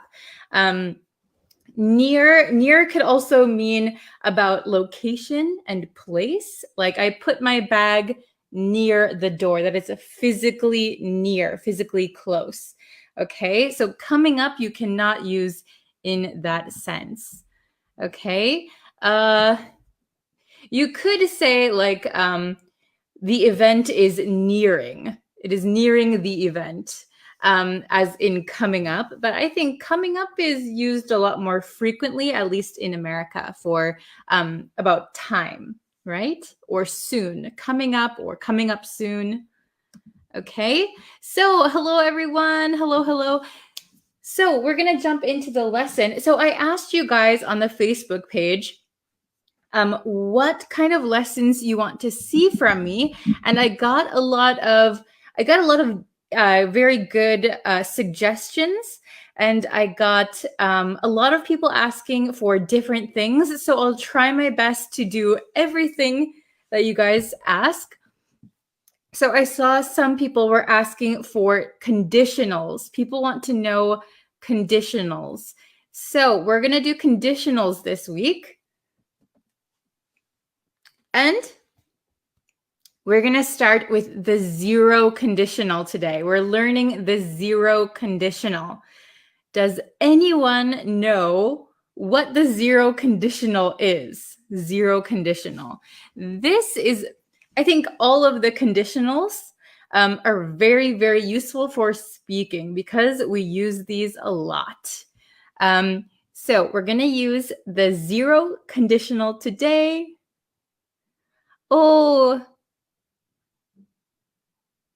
that's great. And thank you. I think your name is TJ. Okay, very good. So we're going to learn the zero conditional. So if you know already what the zero conditional is, don't worry, stay tuned because I think it's good to refresh always. So Bert said that they've never heard of the zero conditional before. Okay, that's good. So we're going to learn something new for some people.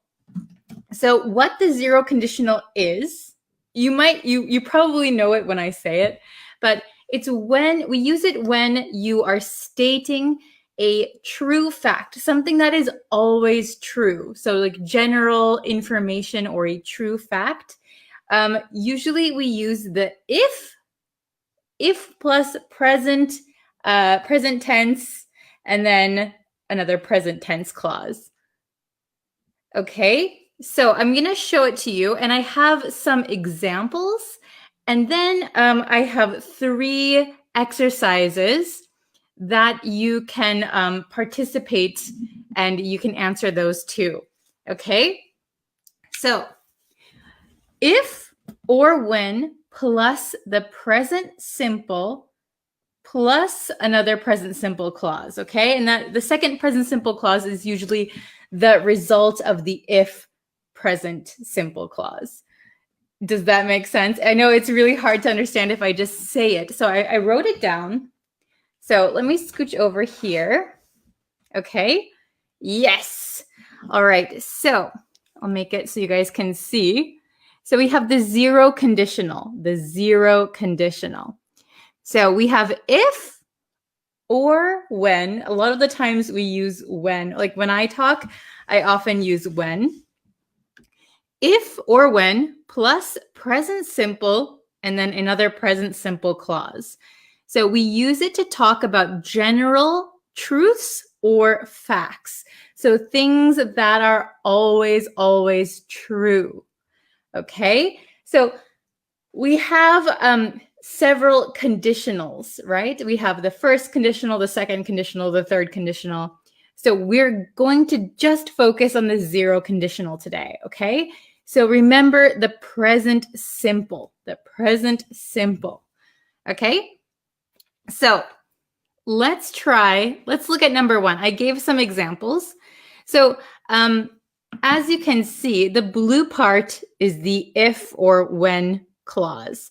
So it can come at the beginning of your sentence, or you can put it at the end, okay? So it doesn't matter where you put it, okay? Hello from Brazil. Okay, so let's try. Okay. So, number 1, let's look at this one. If I eat spicy food, so I eat is present simple, right? I get heartburn. Do you guys know what heartburn is? So for different people, different things trigger it, right? But it's when you eat something and then you kind of have the acid coming back from your stomach and then it kind of burns right here after you eat something. So for some people, if I eat spicy food, I get heartburn. Oh, right? Do you guys get heartburn? If so, what what do you eat that gives you heartburn? So if I eat spicy food, I get heartburn. I love spicy food though. I love it. Okay. Hello. Welcome, welcome. Okay. Let's try number 2. I miss the bus. I miss the bus if I wake up late. Okay. I miss the bus if I wake up late. So here, the if clause is coming at the end. That is totally fine. We could switch it. We could say, if I wake up late, I miss the bus. So this is always true. So this person, I miss the bus if I wake up late. Okay.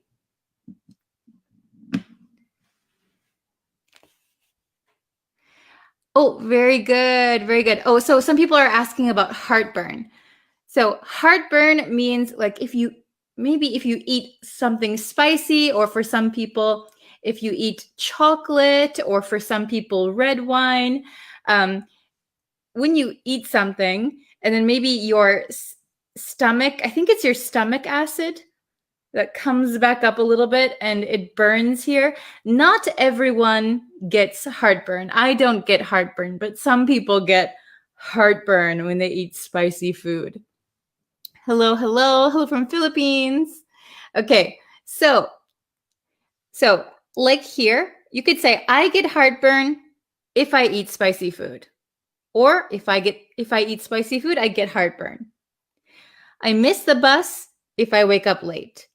If I wake up late, I miss the bus. Both are okay. Oh, this is a good one. Plants die if you don't water them. Very, very good. Yes. I'll put it up on the screen. Plants die if you don't water them. Very, very good. Okay. The next one, number 3. So we can also use when. We can also use when. So I often use when I use the 0 conditional. When I get hungry, or if I get hungry, my stomach hurts. Oh, when I get hungry, my stomach hurts, right? Or my stomach hurts when I get hungry. My stomach hurts if I get hungry. Okay? Let's look at number 4 and then we'll do the exercises. I feel dizzy when I stand up too fast. I feel dizzy when I stand up too fast. Or when I stand up too fast, I feel dizzy. Okay? So, for example, if it's something that always happens to you. Oh, okay. Good question, Devaska. I'll answer it in just a second. When something is always true, you can use this. If it is not always true, so for example, when you go to the park, take your shoes. I don't know. When you go to the park, take your shoes. That is not always a true statement, right? You're saying, in that case, when you go to the park, don't forget your shoes. So be careful about that. So this is something that is a fact, general truth or fact. Okay. Let me answer Devaska's question. So the pronunciation of when and when, are they the same? So, okay, let me put this down for a second while I answer. So I am from Wisconsin in the US. I'm from Wisconsin.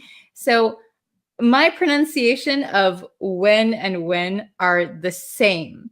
However, if you go to other parts of the country or other parts of Canada, you'll hear people say when and when. When and when. However, my natural accent is to say when and when. So it's quite difficult, right? Okay.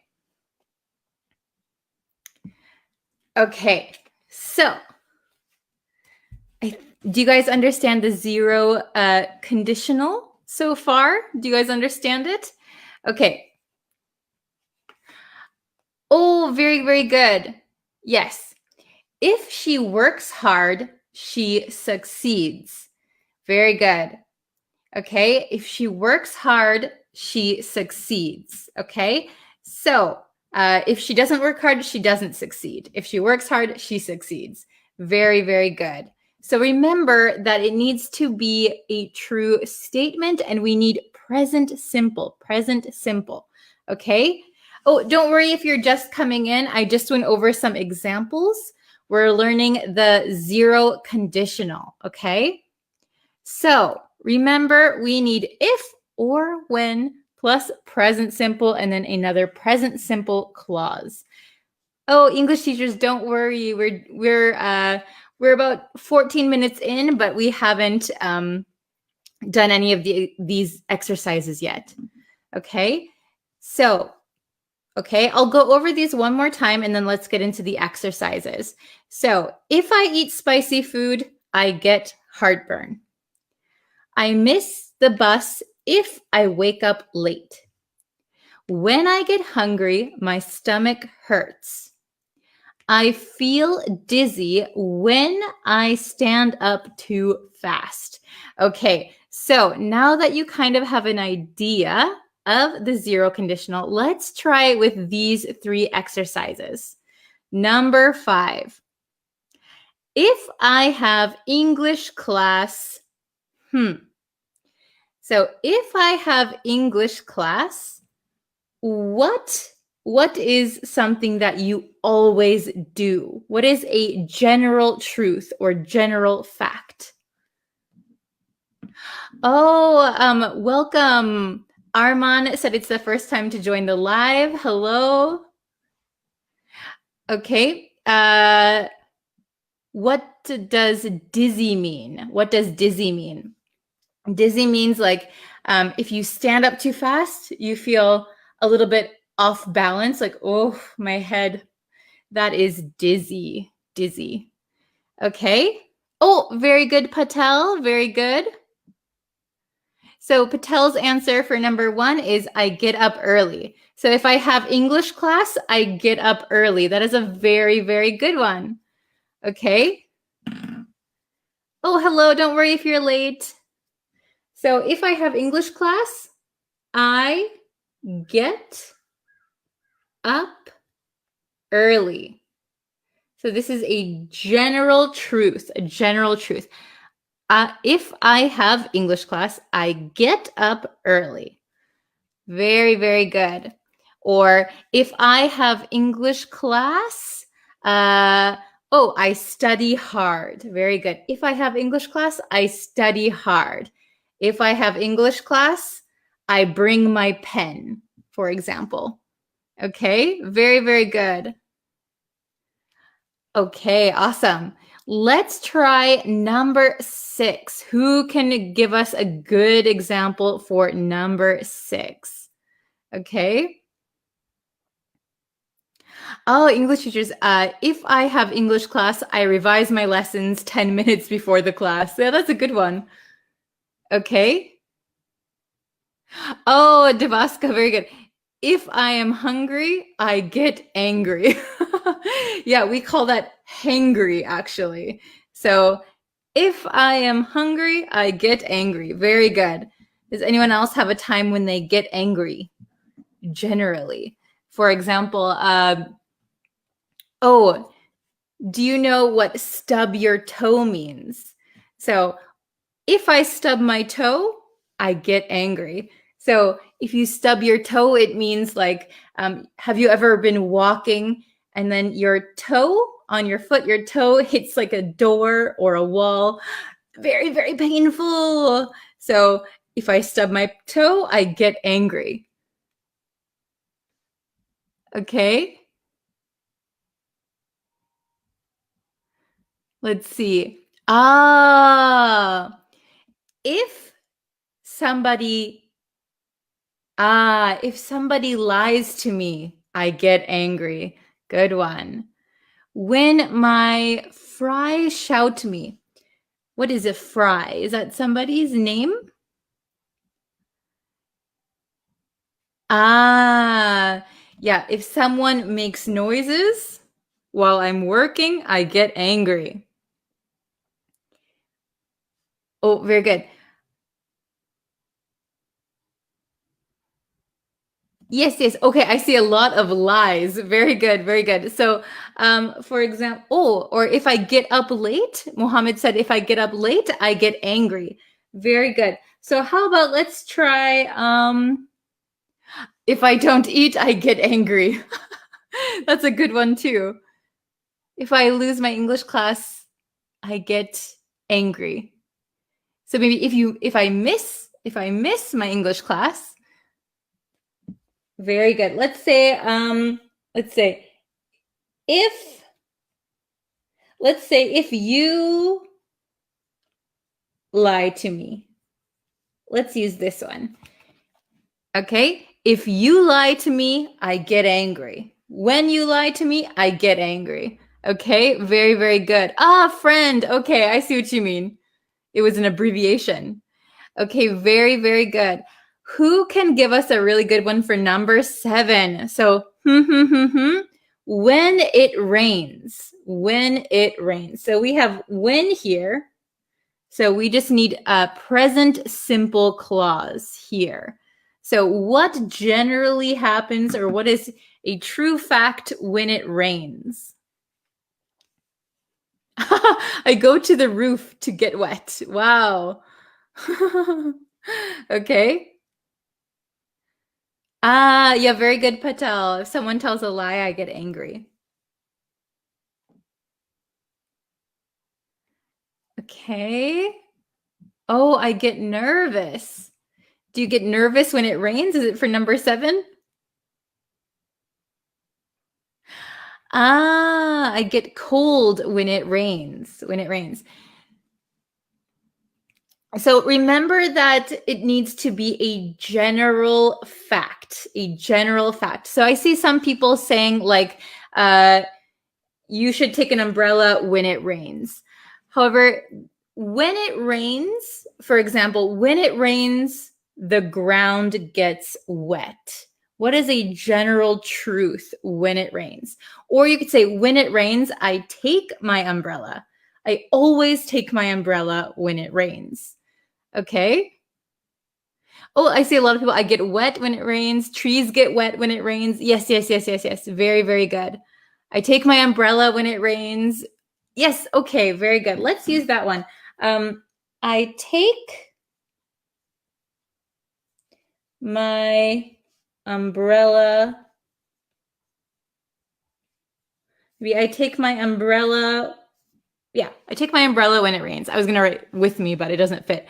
I take my umbrella when it rains. Very good. When it rains, I take my umbrella. I always take my umbrella. It is a general truth or fact about me, right? Okay. So does everyone understand the zero conditional?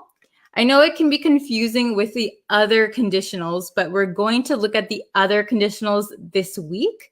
So I think it will become a little bit more clear. Oh, very good. When it rains, the road is full of muddy puddles. Very good. Or I stay home when it rains. Very, very good. I feel happy when it rains. Yes, very, very good. Okay, so if you guys have some good examples, I can put them on the screen, okay? So remember that we need an if clause. If plus, where is that? Where's my plus sign? If plus present simple. And then present. Remember, the key is present simple. So I'll put up my thing on the screen. So if plus present simple clause, and then another present simple clause. Okay. Oh, okay. So very good. I'll start putting up your examples.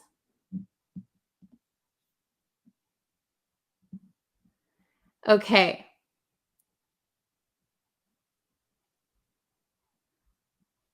Okay, Devaska. When I get confused, my mind, I practice yoga. Okay, very good. I would just say when I get confused or when my mind is confused, I practice yoga. Very, very good. Okay. So remember if plus present simple, and then present simple again. Okay? I feel sad when it rains. Very, very good, Gerardo. Okay? Who else?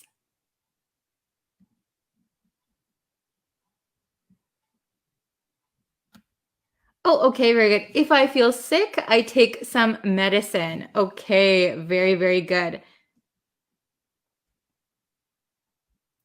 If I watch your videos, I learn English. Yeah, very good. Okay, let's see. Let's see. Ah, okay, very good. If I see a snake, I run away. Yes, yes, very, very good. If I see a snake, I run away. Okay, we can do maybe one or two more. Let's see. Remember, we need present simple. Present simple. Ah, okay, okay. This is a good one. I use lip balm when my lips get tight. So we don't say usually that our lips get tight, but we say when my lips get chapped, chapped. So like in a cold time, cold season, maybe your lips get chapped and sometimes they can bleed, right? That is a good time to use lip balm. I use lip balm when my lips get chapped. Very, very good. Okay. Let's see if we can do one or two more, or if you have a question. Oh, this is a good one. When I go to school, I feel happy. Yes, yes, yes, yes. Very good, very good. Okay.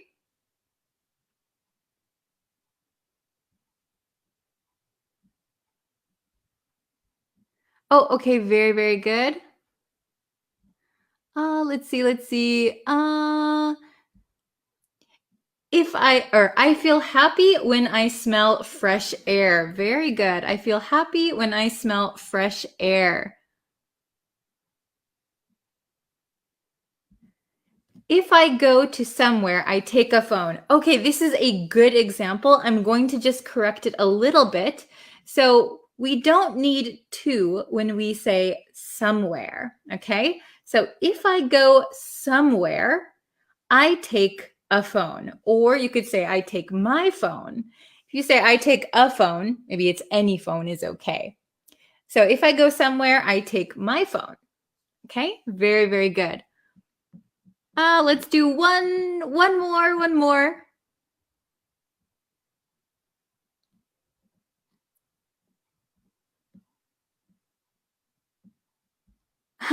If I miss your class, I feel unhappy.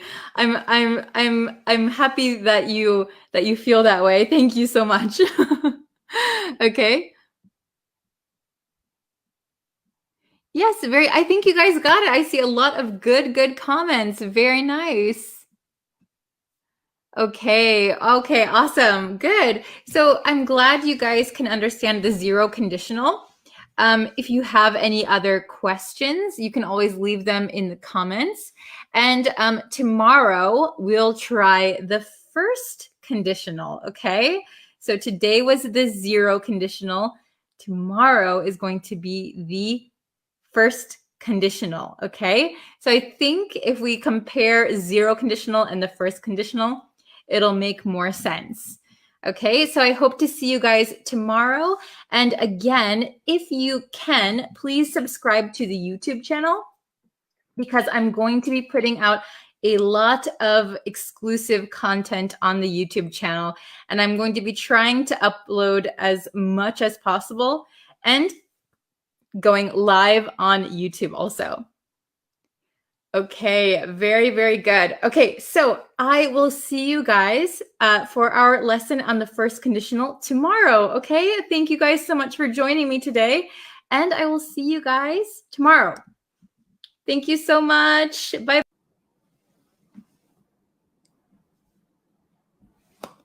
Hello, everyone. Welcome. Welcome to our live lesson. Thank you guys for joining. I'm so happy to have you here.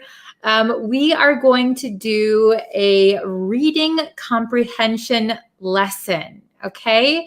Reading comprehension. So, but But first, before we get into the lesson, if you could, if you haven't already, please subscribe to the YouTube channel, like this video, share it with your friends who are also learning English, and like the Facebook page. We have a lot of lessons. After this lesson, I will go live on Facebook after this lesson. Hello. Let's see. Konya, hello. Muhammad Ali. Bree, will you go live at this time for your coming YouTube lessons? Maybe around this time. It really depends on my schedule. I'm trying to get a concrete schedule for you guys, but it takes some time. So thank you for your patience. But usually around this time, I'll do live lessons. Tetwin, hello. Hello, everyone. Thank you for joining. Hi. Okay, so we're going to do a reading comprehension lesson. I took a part of a news story, so it's very relevant to today's news.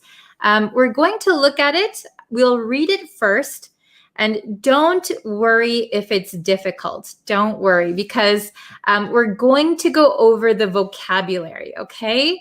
So let's take a look at the lesson, okay? So we have our reading comprehension lesson here, reading practice, all right? Can everyone see it all right? Let me know if you can't see it, okay? Ooh, can everyone read that? Is it big enough? Everyone is okay? I can also make it like this where you can't see me. Which is better? Is this okay? All right, so we're going to start like this. So here we have the title. We have the title up here. Europe starts 2021 by extending lockdowns. Okay, we're going to read this short paragraph first, okay? A number of European nations have kicked off 2021 in familiar fashion, locking down residents and struggling to curb COVID-19 cases. The tightened restrictions come as a new variant of the virus causes alarm among governments across the continent. Okay, can everyone see that? Oh, okay, very good. Don't worry if you are not good at reading. So I see Konya said they're a little bit poor at reading. Please don't worry. We're going to go over all of the vocabulary, okay? So I just read it, but let's look at these highlighted vocabulary words, okay? So first, we have a number of. Can you see this one all right? Is it big enough? Okay, so a number of something. The meaning is more than two, but fewer than many. So basically it means several. And I have two examples for you. There are a number of people waiting outside. So that means there's more than two, but there's not a ton. There's not many people, but several. There are several people waiting outside. You have a number of different options to choose from. So you have several different options to choose from. Okay, following me so far? Yes. So let's see. Number equals several. Very good. Okay. Next, kick off. So this one, kick off is informal. However, people do use it a lot in business. Although it is informal, people use it in business, okay? So kick off simply means begin or start. So this actually comes from sports. So like in soccer and American football, the game starts by kicking the ball, kickoff. So we call that kickoff. So kickoff is the start of a soccer game or football game. And so we now use it as an expression to mean begin or start. So let's look at these examples. Let's kick off the meeting with your presentation. So that means let's start the meeting with your presentation. Okay? Then we have the band's tour kicks off on Saturday. The band's tour kicks off on Saturday. So it will start on Saturday. Okay, are you following me so far? Good job. Okay. Kick off equals from scratch. Okay, so this is a good question. So from scratch means that you kind of start with nothing. So it's the very, very, very beginning. So could be similar. Kickoff means the start of something. From scratch means like from zero. Okay? Very good. Then let's see. So should we place plural auxiliary verb after using a number of something? So let's go back. So for example, there are a number of people. You have a number of different options. So we're going to put the plural of whatever noun you're talking about because it means several. Okay? So I hope that answers your question. All right, let's see. Kickoff, okay? Then we have familiar fashion. Familiar fashion. This came up in the article, in the reading. So familiar fashion, usually we say in familiar fashion. In familiar fashion means in a usual way or kind of as expected, right? So let's look at the examples. The match ended in familiar fashion as the Titans won again. So maybe the Titans is a strong sports team. And the match ended as we expected or as usual because the Titans won again. So maybe they are winning every match, okay? The table was set in familiar fashion for the holiday dinner. So in familiar fashion for the holiday dinner. So when you set a table, maybe for a special holiday, maybe there is a special tablecloth you use, or maybe you use special dishes, special silverware. So the table was set as usual for the holiday dinner. Okay? As usual, familiar fashion. Okay, very good. Start off equals kickoff. Yes, very good. Hey, hello everyone. If you're just joining us, welcome, welcome. We're just going over some vocabulary and then I'll read the article one more time. Okay, then we have the word struggling or to struggle. To struggle. So in this article, struggling means having difficulty handling or dealing with something. Okay? The short woman struggled with the heavy bag. So she's short. Maybe the bag is very, very big, very, very heavy. So the woman struggled. Oh, she was having some difficulty carrying the bag. Okay?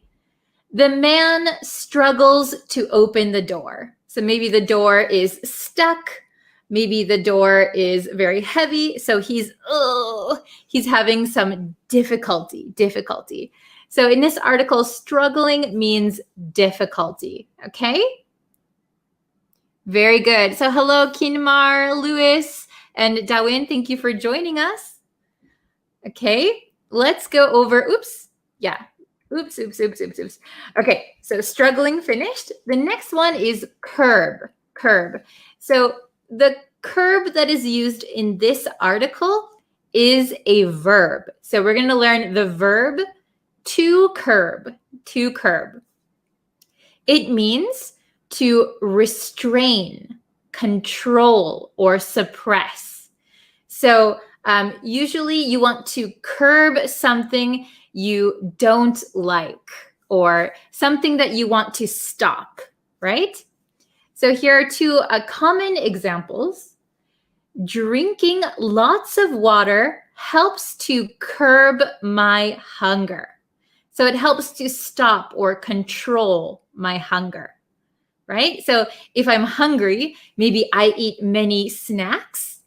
That's not good. So I need to control my hunger. So instead of eating snacks, I will drink water. Okay? Chatting with friends online is a good way to curb loneliness, So to control your loneliness, so you're not so lonely anymore. Does everyone understand curb? Is it a little difficult? Is it okay for everyone? Okay. Then we'll go to the next one. Variant. So variant, if you watch the news in English, variant will come up a lot in current news. So variant means variation. It can be similar to variation or a form of something.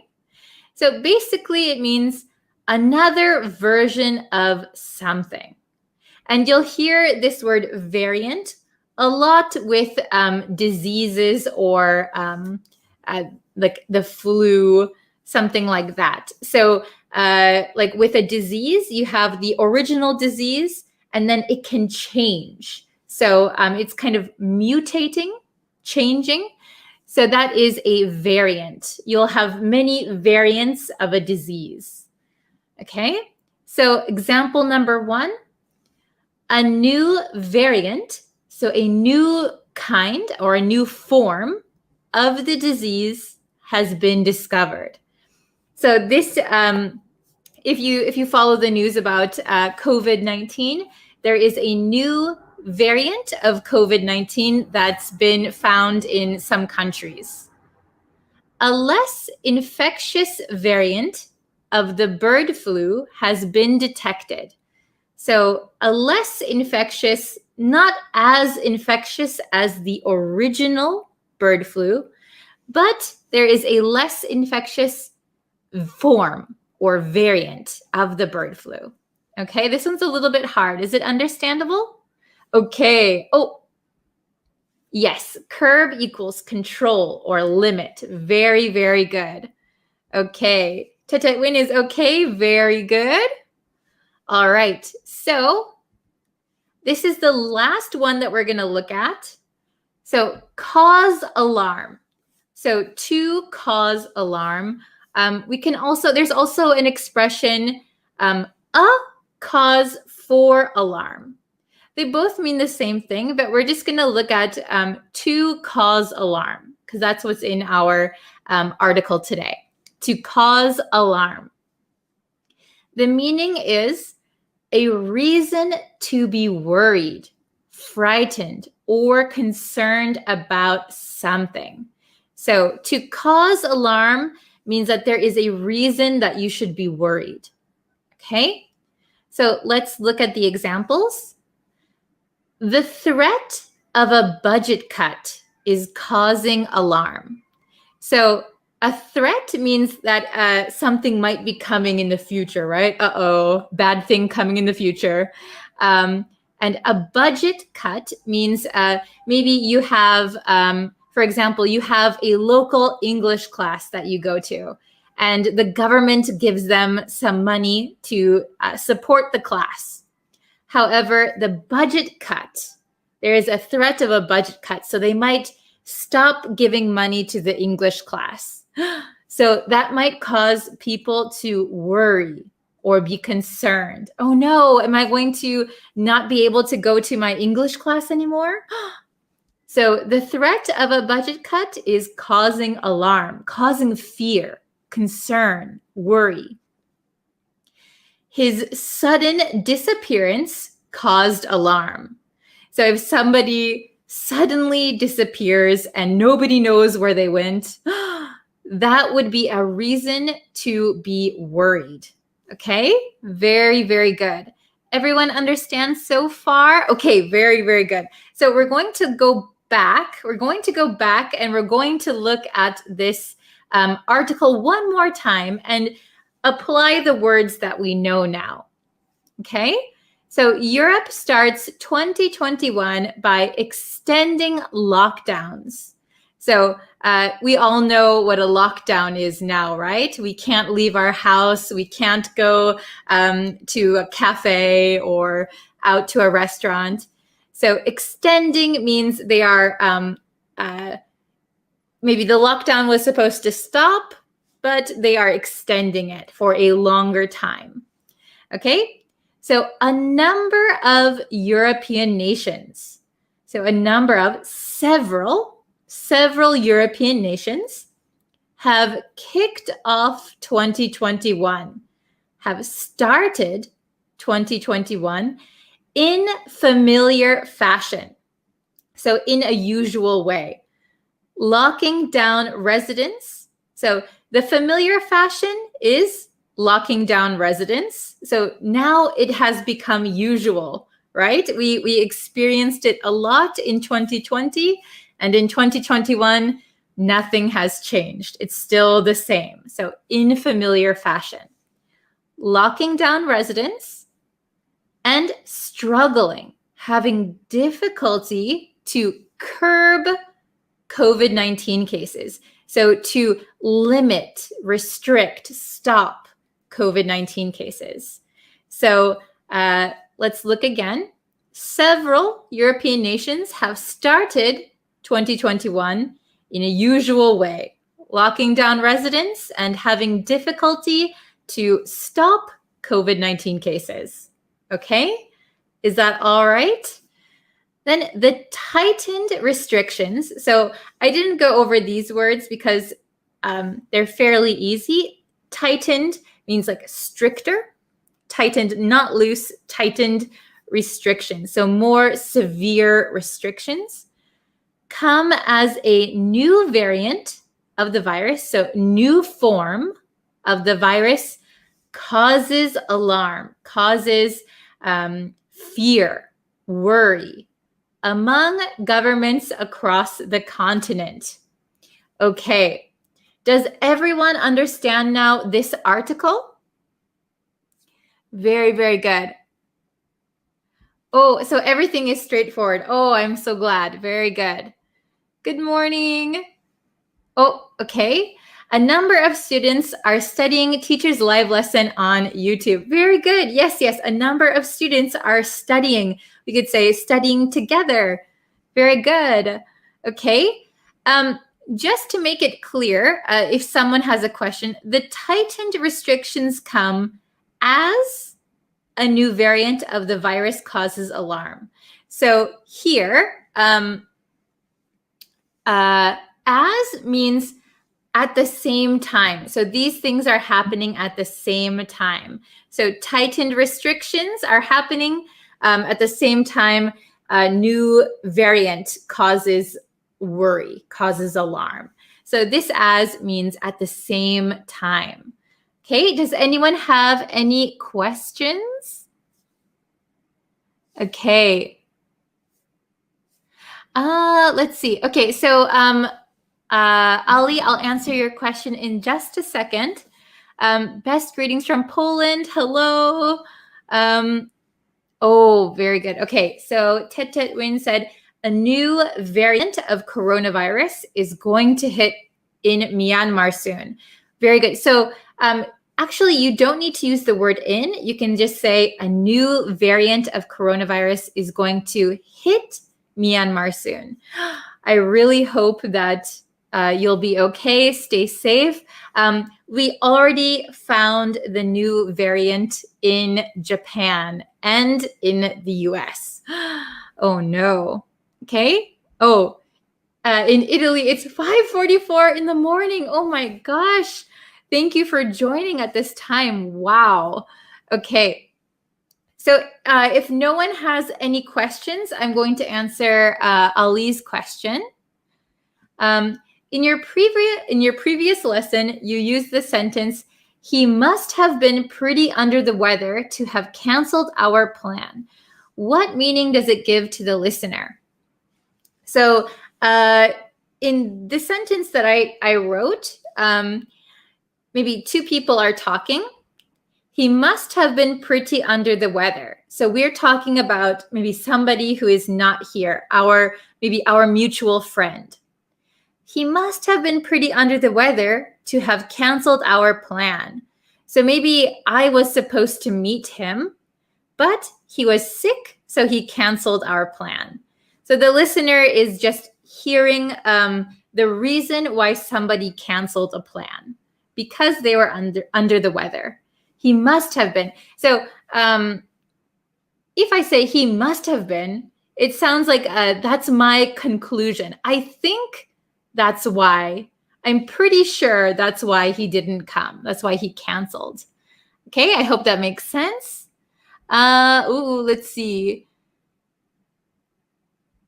Is as here meaning because. So the tightened restrictions come as a new variant of the virus causes alarm. So, because of this new variant, there are tightened restrictions, right? But this as means at the same time. So they are tightening restrictions, and at the same time, the new variant of the virus is causing alarm, causing worry. So the worry and tightened restrictions are happening at the same time. Okay? Let's see. Oh, very good. We must wear masks in familiar fashion. Yes. So same as in 2020, in 2021, we wear masks in familiar fashion. Yes. Now we are all used to wearing masks. Very good. Okay. Here I am again. Okay, I see one more example. I think a new variant of the virus is gonna struggle people to live their normal lives. Oh, very good, very good. So I would change this sentence just a little bit. I think a new variant of the virus is gonna maybe cause people to struggle with living their normal lives. Okay, very good example. During COVID-19, all students are kicking off online learning. Yes, so like a lot of online classes are kicking off. Yeah, they're starting, they're beginning. Very, very good. Okay, so I think that's it for this lesson today. I hope you can use these new words. They are a little bit advanced, but I hope you can go back and read this article. Once you break down the words, it's not that difficult, right? It's pretty easy. Okay, so I'm going to end this lesson here, and then I'm going to do another lesson on Facebook. So if you want to see the Facebook live stream, go over to Facebook and join me over there. Okay, thank you everyone for watching, and I'll see you in a little bit over on Facebook. Thank you so much. See you in a few minutes. All right. Hello, everyone. Hello, hello. Are you having a great day so far? I apologize for yesterday. I got really busy. My appointment ran longer than I expected, and I wasn't feeling that well. So I'm so sorry I didn't post a video on YouTube or Facebook. I'm very sorry about that. But today we will have a lesson. let me move my mic a bit closer. Hello, Golden. Hello, hello. Before we jump into today's lesson, if you haven't yet and you would like to know when I go live, when I post quizzes, when I post new lessons, you can subscribe to me on YouTube, follow me on Facebook, and you can turn on notifications over there. I'm also on TikTok. You can find me over there too. Tatetwin, hello. Are you okay? Yes, I'm okay. If you've been following me for a while, you'll know I got really sick in March, and I still have to go to the hospital for checkups. I had a really nasty virus, not coronavirus, but I had a really nasty virus, and it's still in my system. So it's really easy for me to get sick. So I apologize for that. Okay, so we're going to look at phrasal verbs. I only have a little bit of time, so we're going to jump into it right away. We're going to learn phrasal verbs with off, okay? Very good. So, phrasal verbs with off. Let's take a look. The first one we have is better off. Better off, okay? So, the meaning, there are two main meanings we're going to learn today with better off. The first meaning is in a more satisfactory situation than you were before. So your situation is better now than before. Okay, very good.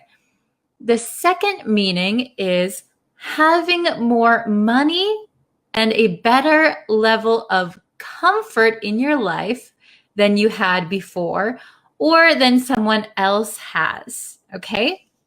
So basically, when we use better off, you are in a better situation than before, okay? So it could be just about your situation, or it could be specifically about money and comfort level, okay? So let's take a look at some examples.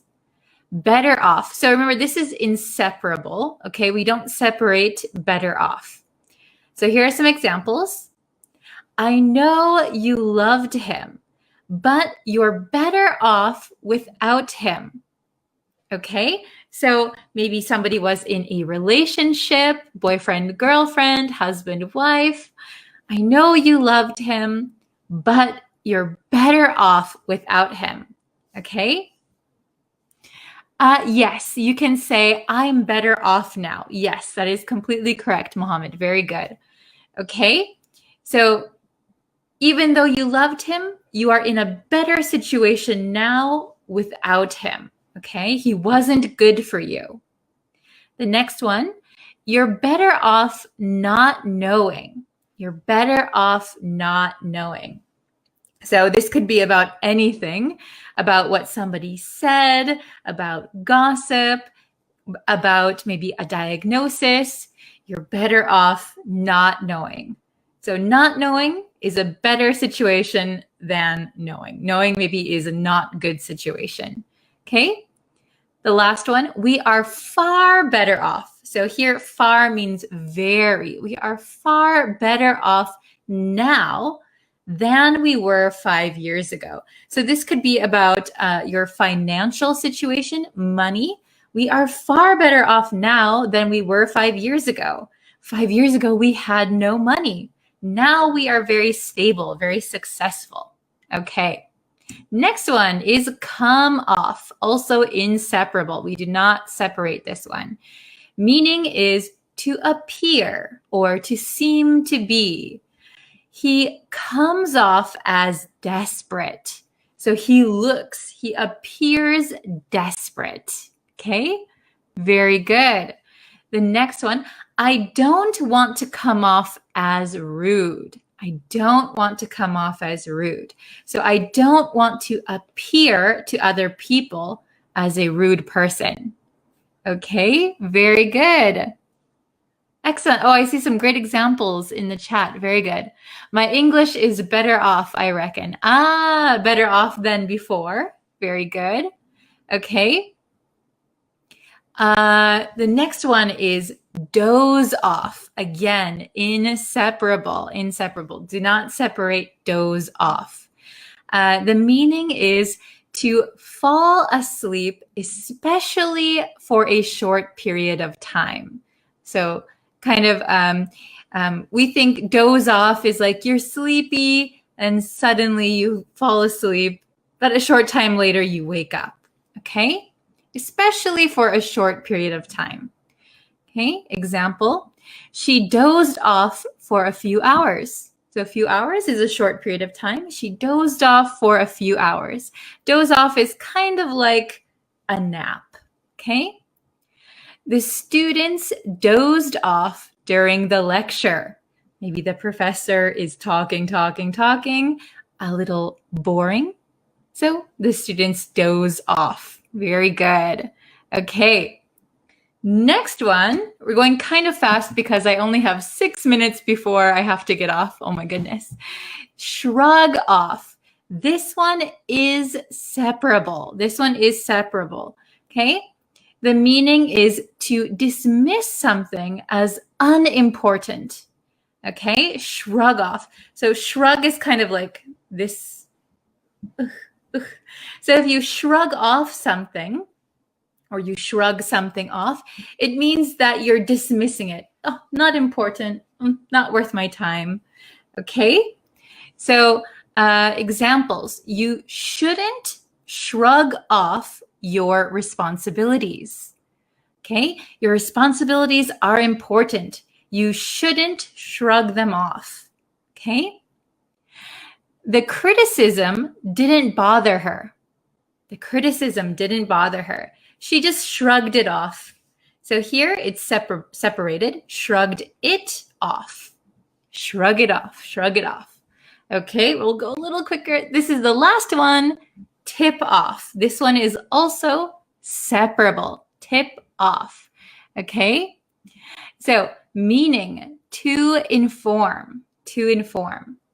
So usually to inform someone of something that's going to happen or that happened or you know who did it, okay? Someone tipped off the police before the incident. So someone told the police, they gave them a tip. They tipped off the police before something happened. And here we can separate it. Who tipped them off? Who tipped them off? Was it you? Who told them? Okay? Very good. We will never shrug off our lessons. Oh, thank you. Oh, hello from Myanmar. Okay, so let's answer some questions really quick. We have 5 questions and 5 phrasal verbs with off. Better off, come off, doze off, shrug off, tip off. I only have 4 minutes left. Oh my gosh. So my schedule is so packed today. I'm so sorry. So number 1, before setting my alarm clock. When do you set your alarm clock? Probably before you go to sleep, right? So before setting my alarm clock. Oh, Aliawan, perfect. Very good. Okay. Excellent, TF Ran. Good job. So the correct answer for number 1 is dozed off. Very good. I dozed off before setting my alarm clock. Number 2 is separable. If you have back pain, you shouldn't something. Okay? Aliwan, perfect. Oh, Tetetwin, very good. Okay. Number 2, if you have back pain, you shouldn't shrug it off. Very good. You shouldn't think, oh, it's not important. Maybe you should go to the doctor. Number 3, you'll be something if you study more now instead of going out with friends. Very good. You'll be if you study more now instead of going out with friends. Can you get number 3? Ali, very good. Excellent. Good job, Kat. Marfa. Very good. Okay. You'll be better off if you study more now. You'll be in a better situation. Excellent, excellent. Number 4. Because he's shy, he can as arrogant. Because he's shy, he can as arrogant. Oh, very good, very good. Ali, Mohammed, good job. Mohammed again, good job. Okay, very good. Come off. He can appear as arrogant. He looks arrogant, but he's just shy. Okay? Number 5, the last one.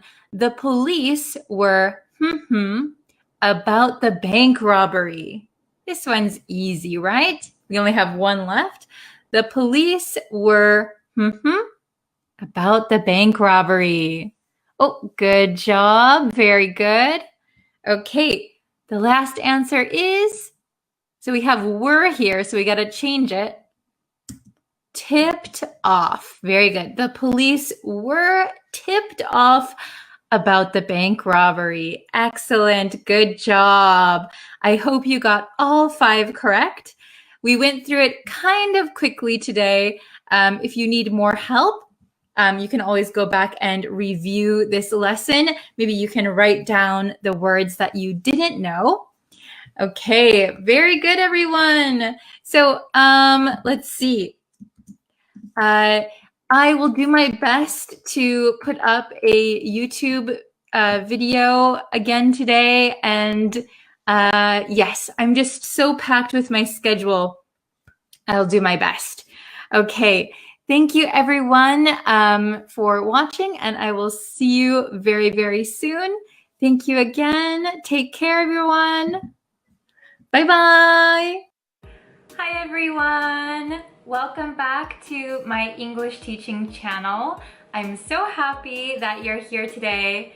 I am going to give you 5 tips and tricks to learn English more fluently. Usually when you start taking an English class, they give you a textbook and tell you to read.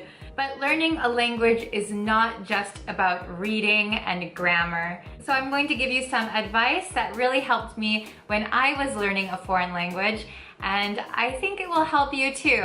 So let's get into it. The first tip is watch English speaking TV or movies with no subtitles. Don't turn on the subtitles in your native language.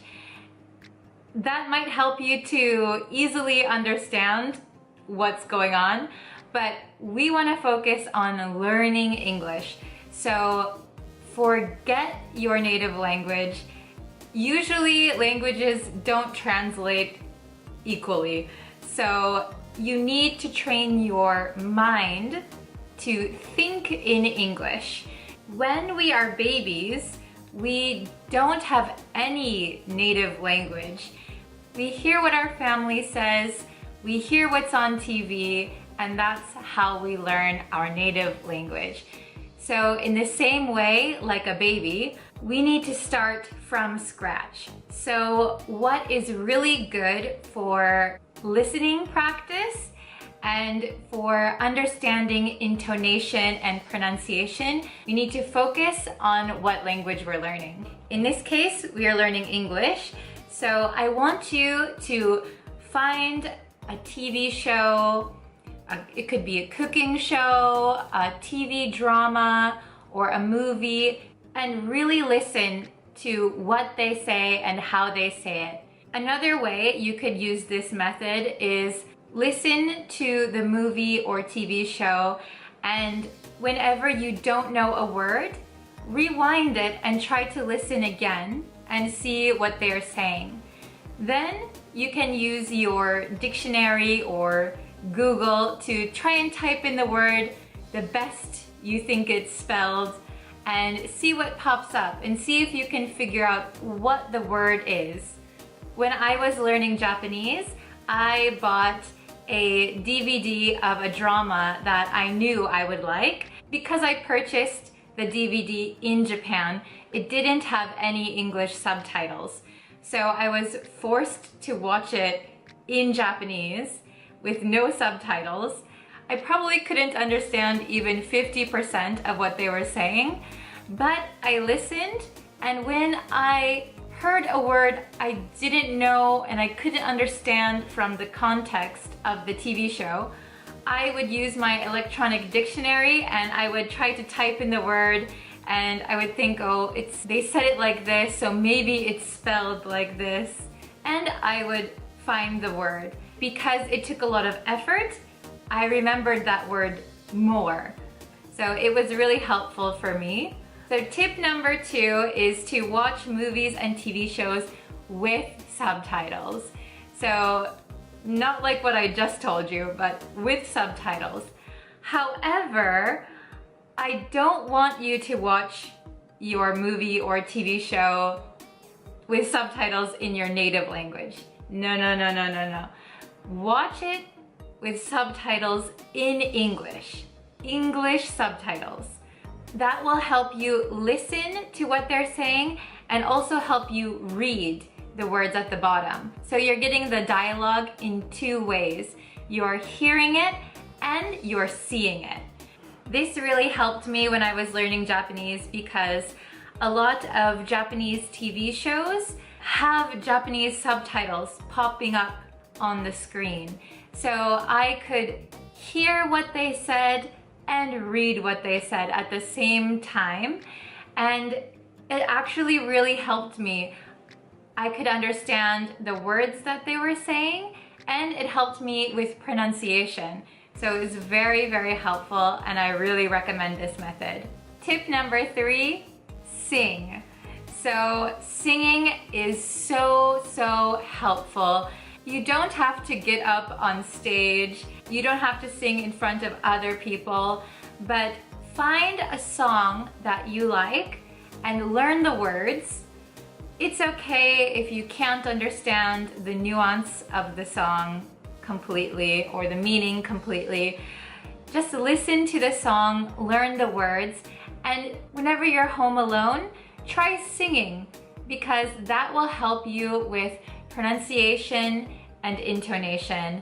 A lot of my English students who are singers actually have really good English pronunciation, and that's because they sing in English and they copy the sound that the singer makes. And it's a really fun way to get to know the language and pronunciation. It's also helpful if you can do karaoke. So if you're seeing the words on the screen and singing at the same time, you're also getting to know the words in 2 ways. So I think that's another really fun way to learn English. It's okay if you're not good at singing.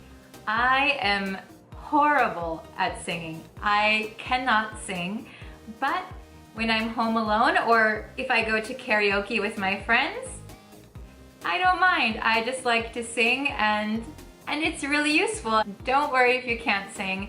It's just a really fun way to learn English without sitting and studying from a textbook. Tip number 4 is make a friend who speaks English. The best way to learn a language is by talking to a native speaker of that language. So I know it might be difficult, depending on where you live, to make a native English-speaking friend.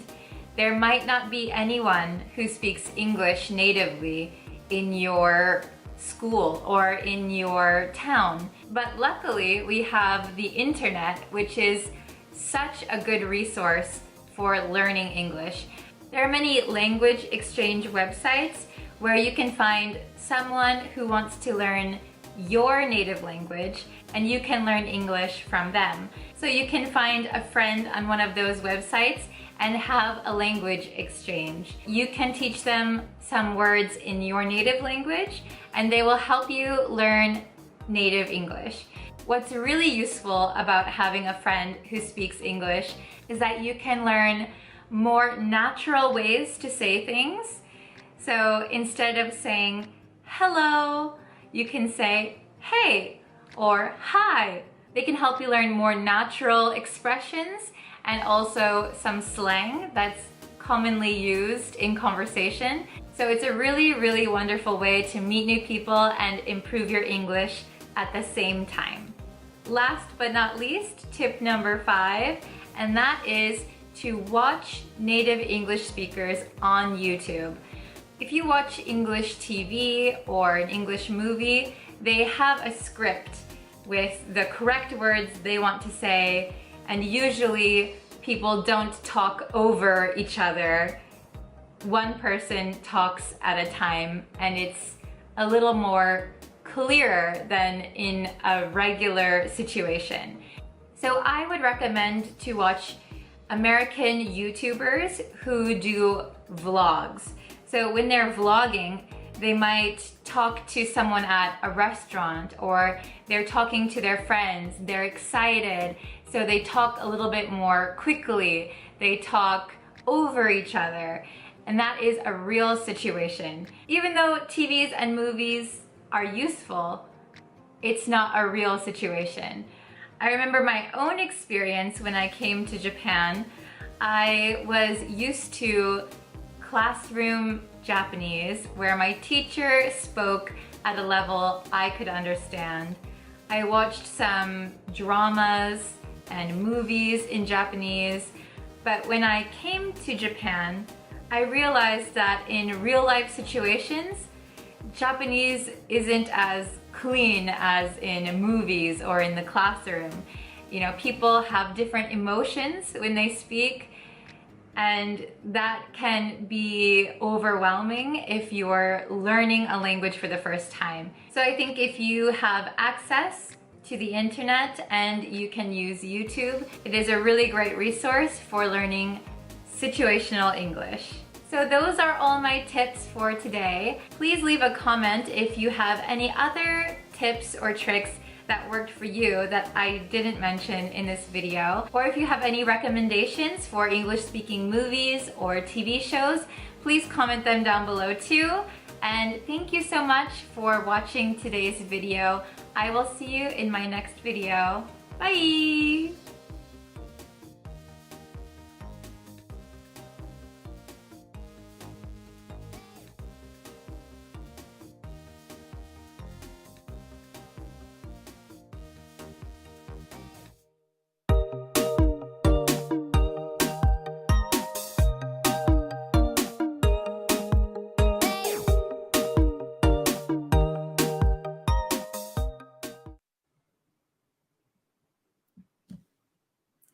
Hi students, how are you?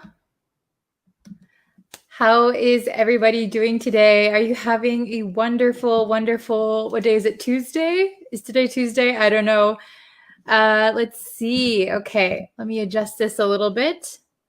And I need my marker. Okay, so we're going to continue from last week. So hello.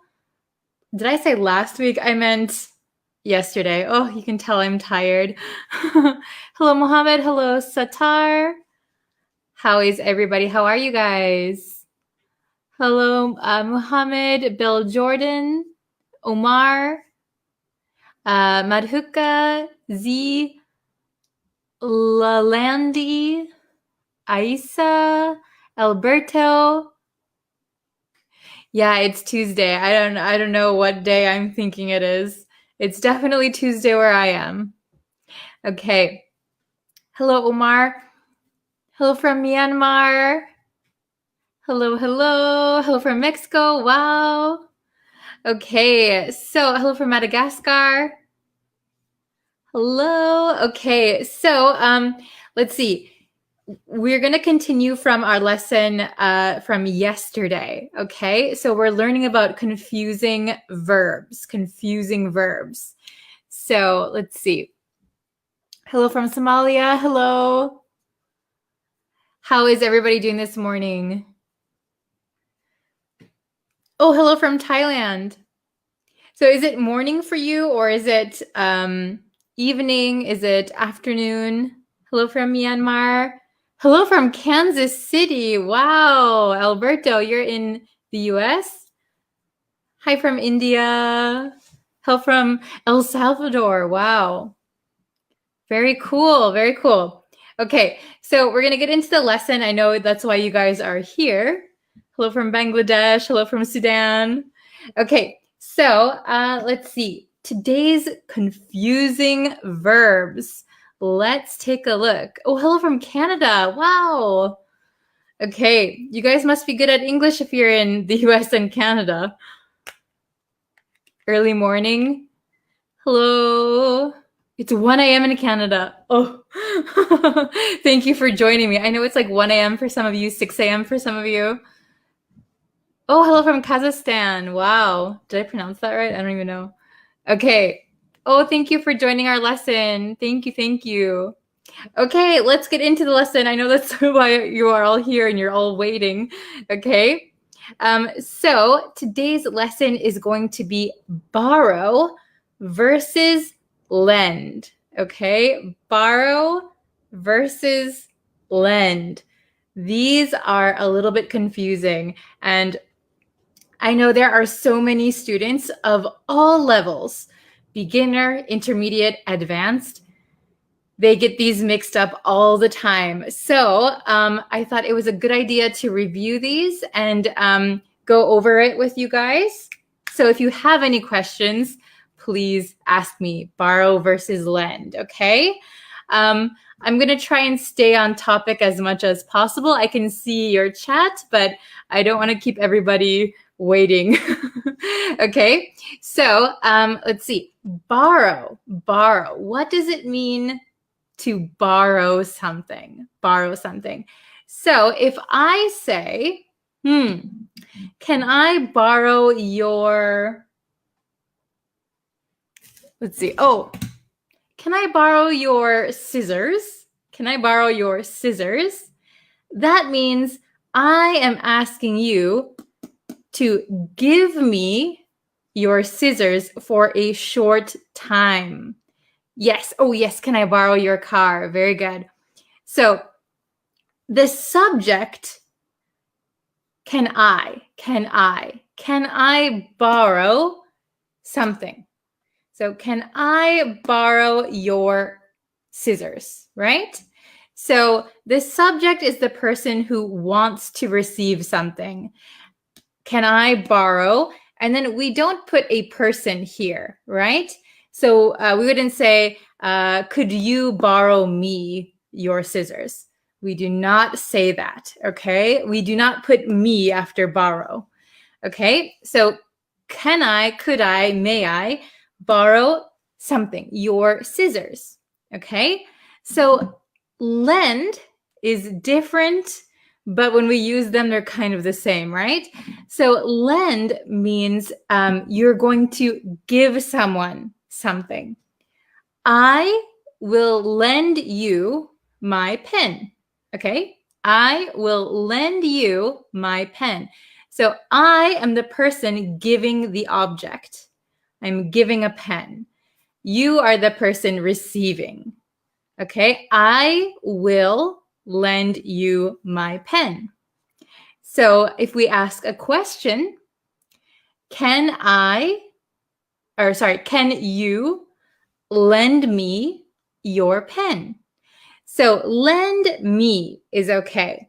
Borrow me?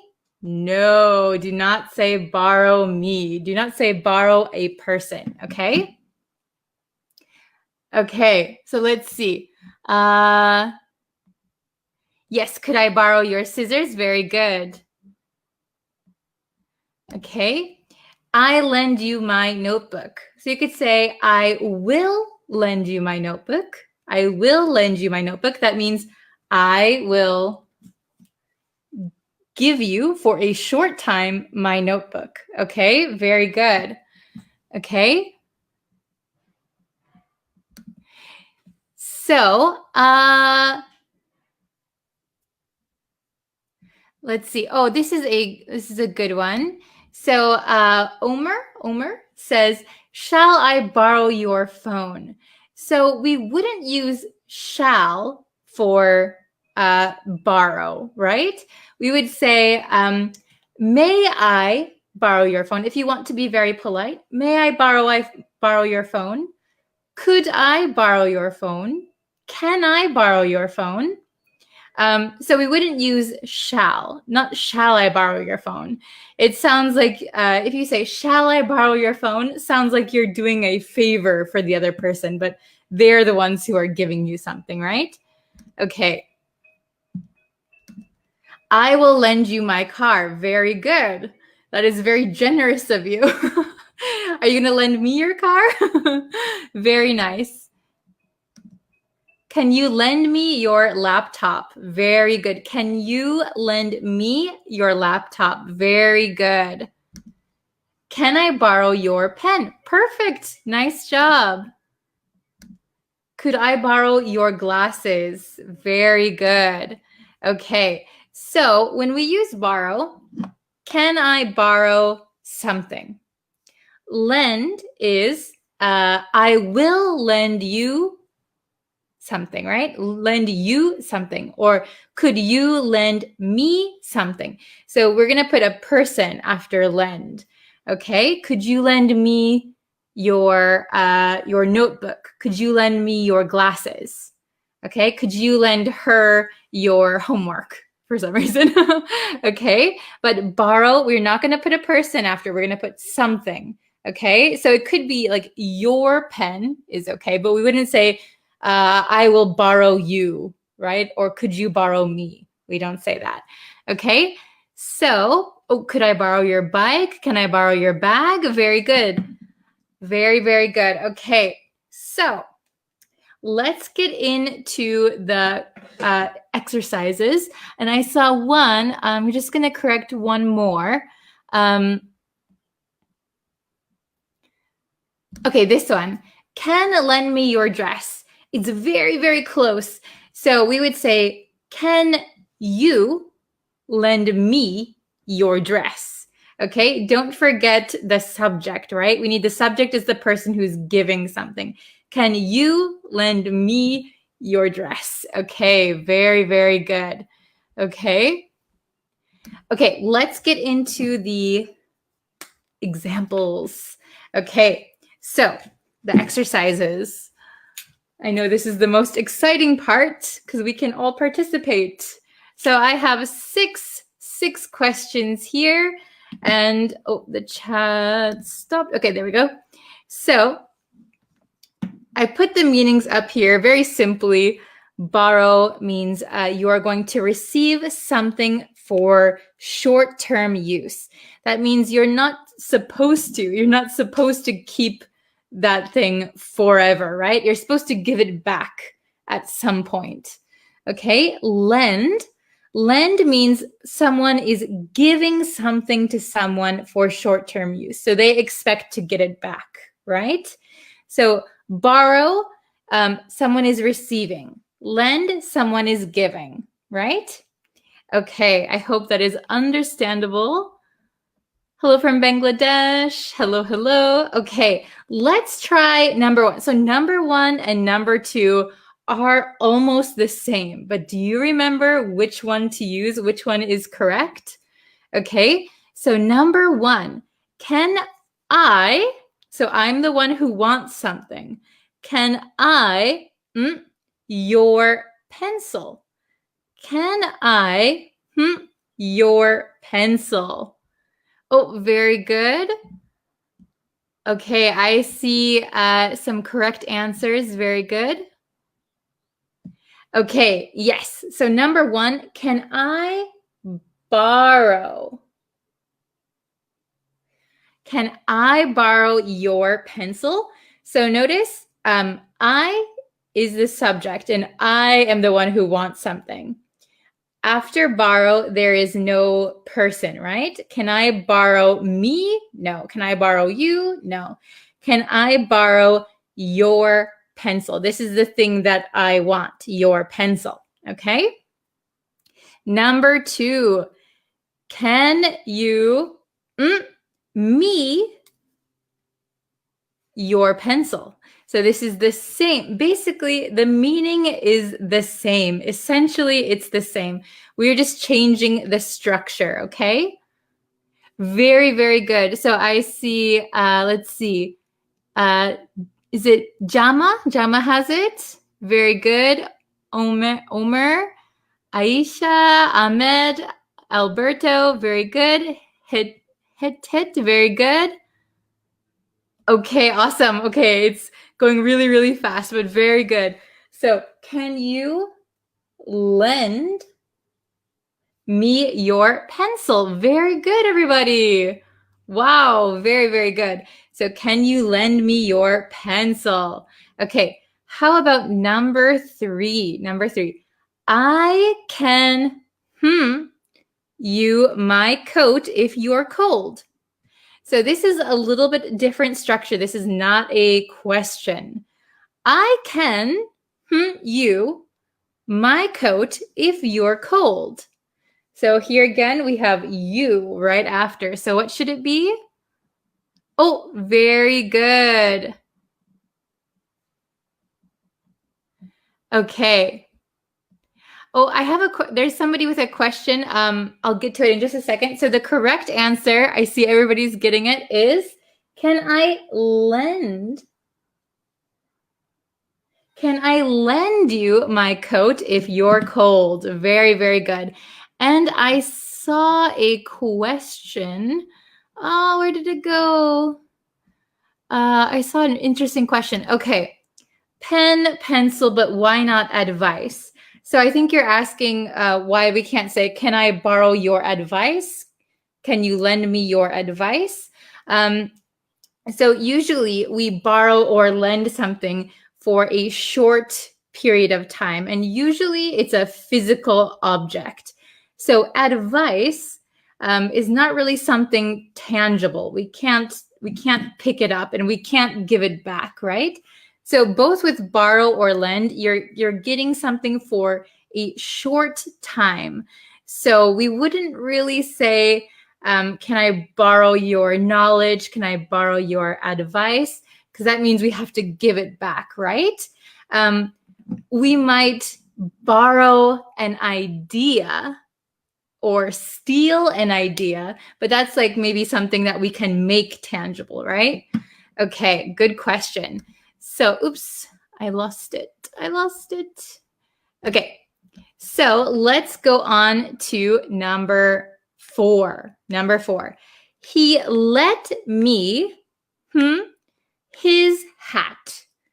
He let me his hat.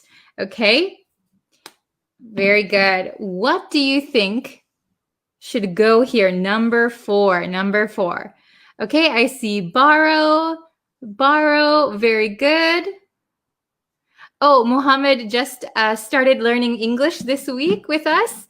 Hello, Mohammed. Welcome. You're in the right place. Okay, so he let me. So his hat, this is the thing that we got, right? So he let me borrow his hat. Borrow his hat. Okay, very good. Number 5. Could you, we have me, we have a person here. Could you, me some money? Ooh, what a daring question. Could you, me some money? Okay, so we're on number 5. Oh, I see Devashka said lend. Very good. Leka said lend. Sharif, lend. Okay. Lend, Mohammed, very good. Okay, so could you lend me some money? Could you lend me some money? So I don't know. I don't know if people ask you this question sometimes, but it's a very maybe we got to make sure we're going to get our money back, right? Okay. Could you lend me some money? Very good. Okay. So number 6, I'll you my shoes if I can your sweater. So we have 2 answers for number 6. I'll you my shoes if I can your sweater. We have 2 answers, 2 answers. What do you think? Oh, I see Rose, very good.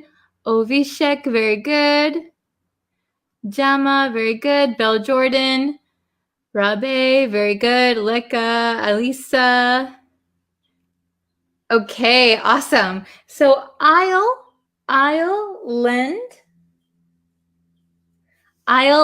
you, right? You, we need somebody after lend. I'll lend you my shoes if I can your sweater. So there's no person after this.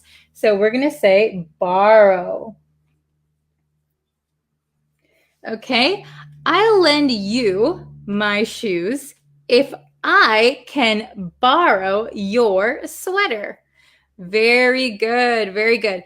Okay, so let's go over it one more time. So remember that borrow, someone is receiving something for short-term use. You're supposed to give it back. Lend, someone is giving something to someone for short-term use. They expect to get it back, okay? Number 1, can I borrow your pencil? Can I borrow your pencil? So after borrow, we're going to have the thing that we want. The subject is the person who wants something. After borrow is the thing that we want. Number 2, can you lend me your pencil? So here the subject is the person who is giving something. Can you lend someone, me, your pencil? Okay. Number 3, I can lend you my coat if you're cold. Number 4, he let me borrow his hat. Number 5, could you lend me some money? Number 6, I'll lend you my shoes if I can borrow your sweater. I'll lend you my shoes if I can borrow your sweater. Very good, very good. Okay, I see a lot of people were answering correctly, so that's awesome. I think you guys got the hang of it now. Very, very good. Oh, okay. So this is a good question. I say this a lot. What does go over mean? So go over, you will hear me say this a lot in my lessons. Go over means to review. So we'll go over something one more time. We'll go over it. We'll go over it in class. It means review or talk about, usually again. Okay, good question. Okay. Okay, very good.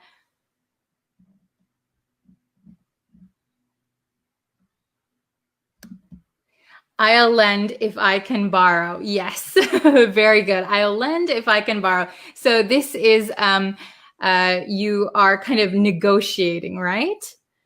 Okay.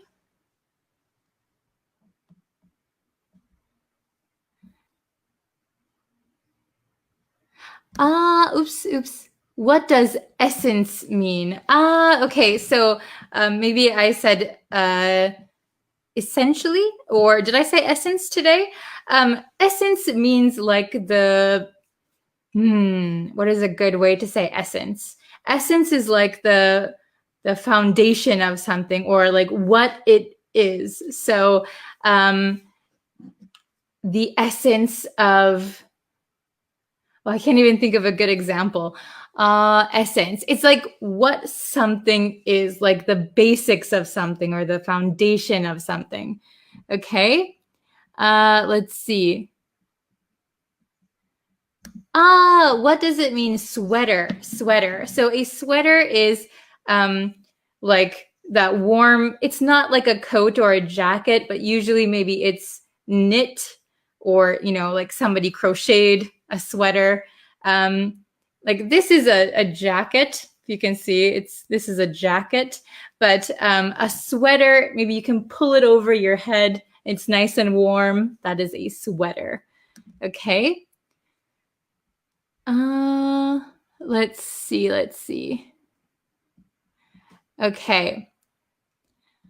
So if you're just coming in now, we are talking about borrow versus lend. So when you borrow something, the subject of the sentence is going to be the person who wants something. Can I borrow your pen, right? After borrow is going to be the thing that you want. For lend, the person who's giving something is going to be the subject. She will lend me. We need a person after lend. She will lend me her dress. Okay? So that's what we talked about today. Okay, let's see. Yeah, essence of perfume. Yeah, it can also be in perfume.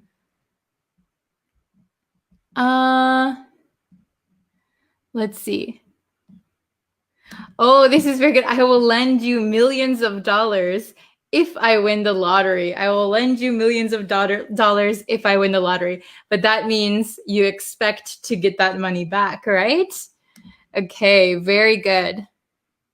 Okay, so let's see. Does anyone have any other questions? Otherwise, I have to go on to my next lesson today. Okay, let me just check something for you. Okay.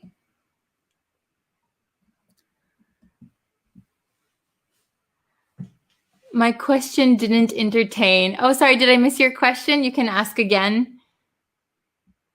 Rent. Okay. What about rent? So rent means that you are paying for something. So usually lending and borrowing are for free. Renting something means, like, for example, your apartment. So usually every month you have to pay money to live in an apartment. That means you're renting. So you're paying to use something, but you can't keep it forever, right? So you don't own your apartment if you are renting. You're paying money to live there, but you don't own it. Okay?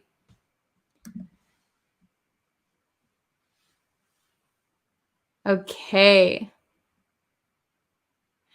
Okay, so if you have more questions, feel free to post them in the comments and I will try and answer as many as I can. I have to go on to my next lesson now, so thank you so much for learning with me today, and I hope this was a helpful lesson. I will see you guys again tomorrow for tomorrow's lesson. Okay. Oh, so what about a loan? So a loan, I'll answer this question really quick and then I have to go. But loan, okay? So what about a loan? A loan is you are borrowing money. So it's usually money, right? A loan. You borrow money from someone or a bank and you have to return that money. But usually with a loan, you have to pay interest. Okay, so if you take out a loan from the bank, say you want to buy a house, you take out a loan from the bank, and then you have to pay back that loan. However, there is usually interest. So every year there, instead of paying, let's see, for example, if you borrowed $10,000 from the bank, if you borrowed, right? If you took out a loan for $10,000, okay? That means you have to pay it back, not just $10,000, but plus interest. So every year, maybe it adds like $100, another $100, right? So you borrowed $10,000, but maybe you have a contract, a loan contract. So that means you have to pay back $1,500 or $15,000. Sorry, we said $10,000. $15,000. Okay, so usually there's interest. So you don't pay back that exact amount, right? Okay, so thank you everyone for watching. Please leave your comments down below. I also posted some other lessons recently on YouTube, so if you want to go and find those, you can. Okay, so I will see you. I will see you all tomorrow, right? We'll see you for tomorrow's lesson. Thank you so much for watching. See you tomorrow. Bye. Hi students, welcome back to another English lesson. Today we are going to have a little bit of a quiz, okay? But first, if you haven't yet and you would like to know when I post new lessons and when I go live, please consider subscribing to the YouTube channel, okay? All you have to do is press the red button, turn on notifications, and then you'll know when I go live. So today's quiz is all about make and do. So make and do are oftentimes confused by English learners. So today we're going to test how well you know make versus do. There are 10 questions, and I'm going to give you 3 answers for each one. After I read the question, you'll have about 20 seconds to pick the correct answer. Feel free to type your answers in the comments, and then you can see where you made your mistakes. Don't forget to tell me your score after you've completed the quiz. All right, are you ready for question number 1? Before you can see the doctor, you have to an appointment. A, do. B, done. C, make.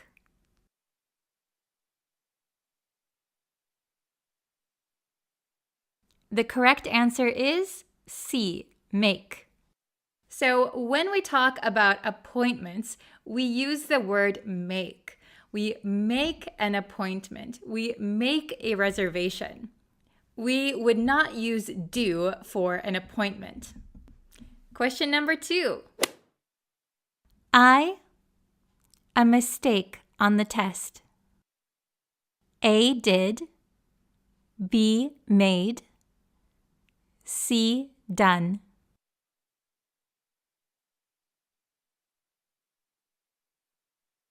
The correct answer is B, made. Remember that we make mistakes and make corrections. Question number 3. The storm, a lot of damage. A, did. B, made. C, done. The answer for number 3 is A, did. Did you get it right? We can do damage, damage can be done, but we can't make damage. Number 4. Have you the bed yet? A, make. B, made. C, done. The correct answer for number 4 is B, made. We make a bed. We don't do a bed.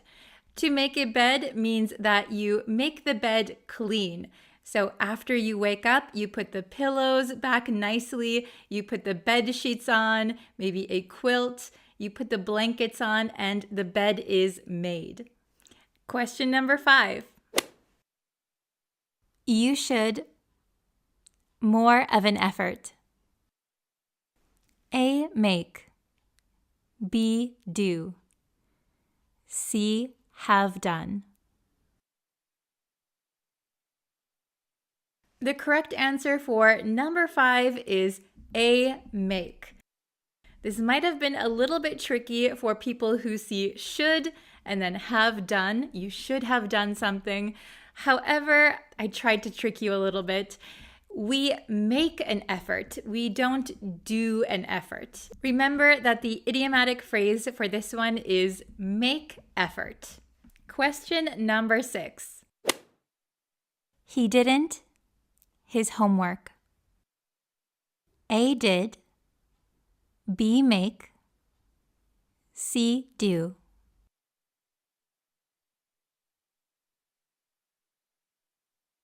The correct answer for number 6 is C do. Remember that students do homework and people do work in general. Number 7. The girls are in the bathroom, their hair.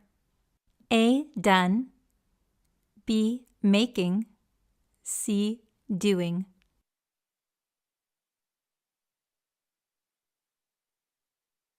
The answer for number 7 is C, doing. We always do our hair. You can remember this because we sometimes call a hairstyle a hairdo. For hair, makeup, and nails, we use do. Do your makeup, do your hair, do your nails. 3 more questions left. Let's try question number 8. I can't any promises. A make. B do. C did.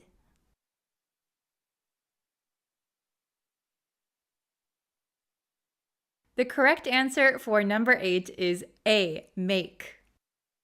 Remember, when it comes to promises and vows, we make them.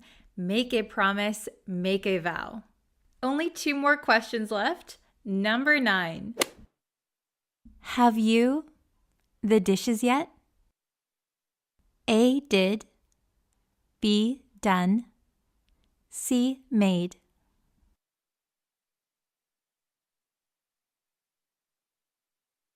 The answer to question number 9 is B, done. Have you done the dishes yet? So dishes is a part of household chores. When we say do the dishes, we mean wash the dishes. All right, ready for the last question? I think you can get this one. Question number 10. I the laundry yesterday. A have made. B did. C made. The correct answer for number 10 is B, did. I did the laundry yesterday. Laundry is another household chore. So when we wash our clothes, we call it doing the laundry. So doing laundry, doing the dishes, those are household chores. We do chores. All right, how did you do? There were 10 questions. How many did you get correct? Please write your score in the comments below. I hope it was easy for you, but if it wasn't and you need more help, don't worry. I'll be making another lesson on make versus do very soon. So please subscribe so that you can see that lesson when it comes out. All right, that's it for today's quiz. Thank you guys so much for watching, and I will see you again tomorrow for a brand new lesson. Bye, everyone.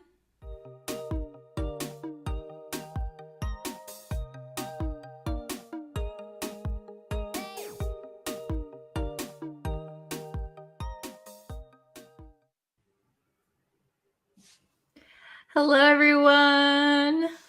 How is everybody doing?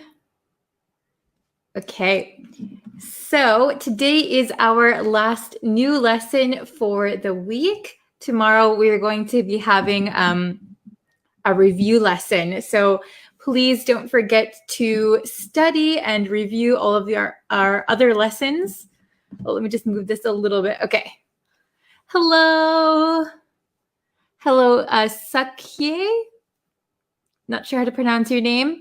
Nonao, Sigit, Zaid.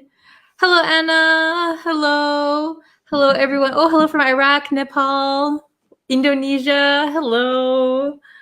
So, how is everybody doing today? I'm doing very good, very good. If you could please share this live stream with your friends. I always do appreciate it. Thank you very much.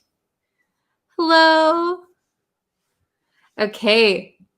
So, hello from Philippines. Hi. Good morning. Hello from Afghanistan, Cambodia. Hello, hello. Okay. So, as I was saying, this is going to be our last new lesson for the week. And then tomorrow we're going to have a review lesson. So I hope you've watched all of this week's lessons. Hello from India. Hi. Okay. So hello from Sudan. Hello, hello. Hello, Ing.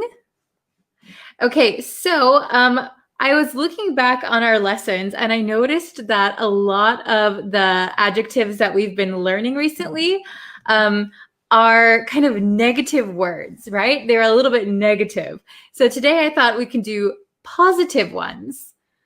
Oh, I'm glad you're okay. I'm glad you're feeling good. Oh, watching from Japan. I'm also in Japan. How's the weather in Japan today? Today it is a little bit sunny. A little bit cloudy, a little bit sunny, but not rainy, which I'm really happy about. Hello from Somalia. Hello. So today we're going to do positive adjectives. Positive adjectives. Woo. So we're going to be talking positively today. Okay? Watching from Myanmar. Hi. Okay. So our adjectives for today. By the way, we're learning adjectives to describe people. So these are words we can use to describe people's personalities, okay? Oh, it's getting cold in Chicago. Yeah, I'm sure it is. In my hometown is in Wisconsin, north of Chicago, and it's already very cold there. Oh, hello from Bali. Must be gorgeous weather there. Hello from Uzbekistan. Hi. Hi from Sudan. Hello. Okay. So let's get into the lesson. So we're going to learn considerate and decisive. So does anyone know these words already? Does anyone know these words? Considerate and decisive. Considerate and decisive. Okay. So let's look at the first one. Both are positive, by the way. Today we're learning positive adjectives. Okay, so if you say a considerate person, right? A decisive person. A considerate person is someone who is thinking of others. Okay? Oh, Anna lives right on the border of Illinois and Wisconsin. Yeah, it must be cold. Okay. So considerate. If someone is considerate, they think of others, right? So they are polite. Considerate people are usually polite, kind, nice, and usually they don't want to cause inconvenience for someone else. Okay? So if you are a considerate person, you are a very good person, right? You are a very good person. You're always thinking of others before yourself, okay? And decisive. So if you are a decisive person, that means that you can make decisions very, very quickly. You are good at making quick decisions, okay? So I am not decisive. I am not decisive. It takes me a long time to make decisions, right? Oh, very good. Okay, we have a good example. He is a decisive leader. He is a decisive leader. Very good.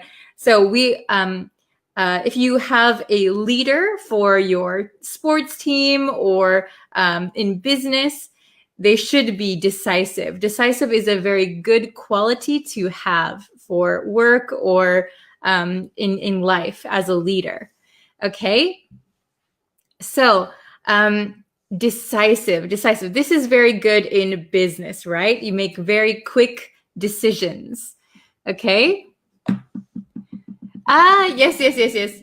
So Anna said, so you are confused. Yes. So I am not decisive, right? So if I, for example, this is a very simple example, but if I go to a restaurant and I look at the menu, Oh, what should I get? I don't know. Maybe my friend is very decisive. They can choose something right away. They know what they want. But for me, it takes me some time. So I'm looking very confused at the menu. Good one. Okay. So considerate is very kind. Decisive is somebody who's quick to make decisions. Both of these words are good things, right? So we want to be considerate people. We want to be decisive people. Okay? Oh, no problem. If you're coming into the lesson just now, we are just starting. We're just going over these two words, considerate and decisive. So I'm going to switch to my bigger board and you can see the definitions and we can do some examples, okay? Hello. Okay. So we have our questions here. Oh, no worries if you're late. We're just starting. Okay, so we're learning 2 positive adjectives today, okay? So let's see. Considerate. Considerate means careful not to inconvenience others. And I couldn't fit it here, but polite and caring. So considerate is like nice, polite. You think of others before yourself. You don't want to inconvenience anyone, okay? So decisive means you have the ability to make decisions quickly, okay? So considerate is someone who is nice, who thinks of others. Decisive is somebody who can make decisions very quickly. They know what they want, okay? So again, both of these words are good things. These are good qualities to have, okay? So let's try and look at number 1. Let's try and do it together, okay? So he is very thoughtful and something. He is very thoughtful and something. What do you think is the correct answer for number 1? So maybe similar to thoughtful. A synonym probably for thoughtful. Okay. He is very thoughtful and something. Oh, I'm glad you're considerate. Very good. Okay. Oh, I see decisive, considerate. Oh, every other answer. Considerate. Yes. So we're looking for something that is similar to thoughtful. So this might be a little bit tricky, right? So thoughtful doesn't mean like thinking a lot. Thoughtful means that you think of other people, that you're thinking of what other people want or like. He is very thoughtful, so very kind. And the correct answer is considerate. He is very thoughtful and considerate. Considerate would be the best answer here. Considerate. So if you know the word consider means to think something over, right? So considerate means you're thinking of other people. So he is very thoughtful, kind, and considerate. Okay, very good. Okay, number 2, we need a leader who can take control. Very good. Oh, Anna already has number 2 done. Decisive. Okay. Does anyone else have an answer for number 2? We need a leader who can take control. Oh, it's okay if you get it wrong. No problem. These are brand new words.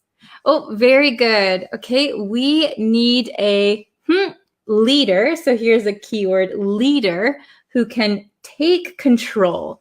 They can tell us what to do, take control. So we need a decisive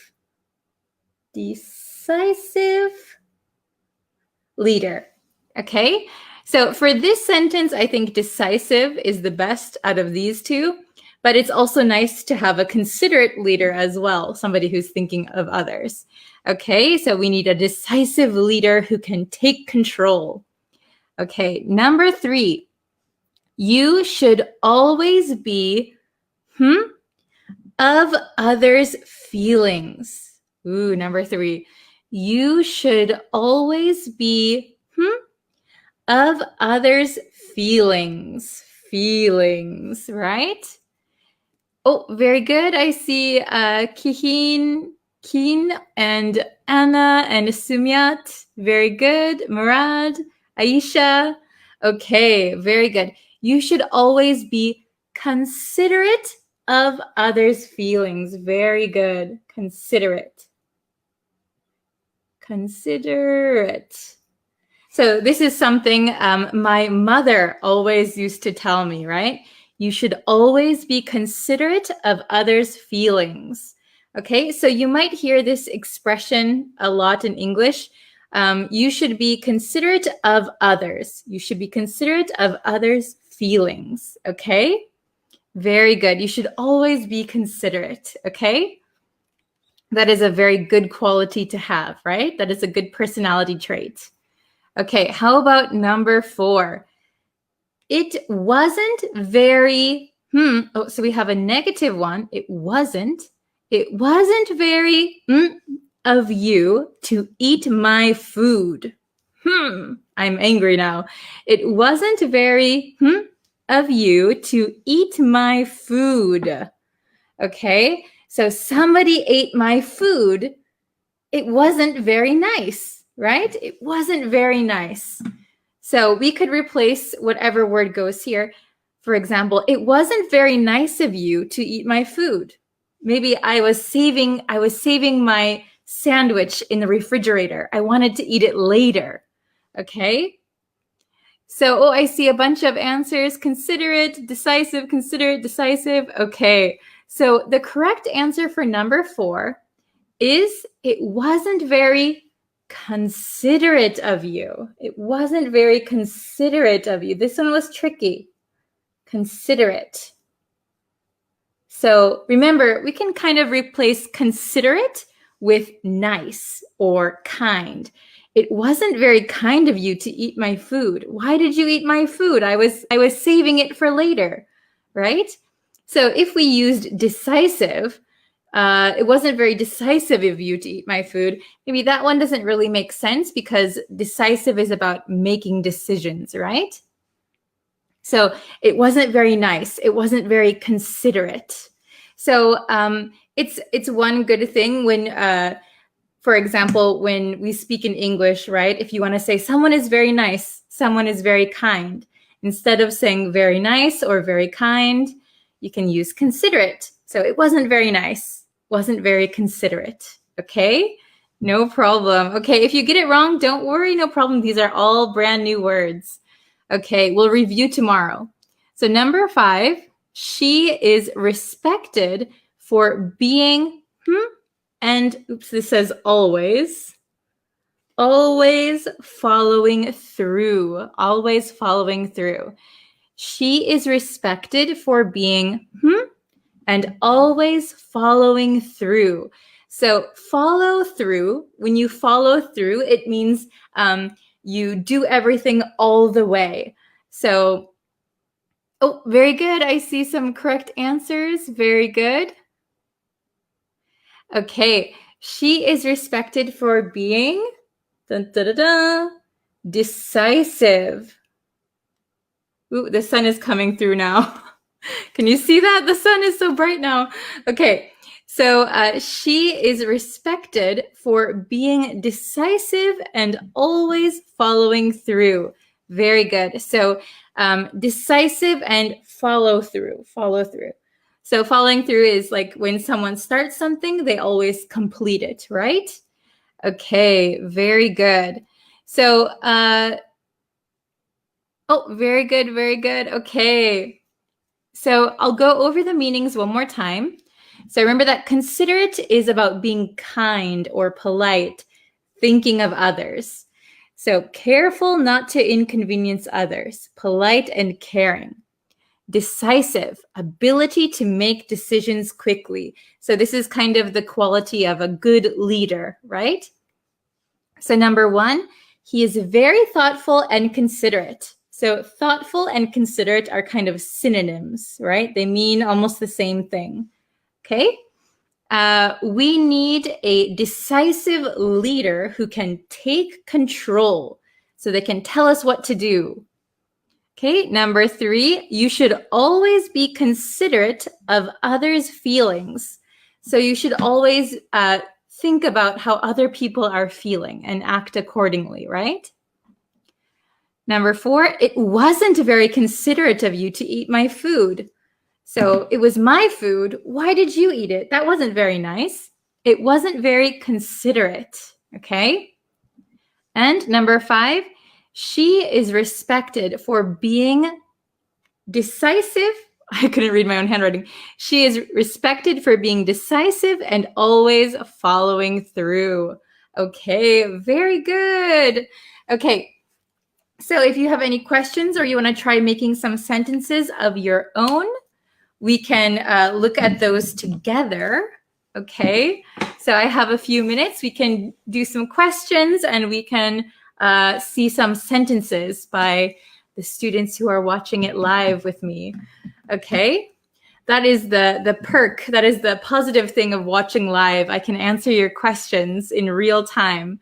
Okay, so let's see. Oh, so Kinamar said, I'm not decisive. Very good. We actually have a word for people who are not decisive. I am also not decisive. And if you are not decisive, we can say indecisive, indecisive. So I am very indecisive. I can't make decisions quickly. Very good. Okay. Does anyone else have any other questions or sentences they want to have looked at? Oh, okay. This one's good.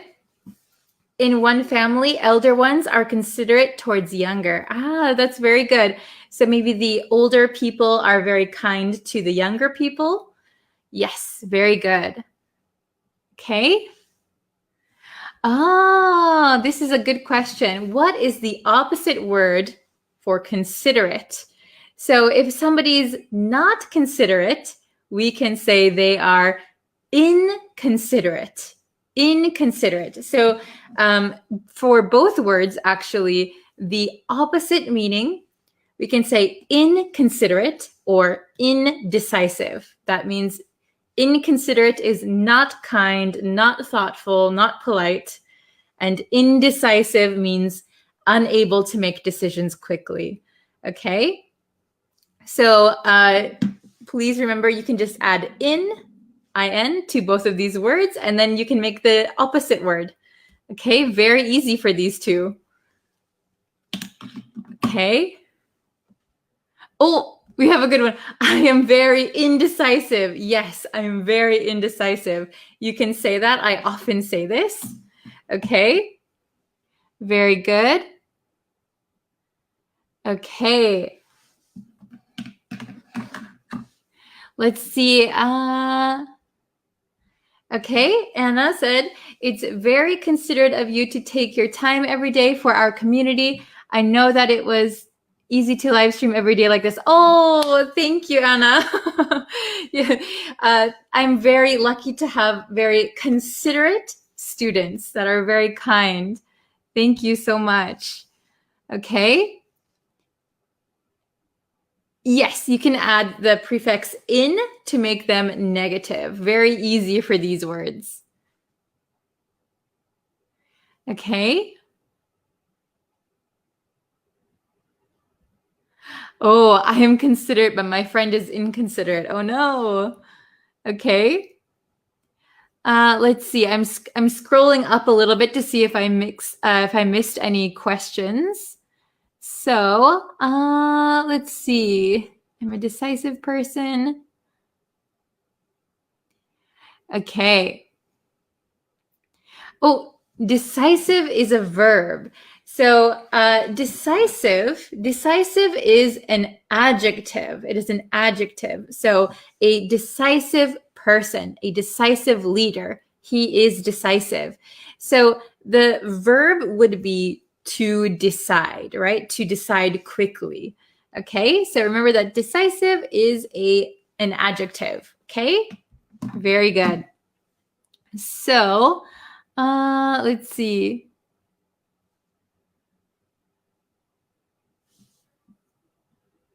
Oh, no worries, Anna. I know what you meant. When you are indecisive. Okay, very good. I'm seeing some very small sentences. Everyone's doing very well.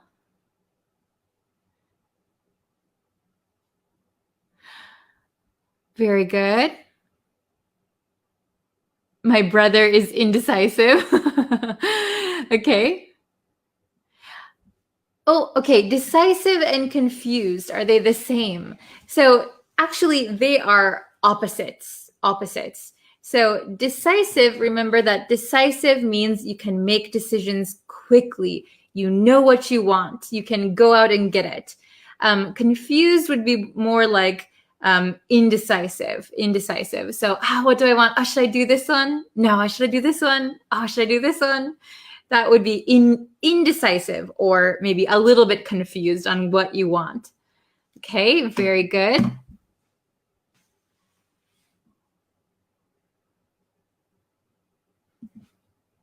Oh, yes, very good. Noun for inconsiderate is inconsideration.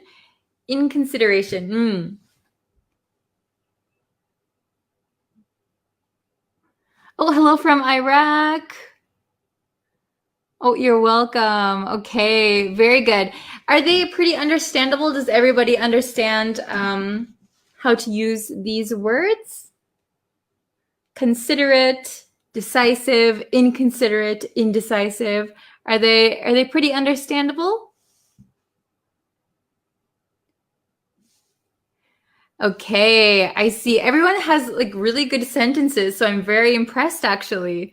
Okay, so I think you have these down. Very good. So please remember that our review lesson will be tomorrow. It's going to be tomorrow. Oh, hello. Okay. Oh, here's a good question. Consider and considerate, are they different meanings? So consider is a verb, to consider. So to consider means to think about something, right? To think about a situation. Considerate means someone who's thinking of others. So I think the word considerate comes from the word consider, but considerate means thinking about other people before yourself and being kind and being nice, being polite. The word consider means to think about something. So it's a little bit of a different meaning, but very good. Okay. This is a good one. I am decisive. However, I was indecisive when I faced an important decision. Yes. Very good. Some people are decisive about like everyday things. They can be very quick to make decisions. However, when it's a very big, important decision, then they become indecisive because it takes some time to make a decision, right? I am indecisive all the time, even about small decisions. Okay, everyone did very well. Okay, so I'm glad it's been understandable. Thank you for joining our live lesson today. Tomorrow is going to be our review lesson, so please review. And if you have any questions, you can always leave them in the comments. Again, if you could, please share this live stream with your friends. I really appreciate it. Let's grow our community and let's learn together, okay? So I'll end the lesson here, but thank you so much for joining, and I will see you guys tomorrow for a brand new lesson. Okay, thank you very much. Bye. Oh, hello. Hello, everyone. Excuse my voice again, always. I think because I'm teaching every day, all day, my voice sometimes disappears, so I apologize for that. But anyway, if you are just joining now, please go ahead and subscribe to this YouTube channel. If you would like to know when I post new lessons and live lessons, so if you subscribe and if you turn on the bell notification, that will let you know when I post new lessons here, which is why you're here, I think, right? To learn English. And if you are new, hello, my name is Bree. I teach American English. So I'm from the United States. So my accent is an American accent. So we learn American English here, okay? So I wanted to get into two confusing phrasal verbs. Two confusing phrasal verbs that a student actually requested me to make a video about. So here it goes, okay? So we have these two. Oh my goodness. Have you heard of these before? So we have run into, and come across, come across. Does anyone know either of these phrasal verbs, to run into or to come across? Okay, so they both are very, very similar, and we can even use them interchangeably sometimes. However, there is a big difference, which I'm going to explain. Okay, so when you run into someone, right? We say run into someone. It means you meet someone by chance, right?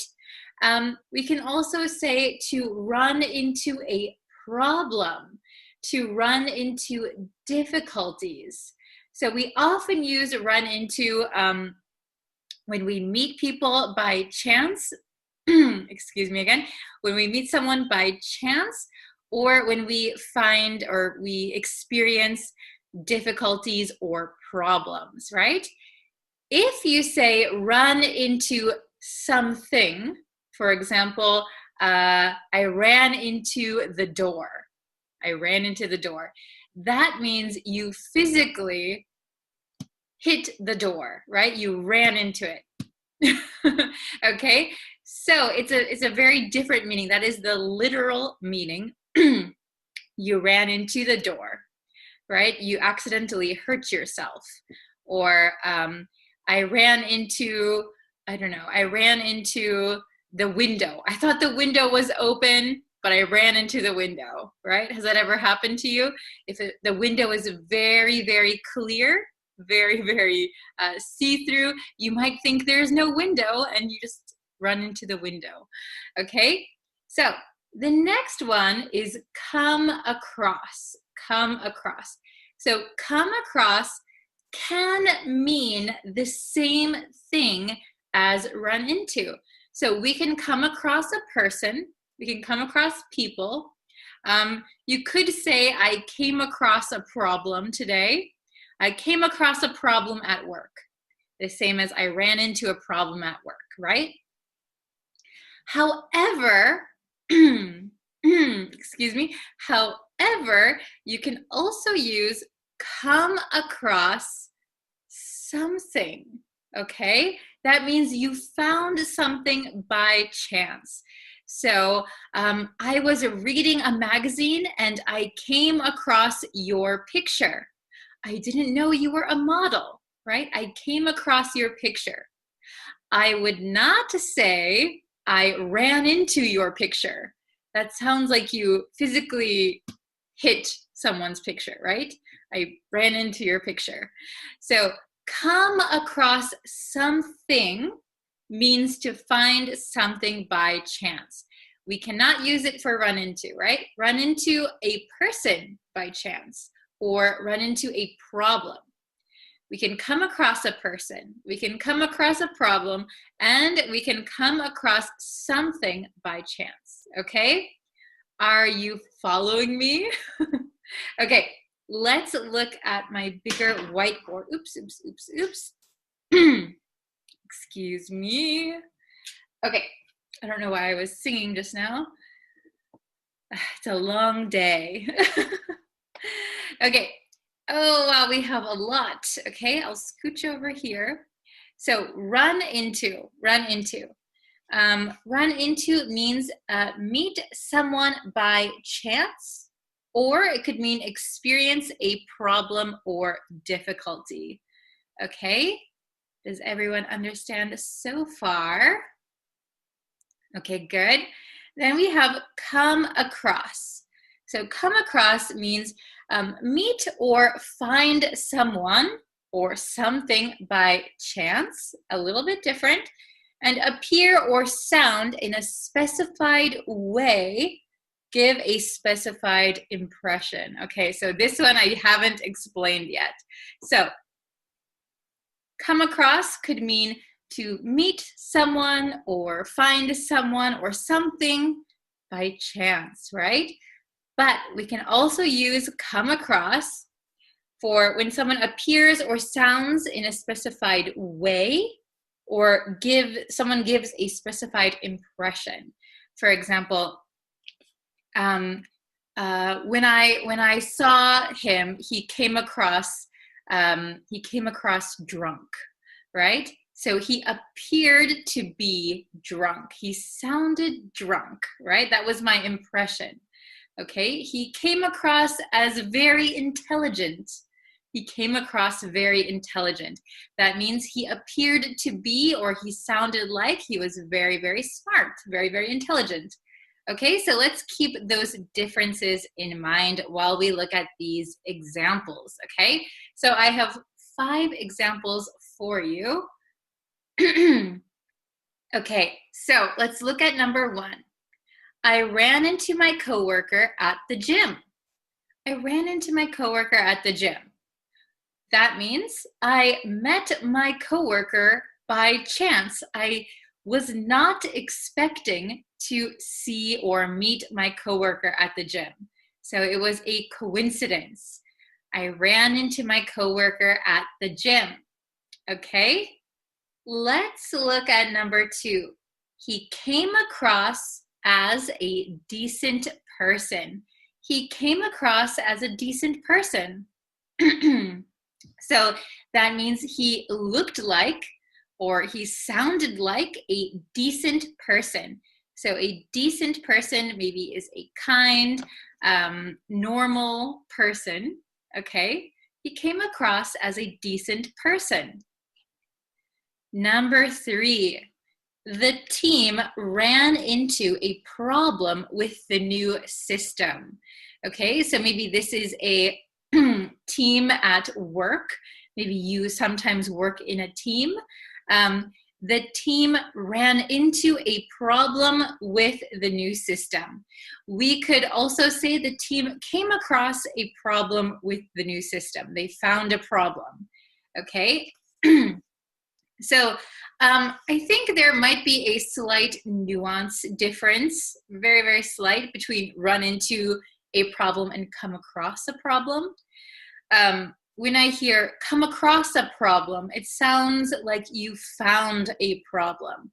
If you ran into a problem, it sounds like you experienced a problem. But maybe that is a very slight nuance that you don't really need to pay attention to here. It basically means the same thing. So let's see number 4. Number 4, yes, number 4. So she came across this old newspaper article. She came across this old newspaper article. So here we cannot say she ran into this old newspaper article. We cannot say that. So when you find something by chance, please use come across, okay? Not run into. And number 5, we came across an adorable elderly couple in the park. We came across an adorable elderly couple in the park. So that means you found them or you saw them by chance, okay? So you could say we ran into an adorable elderly couple in the park. We came across an adorable elderly couple in the park, okay? Is it understandable so far? Let me just go over them one more time. So run into. So if people are just coming in now, run into means meet someone by chance. experience a problem or difficulty. So we can use run into in two different ways. Come across, meet or find someone or something by chance, or appear or sound in a specified way, give a specified impression. So something looks or sounds like something, comes across as something. That is the impression that I get. Okay? So let's go over them one more time really, really quick. Please listen to my pronunciation and intonation. Okay? If my voice comes back. Okay, number 1. I ran into my coworker at the gym. I ran into my coworker at the gym. Number 2. He came across as a decent person. He came across as a decent person. That means he was a nice guy. Number 3, the team ran into a problem with the new system. The team ran into a problem with the new system. Number 4, she came across this old newspaper article. She came across this old newspaper article. And number 5, we came across an adorable elderly couple in the park. We came across an adorable elderly couple in the park. Okay, very good. If you have any questions on run into or come across, you can put them in the comments and I'll be sure to check them. Also, if you want to make some example sentences using run into or come across, please do so. I love to see your examples, and it's really helpful for the other students as well. So please, it's your homework. Write an example for each one in the comments below, okay? So just remember that come across can mean find something by chance. We cannot do the same with run into. And come across in another meaning can also mean appear or sound. You get some kind of impression, okay? So thank you guys for watching. Again, really quick, I'll announce it here. So all of December, all of next month, if you're watching this when it's posted, right now is November. And for next month, I will be posting every single day on this YouTube channel, okay? I will be posting every single day. So if you want to see a new English lesson every day, please subscribe to my YouTube channel. And if you want, if you know anyone else who is studying English, you can always send them my channel or my videos and we can all learn together. Okay, so thank you so much for watching. I will see you in our next lesson. Take care, everyone. Bye-bye. See you.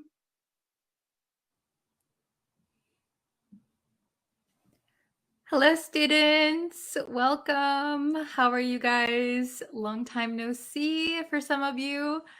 Okay, so we're going to be talking about how to listen and how to really catch fast spoken English, especially questions.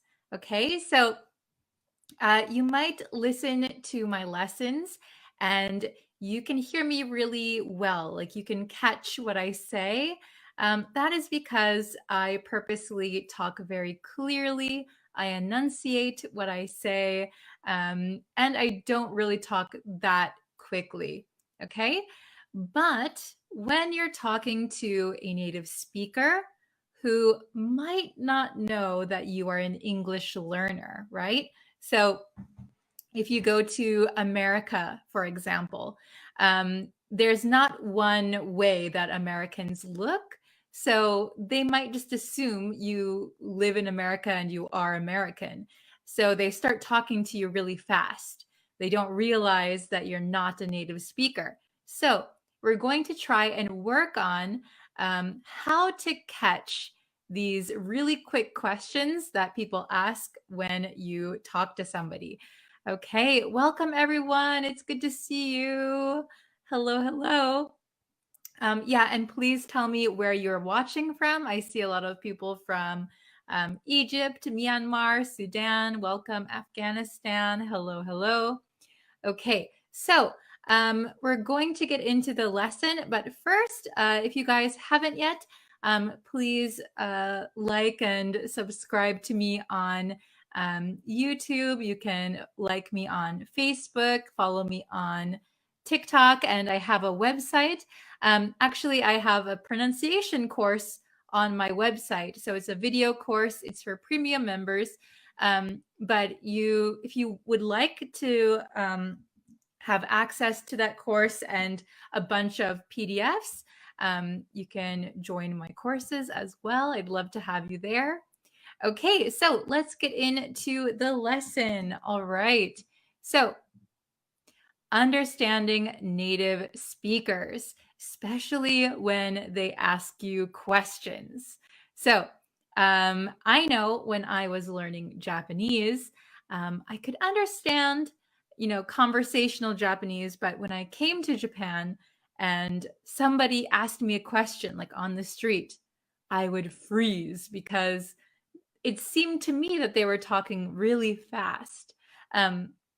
That probably wasn't the case, but I froze, right? I panicked. So hopefully I'm going to help you not panic and be able to answer these questions and, ask these questions as well. Okay, so we have some questions here. 1, 2, 3, 4, 5. We have 5 questions. All right. So the first one, if you read this in a textbook or your teacher asks you, you might hear or say it very clearly, right? What are you doing? What are you doing? However, naturally, when we speak, we don't put spaces between each word. Okay? If we talked like that, it would be very easy to understand, but we usually don't. Okay? So instead of saying, what are you doing? We sometimes say, what are you doing? What are you doing? Okay? So if you go to the United States and somebody says, what are you doing? That means, what are you doing? So you can see here, what are. You can see here that the T becomes a D. What are. And the word you, it takes a lot of effort to say you. So when we talk really fast, we get very lazy. So instead of saying you, we're going to pronounce it as ya. What are ya? Okay, this is very common almost for all of the times we say you, it's going to change to ya. So, for example, you know what I'm saying? We're going to say, you know what I'm saying? You know what I'm saying? Okay. We also have one other way. Oh, sorry, I forgot to talk about doing.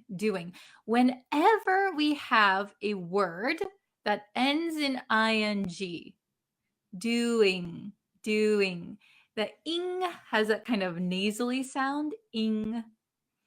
But when we're talking very quickly, we skip the nasal sound and we just say doing, in. Okay?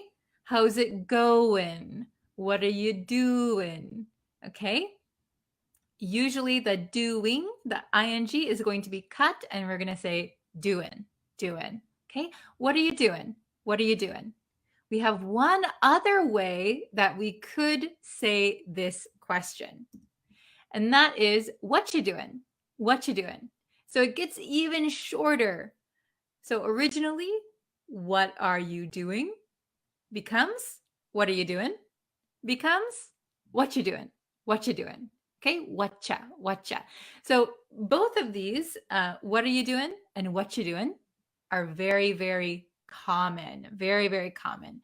So the what are you becomes whatcha, whatcha. And then the verb we have doing, just take off the G, doing. Okay? Very good. Let's try the next one. What do you know? What do you know? How can we say that as a native speaker? How would a native speaker ask this question? Well, we might say, what do you know? What do you know? What are ya? What are ya? Okay, so again, this T here kind of just disappears because we already have a D here. So this kind of becomes one sound. And then you'll notice the word do and you. Again, the oo sound, we need a lot of stress around our lips. Ooh, do, you. But we hate to do that in at least American English. We like to be lazy, so we don't like to ooh. We don't like to make this shape, ooh. So it becomes just a drop. Our jaw just drops down. Da, ya. Okay? So this becomes what ya, what ya, what ya, what do you know? What do you know? So this last word is going to usually stay pretty clear. Okay? Because it's like the main part of the sentence, right? What do you know? What do you know? Okay? What do you know? What do you know? All right. Let's try the next one. Where did you go? Where did you go? So you probably know by now that the word you, we don't like to say as ooh, right? So we're going to change it. But let's see how this is all going to sound all together. Okay? So did you, this is going to become ja. Very easy, right? Ja. Did you, did ya, Okay, so we're going to say, where'd you go? Where'd you go? Hey, where'd you go? I didn't see you at the party. Where'd you go? Okay, so if somebody asks you this in like the United States, for example, and you've never heard somebody say, where'd you go? You might freeze, right? You might panic. What are you asking? I'm not sure exactly what you said. Okay, but where did you go? We could say, where'd you go? Where'd you go? All right, very good. So this go pretty much stays the same. Where'd you go? Where'd you go? Okay, next one. What did you do? What did you do? So before, I mentioned that the oo sound, you, do, we don't like to say it really. We like to just drop our jaw. But when it comes at the end of a question or a sentence, we usually keep it the way it's supposed to be. So no, go. So let's check this one. All right. So what did you becomes whatja, whatja. What did you, whatja, whatja. So this you becomes and connected with the didja becomes whatja, okay? What'd you do? What'd you do? So I often ask my students, what'd you do on the weekend? What'd you do on the weekend? Okay, what'd you do? So what'd means what did you? What did you? What'd ya? Okay, so if I ask you, what'd you do on the weekend? You might say, oh, I went fishing, or I studied English, I went to a movie. So please, in the comments, tell me, what'd you do on the weekend? What'd you do? Let me know what you did, okay? Then the last one, why did he eat? I don't know, maybe we're going to dinner. We want to know, why did he eat? Why did he eat? We're going to dinner. Why did he eat? So we're going to say, why'd he eat? It sounds very funny, but why'd he eat? Why'd he eat? Why'd he eat? So this why is going to stay pretty clear. Why? And then did he? Why did he? So you might know that when we have the word he or them, we kind of eliminate the first letter. So he often becomes just E. Why did he becomes why'dy. Why'd he do that? And then why'd he eat? But I have this in my pronunciation course on my website. I'll have a very in-depth explanation about American T sounds. But in America, the T sometimes disappears, okay? And in this case, this T is going to kind of disappear. It's not completely gone because our tongue still goes to the same position as it would when we pronounce a T, but we just hold it, okay? Why'd he eat? You don't hear the eat. You don't hear the t sound. Why'd he eat? Why'd he eat? Why'd he eat? Hey, we're going to a restaurant. Why'd he eat? Okay? So that one is very tricky. I think that if somebody said that to you, it might take you a minute to understand what they're asking. Why'd he eat? Why'd he eat? Okay? Very good. So we have some questions. Madam, can we use these short words in writing skill like essay or story? So the way that I have these written in the red, we typically don't write them out. This is only for speaking. So I would not recommend you writing them for an essay or for a test. This is strictly for speaking. This will help you with speaking and listening. But please, even though we write it this way, we might say it the other ways, right? We'll write it down this way, but we'll pronounce it this way. You might see, like if you text people, if you're texting your friends or like online when you're talking with people in a very casual way, you might see whatcha, and a lot of times doing, going. We often cut off the G if it's a casual conversation, especially online. But for more formal things, like if you're writing an email, if you're writing an essay, stick to the proper way of spelling. But just know that this way of talking is very normal, and it's just the fast way that we talk. Okay?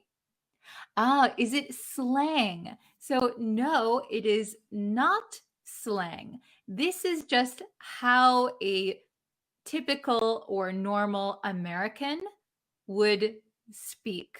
What'd you do? Where'd you go? So it's not slang at all. Maybe your teacher might say it, your boss might talk like this, your family might talk like this. So know that it is not slang, but it is just the way we talk when we're talking really fast.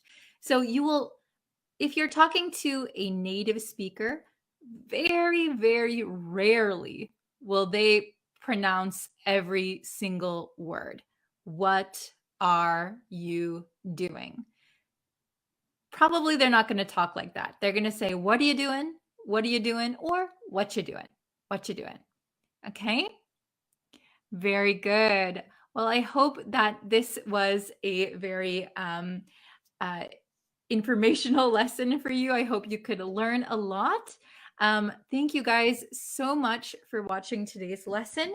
Again, I have a course out on my website for pronunciation, especially understanding American pronunciation. There's some little tricks that is unique to North American English. So you can learn that on my website if you join my courses. I also have some blogs on my website. So if you want to see some lessons that are written out, you can check them on my website. You can make a free account as well. You'll get some PDFs and some other goodies that I have planned for you. Okay, thank you guys so much for watching. I will be back again with a new lesson very, very soon.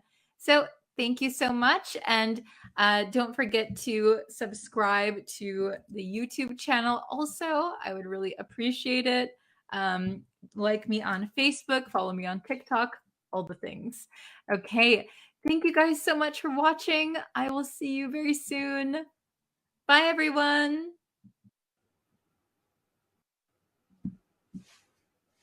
Hello, everyone. We are live. How is everybody doing? Okay, hold on one second. Okay, so I'm sorry I didn't do our review lesson yesterday. Usually we do the review lessons on Friday. I'm doing this on Saturday, my time. So I'm so sorry to keep you waiting, and I'm so sorry that it's a little bit off schedule, but maybe we'll have some different people, some new people in the chat today. Who knows? Okay. Oh, hello, Kwari. How are you? Hello, Mamur. How is everybody today? Are you having a good weekend? So right now it is Saturday for me, and again, you can see it's very dark. We're having a typhoon. It's not hitting really here, but it is very, very rainy outside, so it's very dark in here. Hello, hello, hello. Hello, Yassine. Hello, Thwazin. Hello, Jamal. Hello, MD. Hello, Mio. Hello, Naba. Hello, everyone. Oh, Simon. Hello, hello. Glad to see everybody in here. Okay. So, wow, we have 46 people in here right now. That's awesome. Hello. Oh, hello from Morocco. Wow, 8:30 in the morning in Morocco. Oh my gosh. It's so early for you. Yeah, so it is actually kind of late in Japan for me right now. It is, well, it's 4:38 in the afternoon, but it looks like nighttime outside because it's so dark. It's just so rainy and such bad weather. It's pouring out. Okay, so that's great. Let's start our review lesson.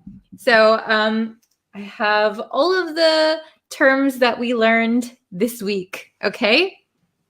I need a pen. Okay, so I got my marker. All right, so we learned 9 terms this week. So, oh wow, it gets really like, the lighting changes like crazy in here. So let's see. I'll put that, can you get, oh my gosh, it's so bright. Hold on one second. I wonder if you guys can see it if I move it like this. Can you see? Oh, yeah, that's much better, I think. Okay, so, oh, hello, hello, hello, hello, Nava, hello. Okay, so let's see. We have these 9 that we learned. So I'm just going to quickly review, and then we can do some questions, okay? So let's see. Number 1 is ever, and the opposite is never, okay? So we often use ever with have you ever done something, right? And if you haven't done something, you can say, I never did that. I've never done something like that. We can also use ever and never to maybe make something a little bit stronger if you use them together. So for example, if you say, I would never, ever lie to you. I would never, ever lie to you. We learned that in our lesson. So that is kind of a little bit of an emphasis, right? To stress that we would never lie to you. Okay. I think maybe you understand ever and never, right? If you have any questions, you can always ask me. Okay? Very good. And let's see, number 3, even though. Even though. We can use even though when we want to say, despite the fact that something.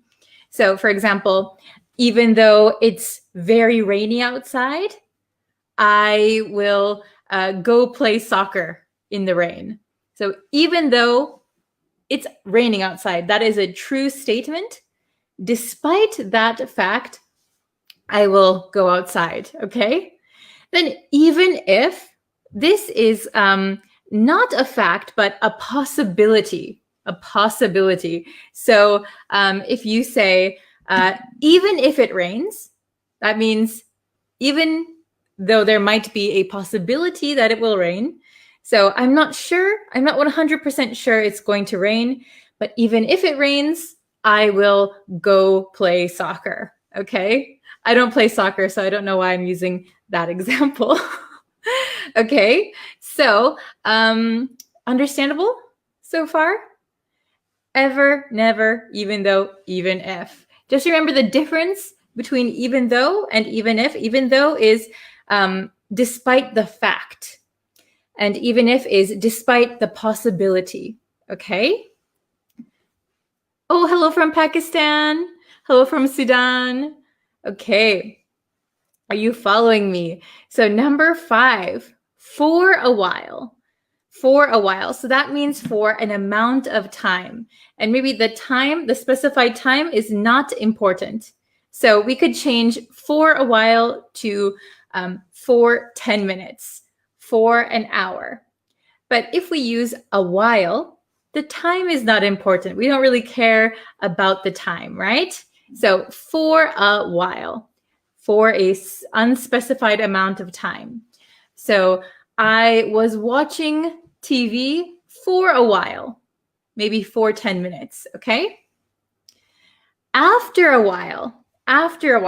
So a lot of people get confused after a while and in a while. So after a while and in a while can mean the same thing. So for example, if I said, I'll join you in a while. I'll join you after a while. It means from now, a little bit later, a while later. So I'll join you after 10 minutes. I'll join you in 10 minutes, okay? But I would say the difference between these is that after a while can be used in the past tense. So for example, let's see. They were playing outside, but after a while, they got tired and came inside. So after a while, they got tired. So in the past tense, I wouldn't say in a while they got tired. I don't know, some people might say that, but for myself, I don't say that. So I would use in a while more often in the present tense. I'll join you in a while, okay? Then either and neither. And we can pronounce these 2 ways. So my pronunciation as an American from Wisconsin, I say either and neither. But other people in America, and I think in England, if Simon's in here, you can correct me. Some people say either and neither. Okay, so both are correct. So whichever pronunciation you'd like to use, that is okay. So either is like when you have two choices, and you can pick one, or there's an assortment of choices, right? You have like either apples or oranges. Either apples or oranges. Then in the negative, neither. Neither means not either. Neither means not either. So neither apples nor oranges. But I think a lot of people, at least in America, we don't often say nor. So neither nor, either or. But I think if you say neither nor or neither or, I think both are okay, especially in America. Okay. Oh, hello from Qatar. Very good. Oh, hello, Anjane from Germany. They, oh my God, I need help with those so badly. Okay, I will try to help you. We're going to do some exercises, so we'll kind of review a little bit. Okay, very good. Oh, hello from Mexico. Hi. Okay, so we're going to do some exercises, okay? Does anyone have any questions on these? I hope you guys had time to review. Okay, let's do some exercises. Let's see. Okay. Ugh, I have a runny nose. Okay. So we have 9 questions. I hope you can see this all right. You can probably see my screen in the reflection. Sorry about that. Okay, let me move over a little bit. Okay. So here we are. Hello from Sri Lanka. Hi, hi. Okay, so we have even though, even if, for a while, after a while, in a while, ever, never, either, neither. Okay, so let's go through our questions and see if you guys can answer with the correct answer. Okay, so number 1. They were watching TV, but they fell asleep. They were watching TV, but they fell asleep. Oh, I see Sandy's got, oh, hello, Sandy. You're in the chat, by the way. So they were watching TV, but unspecified amount of time. Let's see. They were watching TV, but after a while, they fell asleep. So after a unspecified amount of time, they fell asleep. And this is in the past tense. They were watching TV, but they fell asleep. So I think the best answer is after a while. After a while. Okay. Then number 2. Let's try number 2. He ate. He wasn't hungry. Number 2. He ate. He wasn't hungry. Okay. So he wasn't hungry is a fact. It is a true statement. But despite he wasn't hungry, he still ate. Oh, very good. I see some answers. Okay. Annabelle said even though. Mezzo said even if. Mustafa said even though. Okay. So I can see there's a little bit of confusion here. So the correct answer is he ate even though he wasn't hungry. He ate even though he wasn't hungry. Can you see that? Is the green pen okay? He ate even though he wasn't hungry. So because he wasn't hungry is a true statement, we're going to say even though. If it was a possibility, so he will eat even if he won't be hungry. If it's a possibility, we can use even if, but this is a true statement, okay? Very good. How about, let's see, number 3. Don't yell at me again. Now, this one is a little bit tricky. We learned something similar to this in our actual lesson. So if you don't remember that one, it's okay. Maybe go back and review that lesson. So don't yell at me again. So in this sentence, we could just say, don't yell at me again. But we want to be very strong. We're emphasizing, don't yell at me again, okay? Whoa, I see so many good answers. Very good. Ever. Very good. Okay, don't ever yell at me again. You might hear this, don't ever do something. It's a very strong way to say don't do something. So maybe only use this when you're trying to be very strong in what you say, okay? It can sound a little bit mean or like fighting almost. So be careful when you use it, all right? Don't ever yell at me again, okay? Okay, very good. So number 4, can you stay with me? Can you stay with me? Maybe, oh, very good. So Muhammad said for a while, soare said for a while, mezzo for a while, Annabelle for a while. Okay, so can you stay with me for a while? So we don't know how long it is. Can you stay with me for 10 minutes? Can you stay with me for an hour? So if we say for a while, we don't know how long the time is going to be. It is unspecified amount of time. Okay, very good. Everyone's doing so well. Okay, number 5, I have been to Spain, but I'd love to go. I have been to Spain, but I'd love to go. Oh, everyone's putting some good times in there. Very good. Oh, yes, Annabelle, very good. Oh, very good. How do you say your name? Mustafa. Very good. Oh, very good. Yes. So I think this one is kind of an easier one. It's very straightforward. I have never been to Spain, but I'd love to go. I have never been to Spain, but I'd love to go. Very good. Number 6, she doesn't like sweets, and does he? What is the correct answer? Who can get the correct answer first? She doesn't like sweets, and does he? So it means he also doesn't like sweets. So we need a negative word here. Very good. Oh, I see Annabelle said neither. Anybody else? She doesn't like sweets, and he also doesn't like sweets. Oh, very good. Okay.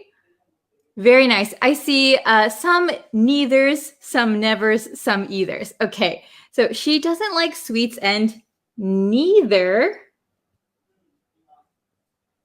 does he. So because we need a negative word, so does is in the positive.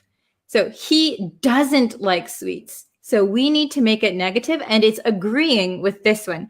She doesn't like sweets, and neither does he. So he doesn't also, right? So we need neither. Neither is a negative word. Okay, very good. Number 7, can you see it? I had to write really small. She wants to travel the world. It costs an arm and a leg. So this might be a new expression for some of you. It costs an arm and a leg. So it costs an arm and a leg means that something is very, very expensive. It cost me an arm and a leg. This jacket cost me an arm and a leg, an arm and a leg, an arm and a leg. It means very, very expensive. So she wants to travel. So this is in the future, right? She wants to travel the world. It costs an arm and a leg. Oh, very good. I see. Even if, and one even though. Okay. So the correct answer is even if. Okay, so I think even though could also fit here. It changes the meaning a little, very, very slightly, but we used even though up here. So even if is good down here. So she wants to travel the world even if it costs an arm and a leg, or she wants to travel the world even though it costs an arm and a leg. This one can be kind of interchangeable. Very good. It depends on what you want to say, right? Okay. Then number 8, you can save your money or spend it. So big hint here is or. You can save your money or spend it. Oh, very good. I see a lot of people Annabelle, Mustafa, very good. Okay, you can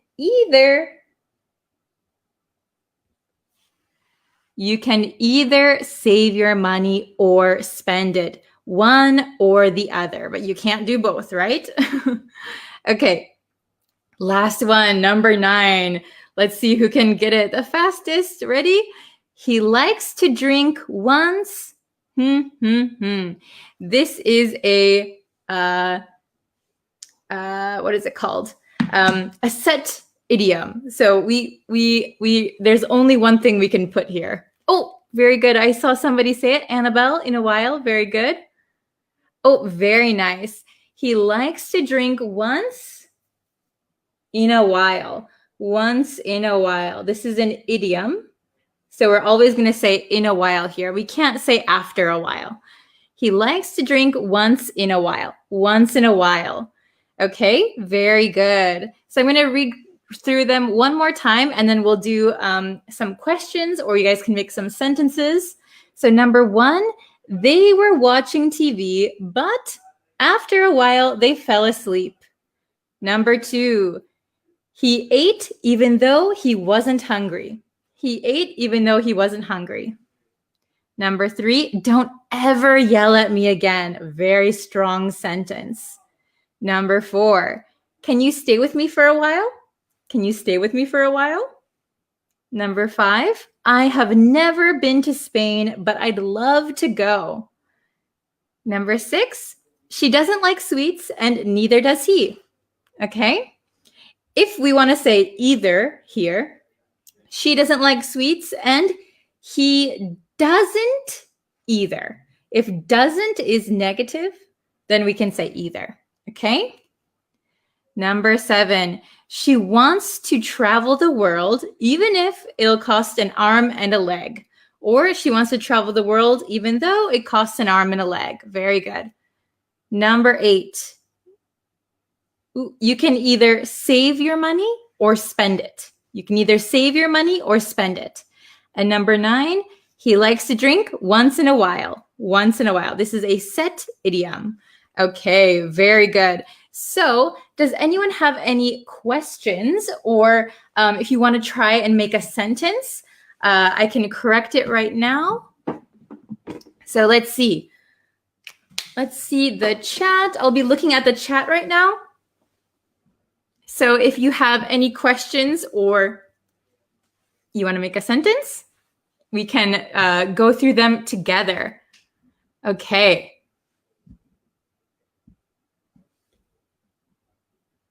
Oh, okay.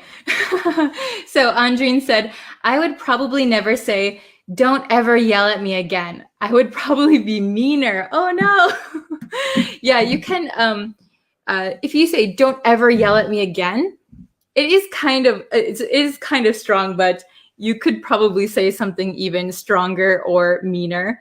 That's a good example. Okay. Let's see. Oh, you're welcome. Okay. Fahad said, which tense is going on? So I don't know which, are you referring to these questions? Or are you referring to our words, our terms? Please let me know. Okay. Oh, Sparkling Hopes said, my name is Maya and I really like your positivity. Oh, thank you, Maya. Thank you for joining us and thank you for joining the lesson. I hope that you find these lessons helpful. Oops. Please repeat that again. Which one are you talking about? Here? Or could you tell me the number? Which number you want me to repeat? We have 1 through 9. Okay, I'll look for your answer in the comments. Okay. Let's see. Oh, Sandy, very long sentence. This is the best English learning channel. Oh, thank you. I have ever watched. You can either watch live shows or offline videos. Very good example. Well, even though I was tired today, I was excited to watch the show. Very good examples. Very good. Nice job. Okay. Oops. The chat is going crazy. Okay, let's see.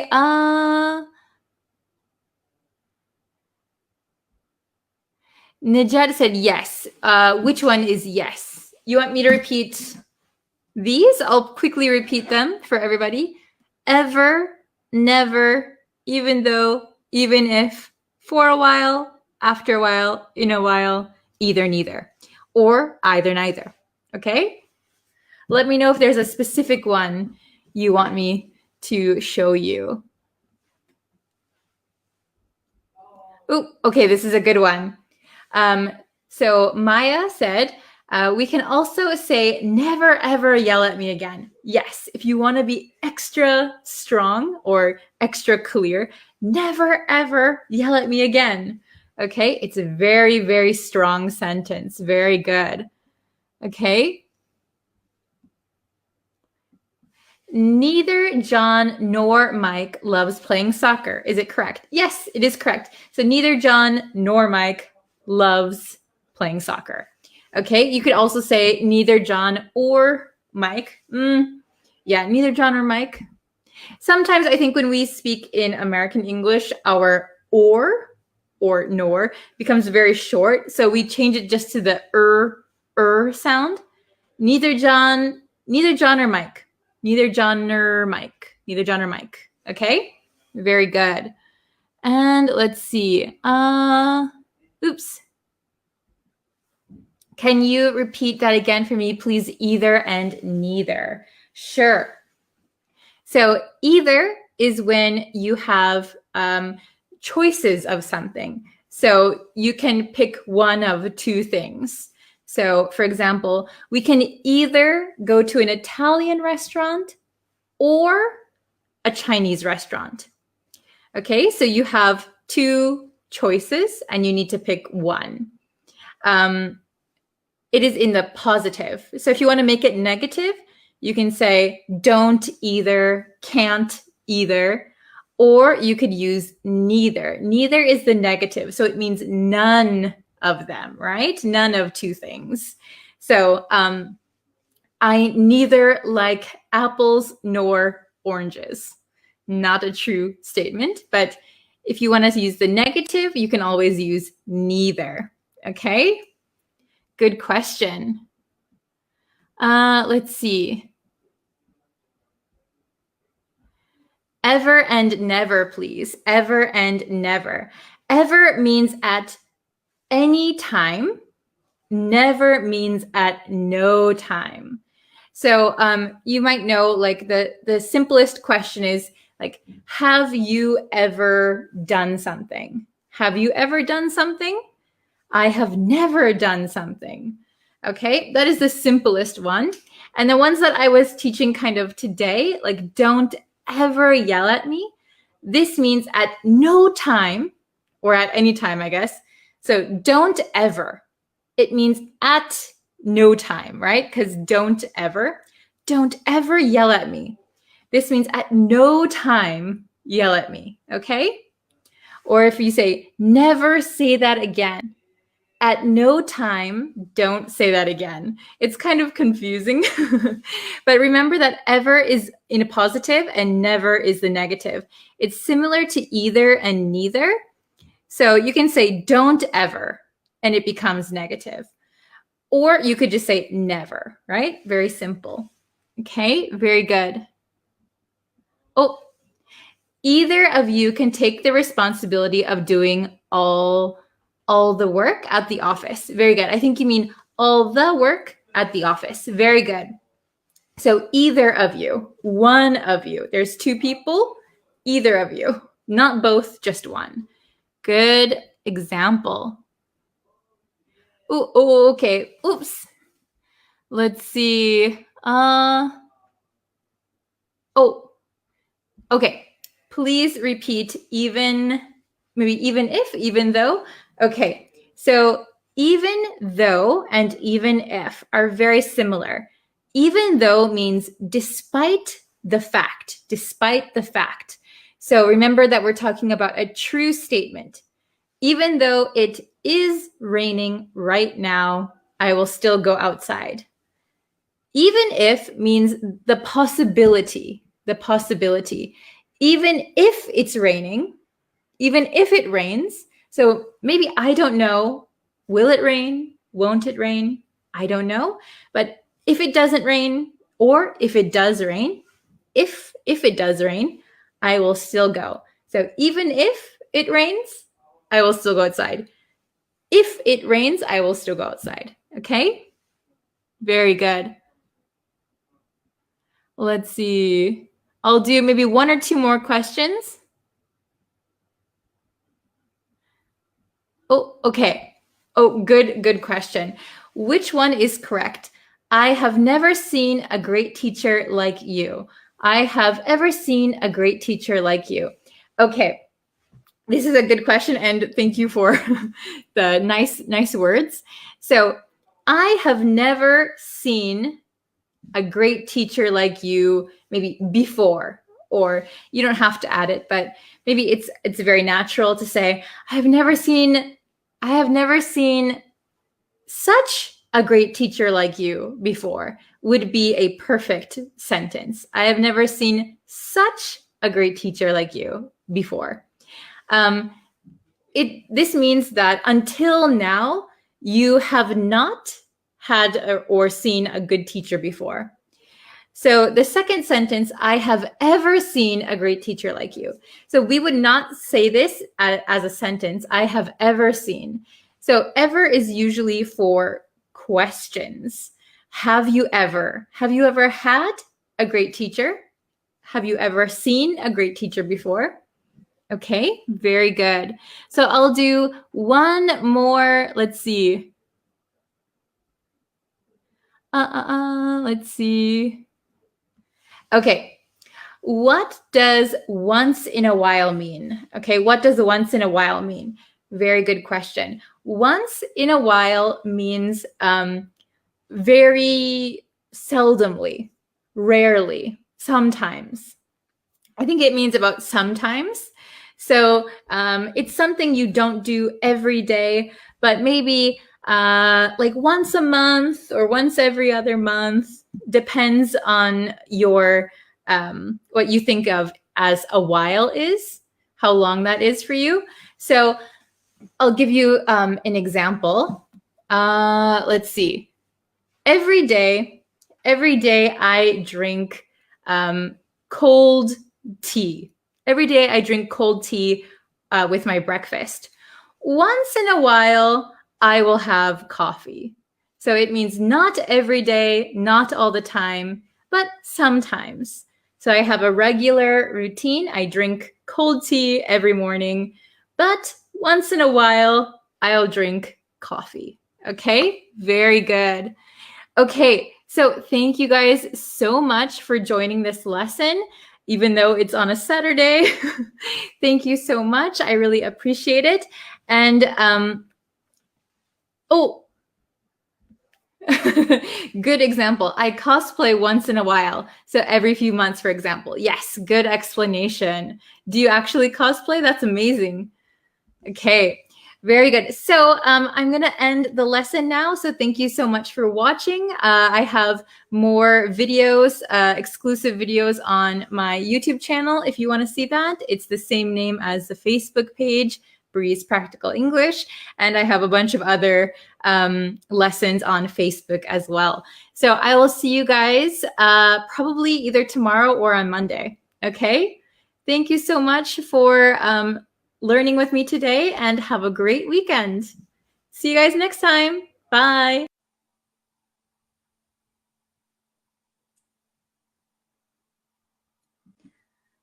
Hello, everyone. I hope you guys are having a great day. Thank you for joining today's lesson.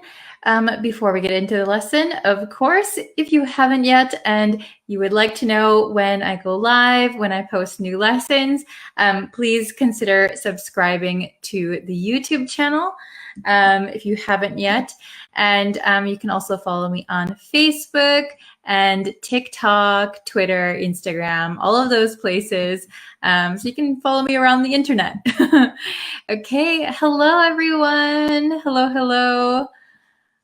How are you today? I hope you're doing well. Hello, Talal. Hello, Miara. Nice to see you guys. Yeah, and if you can share this lesson with a friend that's learning English, that also helps me a lot. It lets me know that you like the lessons. Hello from Pakistan, Somalia, Bangladesh. Hello, hello. I hope you guys are having a great day. Oh, Afghanistan. Hello, hello. Okay, so we're going to get into the lesson. So we're going to be talking about obvious situations in English. Hello, Brenda. Nice to see you again. Okay, so what does obvious mean in English? Well, obvious means that something is very clear. Anyone can know it or anyone understands it. It's almost like a fact. So clear, right? Obvious. But there are many ways and different situations where we can use other words instead of obvious. Okay, so let's get into the lesson.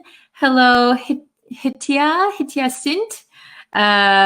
Hello from Cambodia. Hello from Myanmar. Okay, we're going to jump into the lesson. Okay, we're going to be learning obvious English. Obvious English, okay? So let's look at the first one. If I can get it up. Okay. So the first one is a given. A given. Okay, so this is an expression we have, a given. So when we say something is a given, it is a known or established fact or situation. So everybody knows it. It's like a fact. Okay, it's just a way of life, right? So the examples I have here is, it's a given that students that study hard do well in class. So that means it's a fact.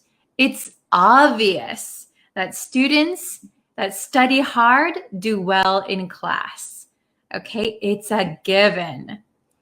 Another example would be, good service at expensive restaurants is a given. So good service is a given. Okay, very good.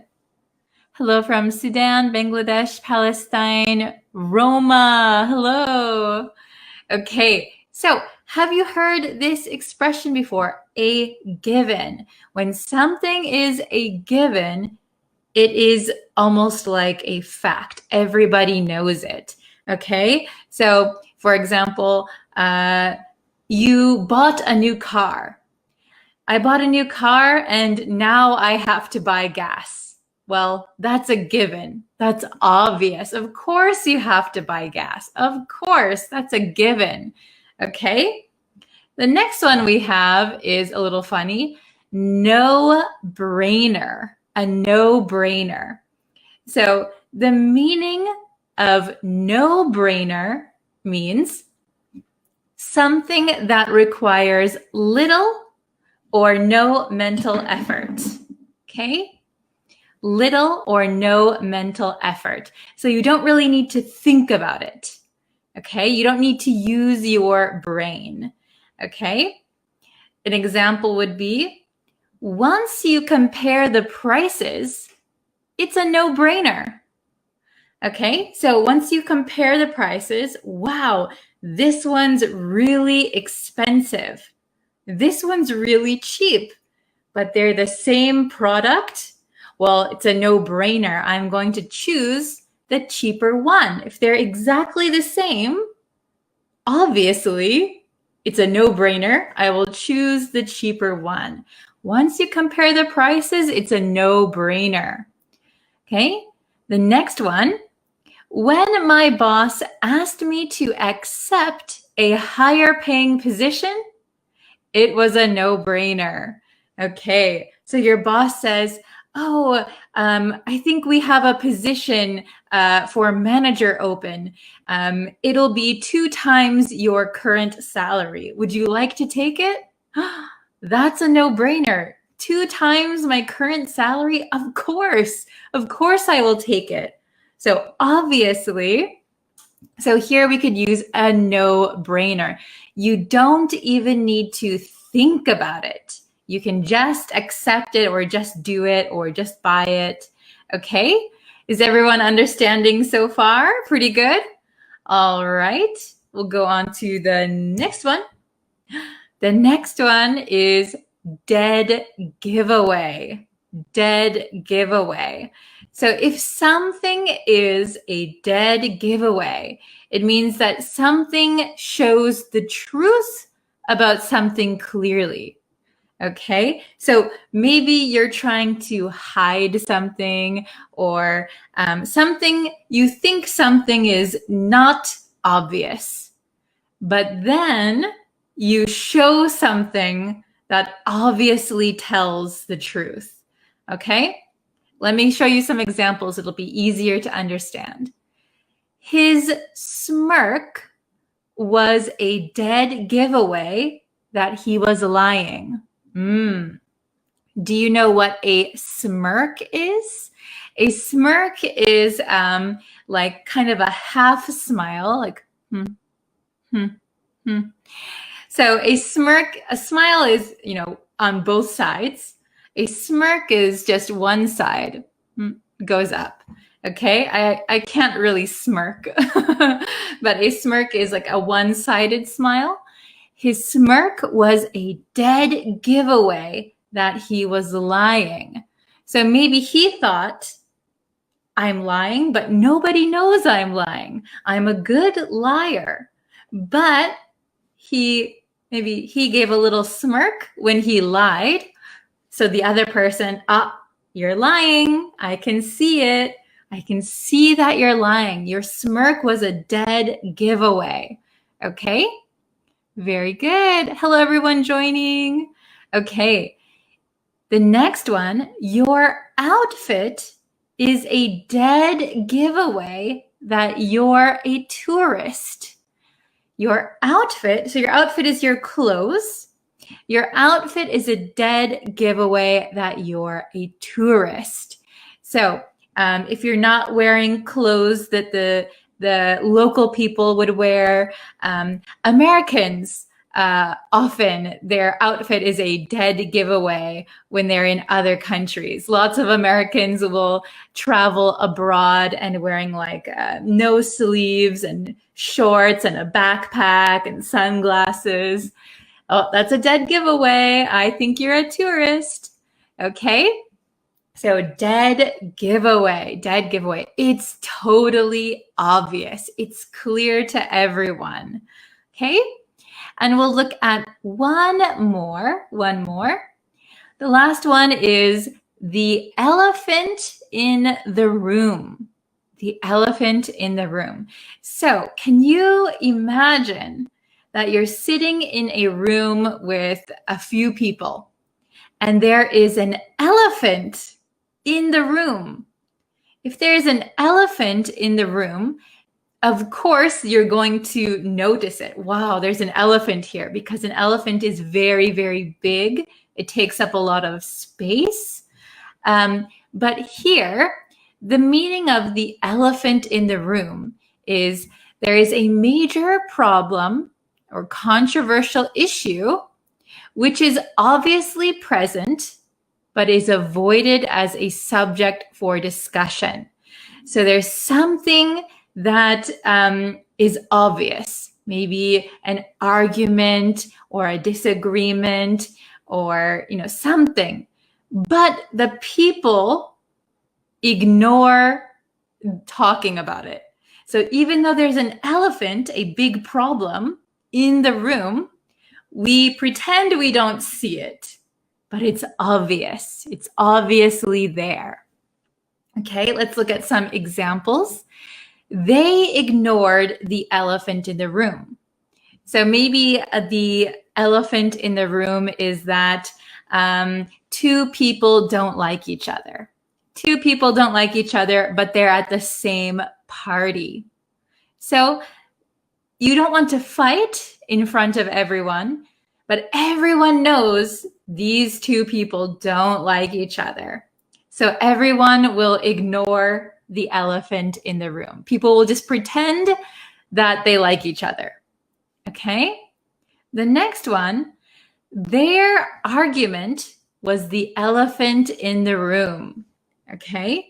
So, for example, if you have two colleagues, two coworkers, yesterday at the meeting, they got into a heated argument. They were fighting, they were yelling.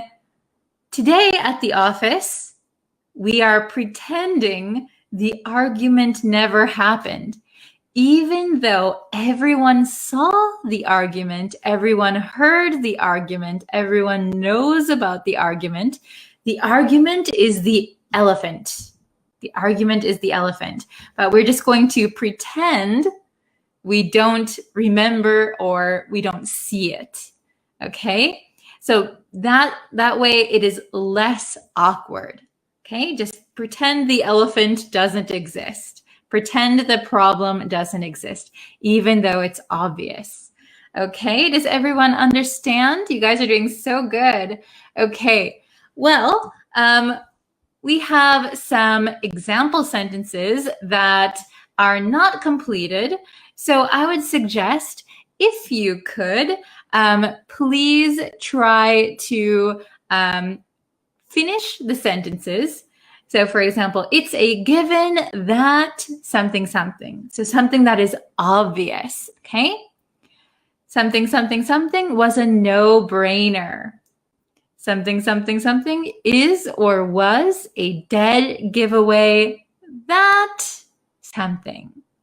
And something, something, the elephant in the room. Can you make some example sentences? I would love to see them. You can write them in the comments.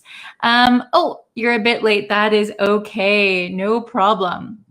I'll answer some questions first while you try to write your sentences. Okay. What's the difference between donate and giveaways? So in this vocabulary, a dead giveaway is different than the giveaway that you are thinking of, I think. So to donate means you give something for free, usually to a charity or usually to someone who needs it. A giveaway could be something for fun, like a lottery. A giveaway is closer to a lottery, okay? Oh, hello from Chad. Oh, it's a given that you must work to succeed in life. Well said. Well said, Eduardo. Very good. It is a given that you must work to succeed in life. Very good. Okay. Can anyone try to complete this one? This one, maybe number 2. Something, something was a no-brainer. Okay. Something, something was a no-brainer. Okay. Oh, Raju's here. 大丈夫だよ. Okay. Oh, very good, Brenda. When air attendant upgraded my seat from economy to business, it was a no-brainer. Very good, very good. Maybe we would say flight attendant. When the flight attendant upgraded my seat from economy to business, it was a no-brainer. Yes, I have a funny story about that. When I was a teenager, they asked me to delay my flight by a few hours and they would upgrade me to business class. But I didn't understand what business class meant because I was just a teenager and I kept saying, no, no, no. And my friend was there and he thought I was crazy because it's such a no-brainer, right? It's such a no-brainer. Of course you would choose a business class. So we ended up taking business class. Very good. Okay. Let's see. Oh, you're late today. Okay, so if you're just joining us, we're going over, I'll quickly go over them one more time. So a given means something that is like a fact. It's obvious. So good service at expensive restaurants is a given. It's obvious. A no-brainer means you don't need to think about something. You don't need to think about something. The decision is easy. So once you compare the prices, it's a no-brainer. It's super easy. Of course, I will choose the cheaper one. Dead giveaway means that something shows the truth about something. So your outfit, your clothes is a dead giveaway that you are a tourist. And last one, the elephant in the room. You are ignoring something that is obvious. So their argument was the elephant in the room. Everyone knew about their argument, but we will just pretend we don't see it. It's the elephant in the room. We don't see the elephant. Okay, that was a quick recap. Okay. Traveling abroad as soon as the sanitary situation gets better is a no-brainer. Yes, very good. I hope we can all be traveling soon, right? Excellent. I need a job immediately, so I was a no-brained. Very good. Be careful that no-brainer is with an R, a no-brainer. I need a job immediately, so it was a no-brainer. So for example, if someone offered you a job, hey, I have a job available, would you like to take it? And you say, yeah, I need a job. So it was a no-brainer. Very good. Okay. Oh, Tatatwin, hello. Welcome, welcome. Okay. What does smirk mean? Yes, we covered that a little bit earlier, but a smirk is like a half smile. So a smile is both sides go up, but a smirk is like, only one side. Okay. When you check a map at an attraction, it is a dead giveaway that you are new to here. Oh, very good. So when you check a map at an attraction, it is a dead giveaway that you are new. And then we wouldn't say to here. You are new there. You are new there or you are new here. Very good. Okay, but we wouldn't say to here or to there. Good job. Oh, I like this one. The way you speak is a dead giveaway that you're not from northern Myanmar. Great job. Yes. So remember, dead giveaway means it's obvious. It's obvious. The way you speak is a dead giveaway. It's obvious you're not from northern Myanmar. Very good. Okay. Let's see.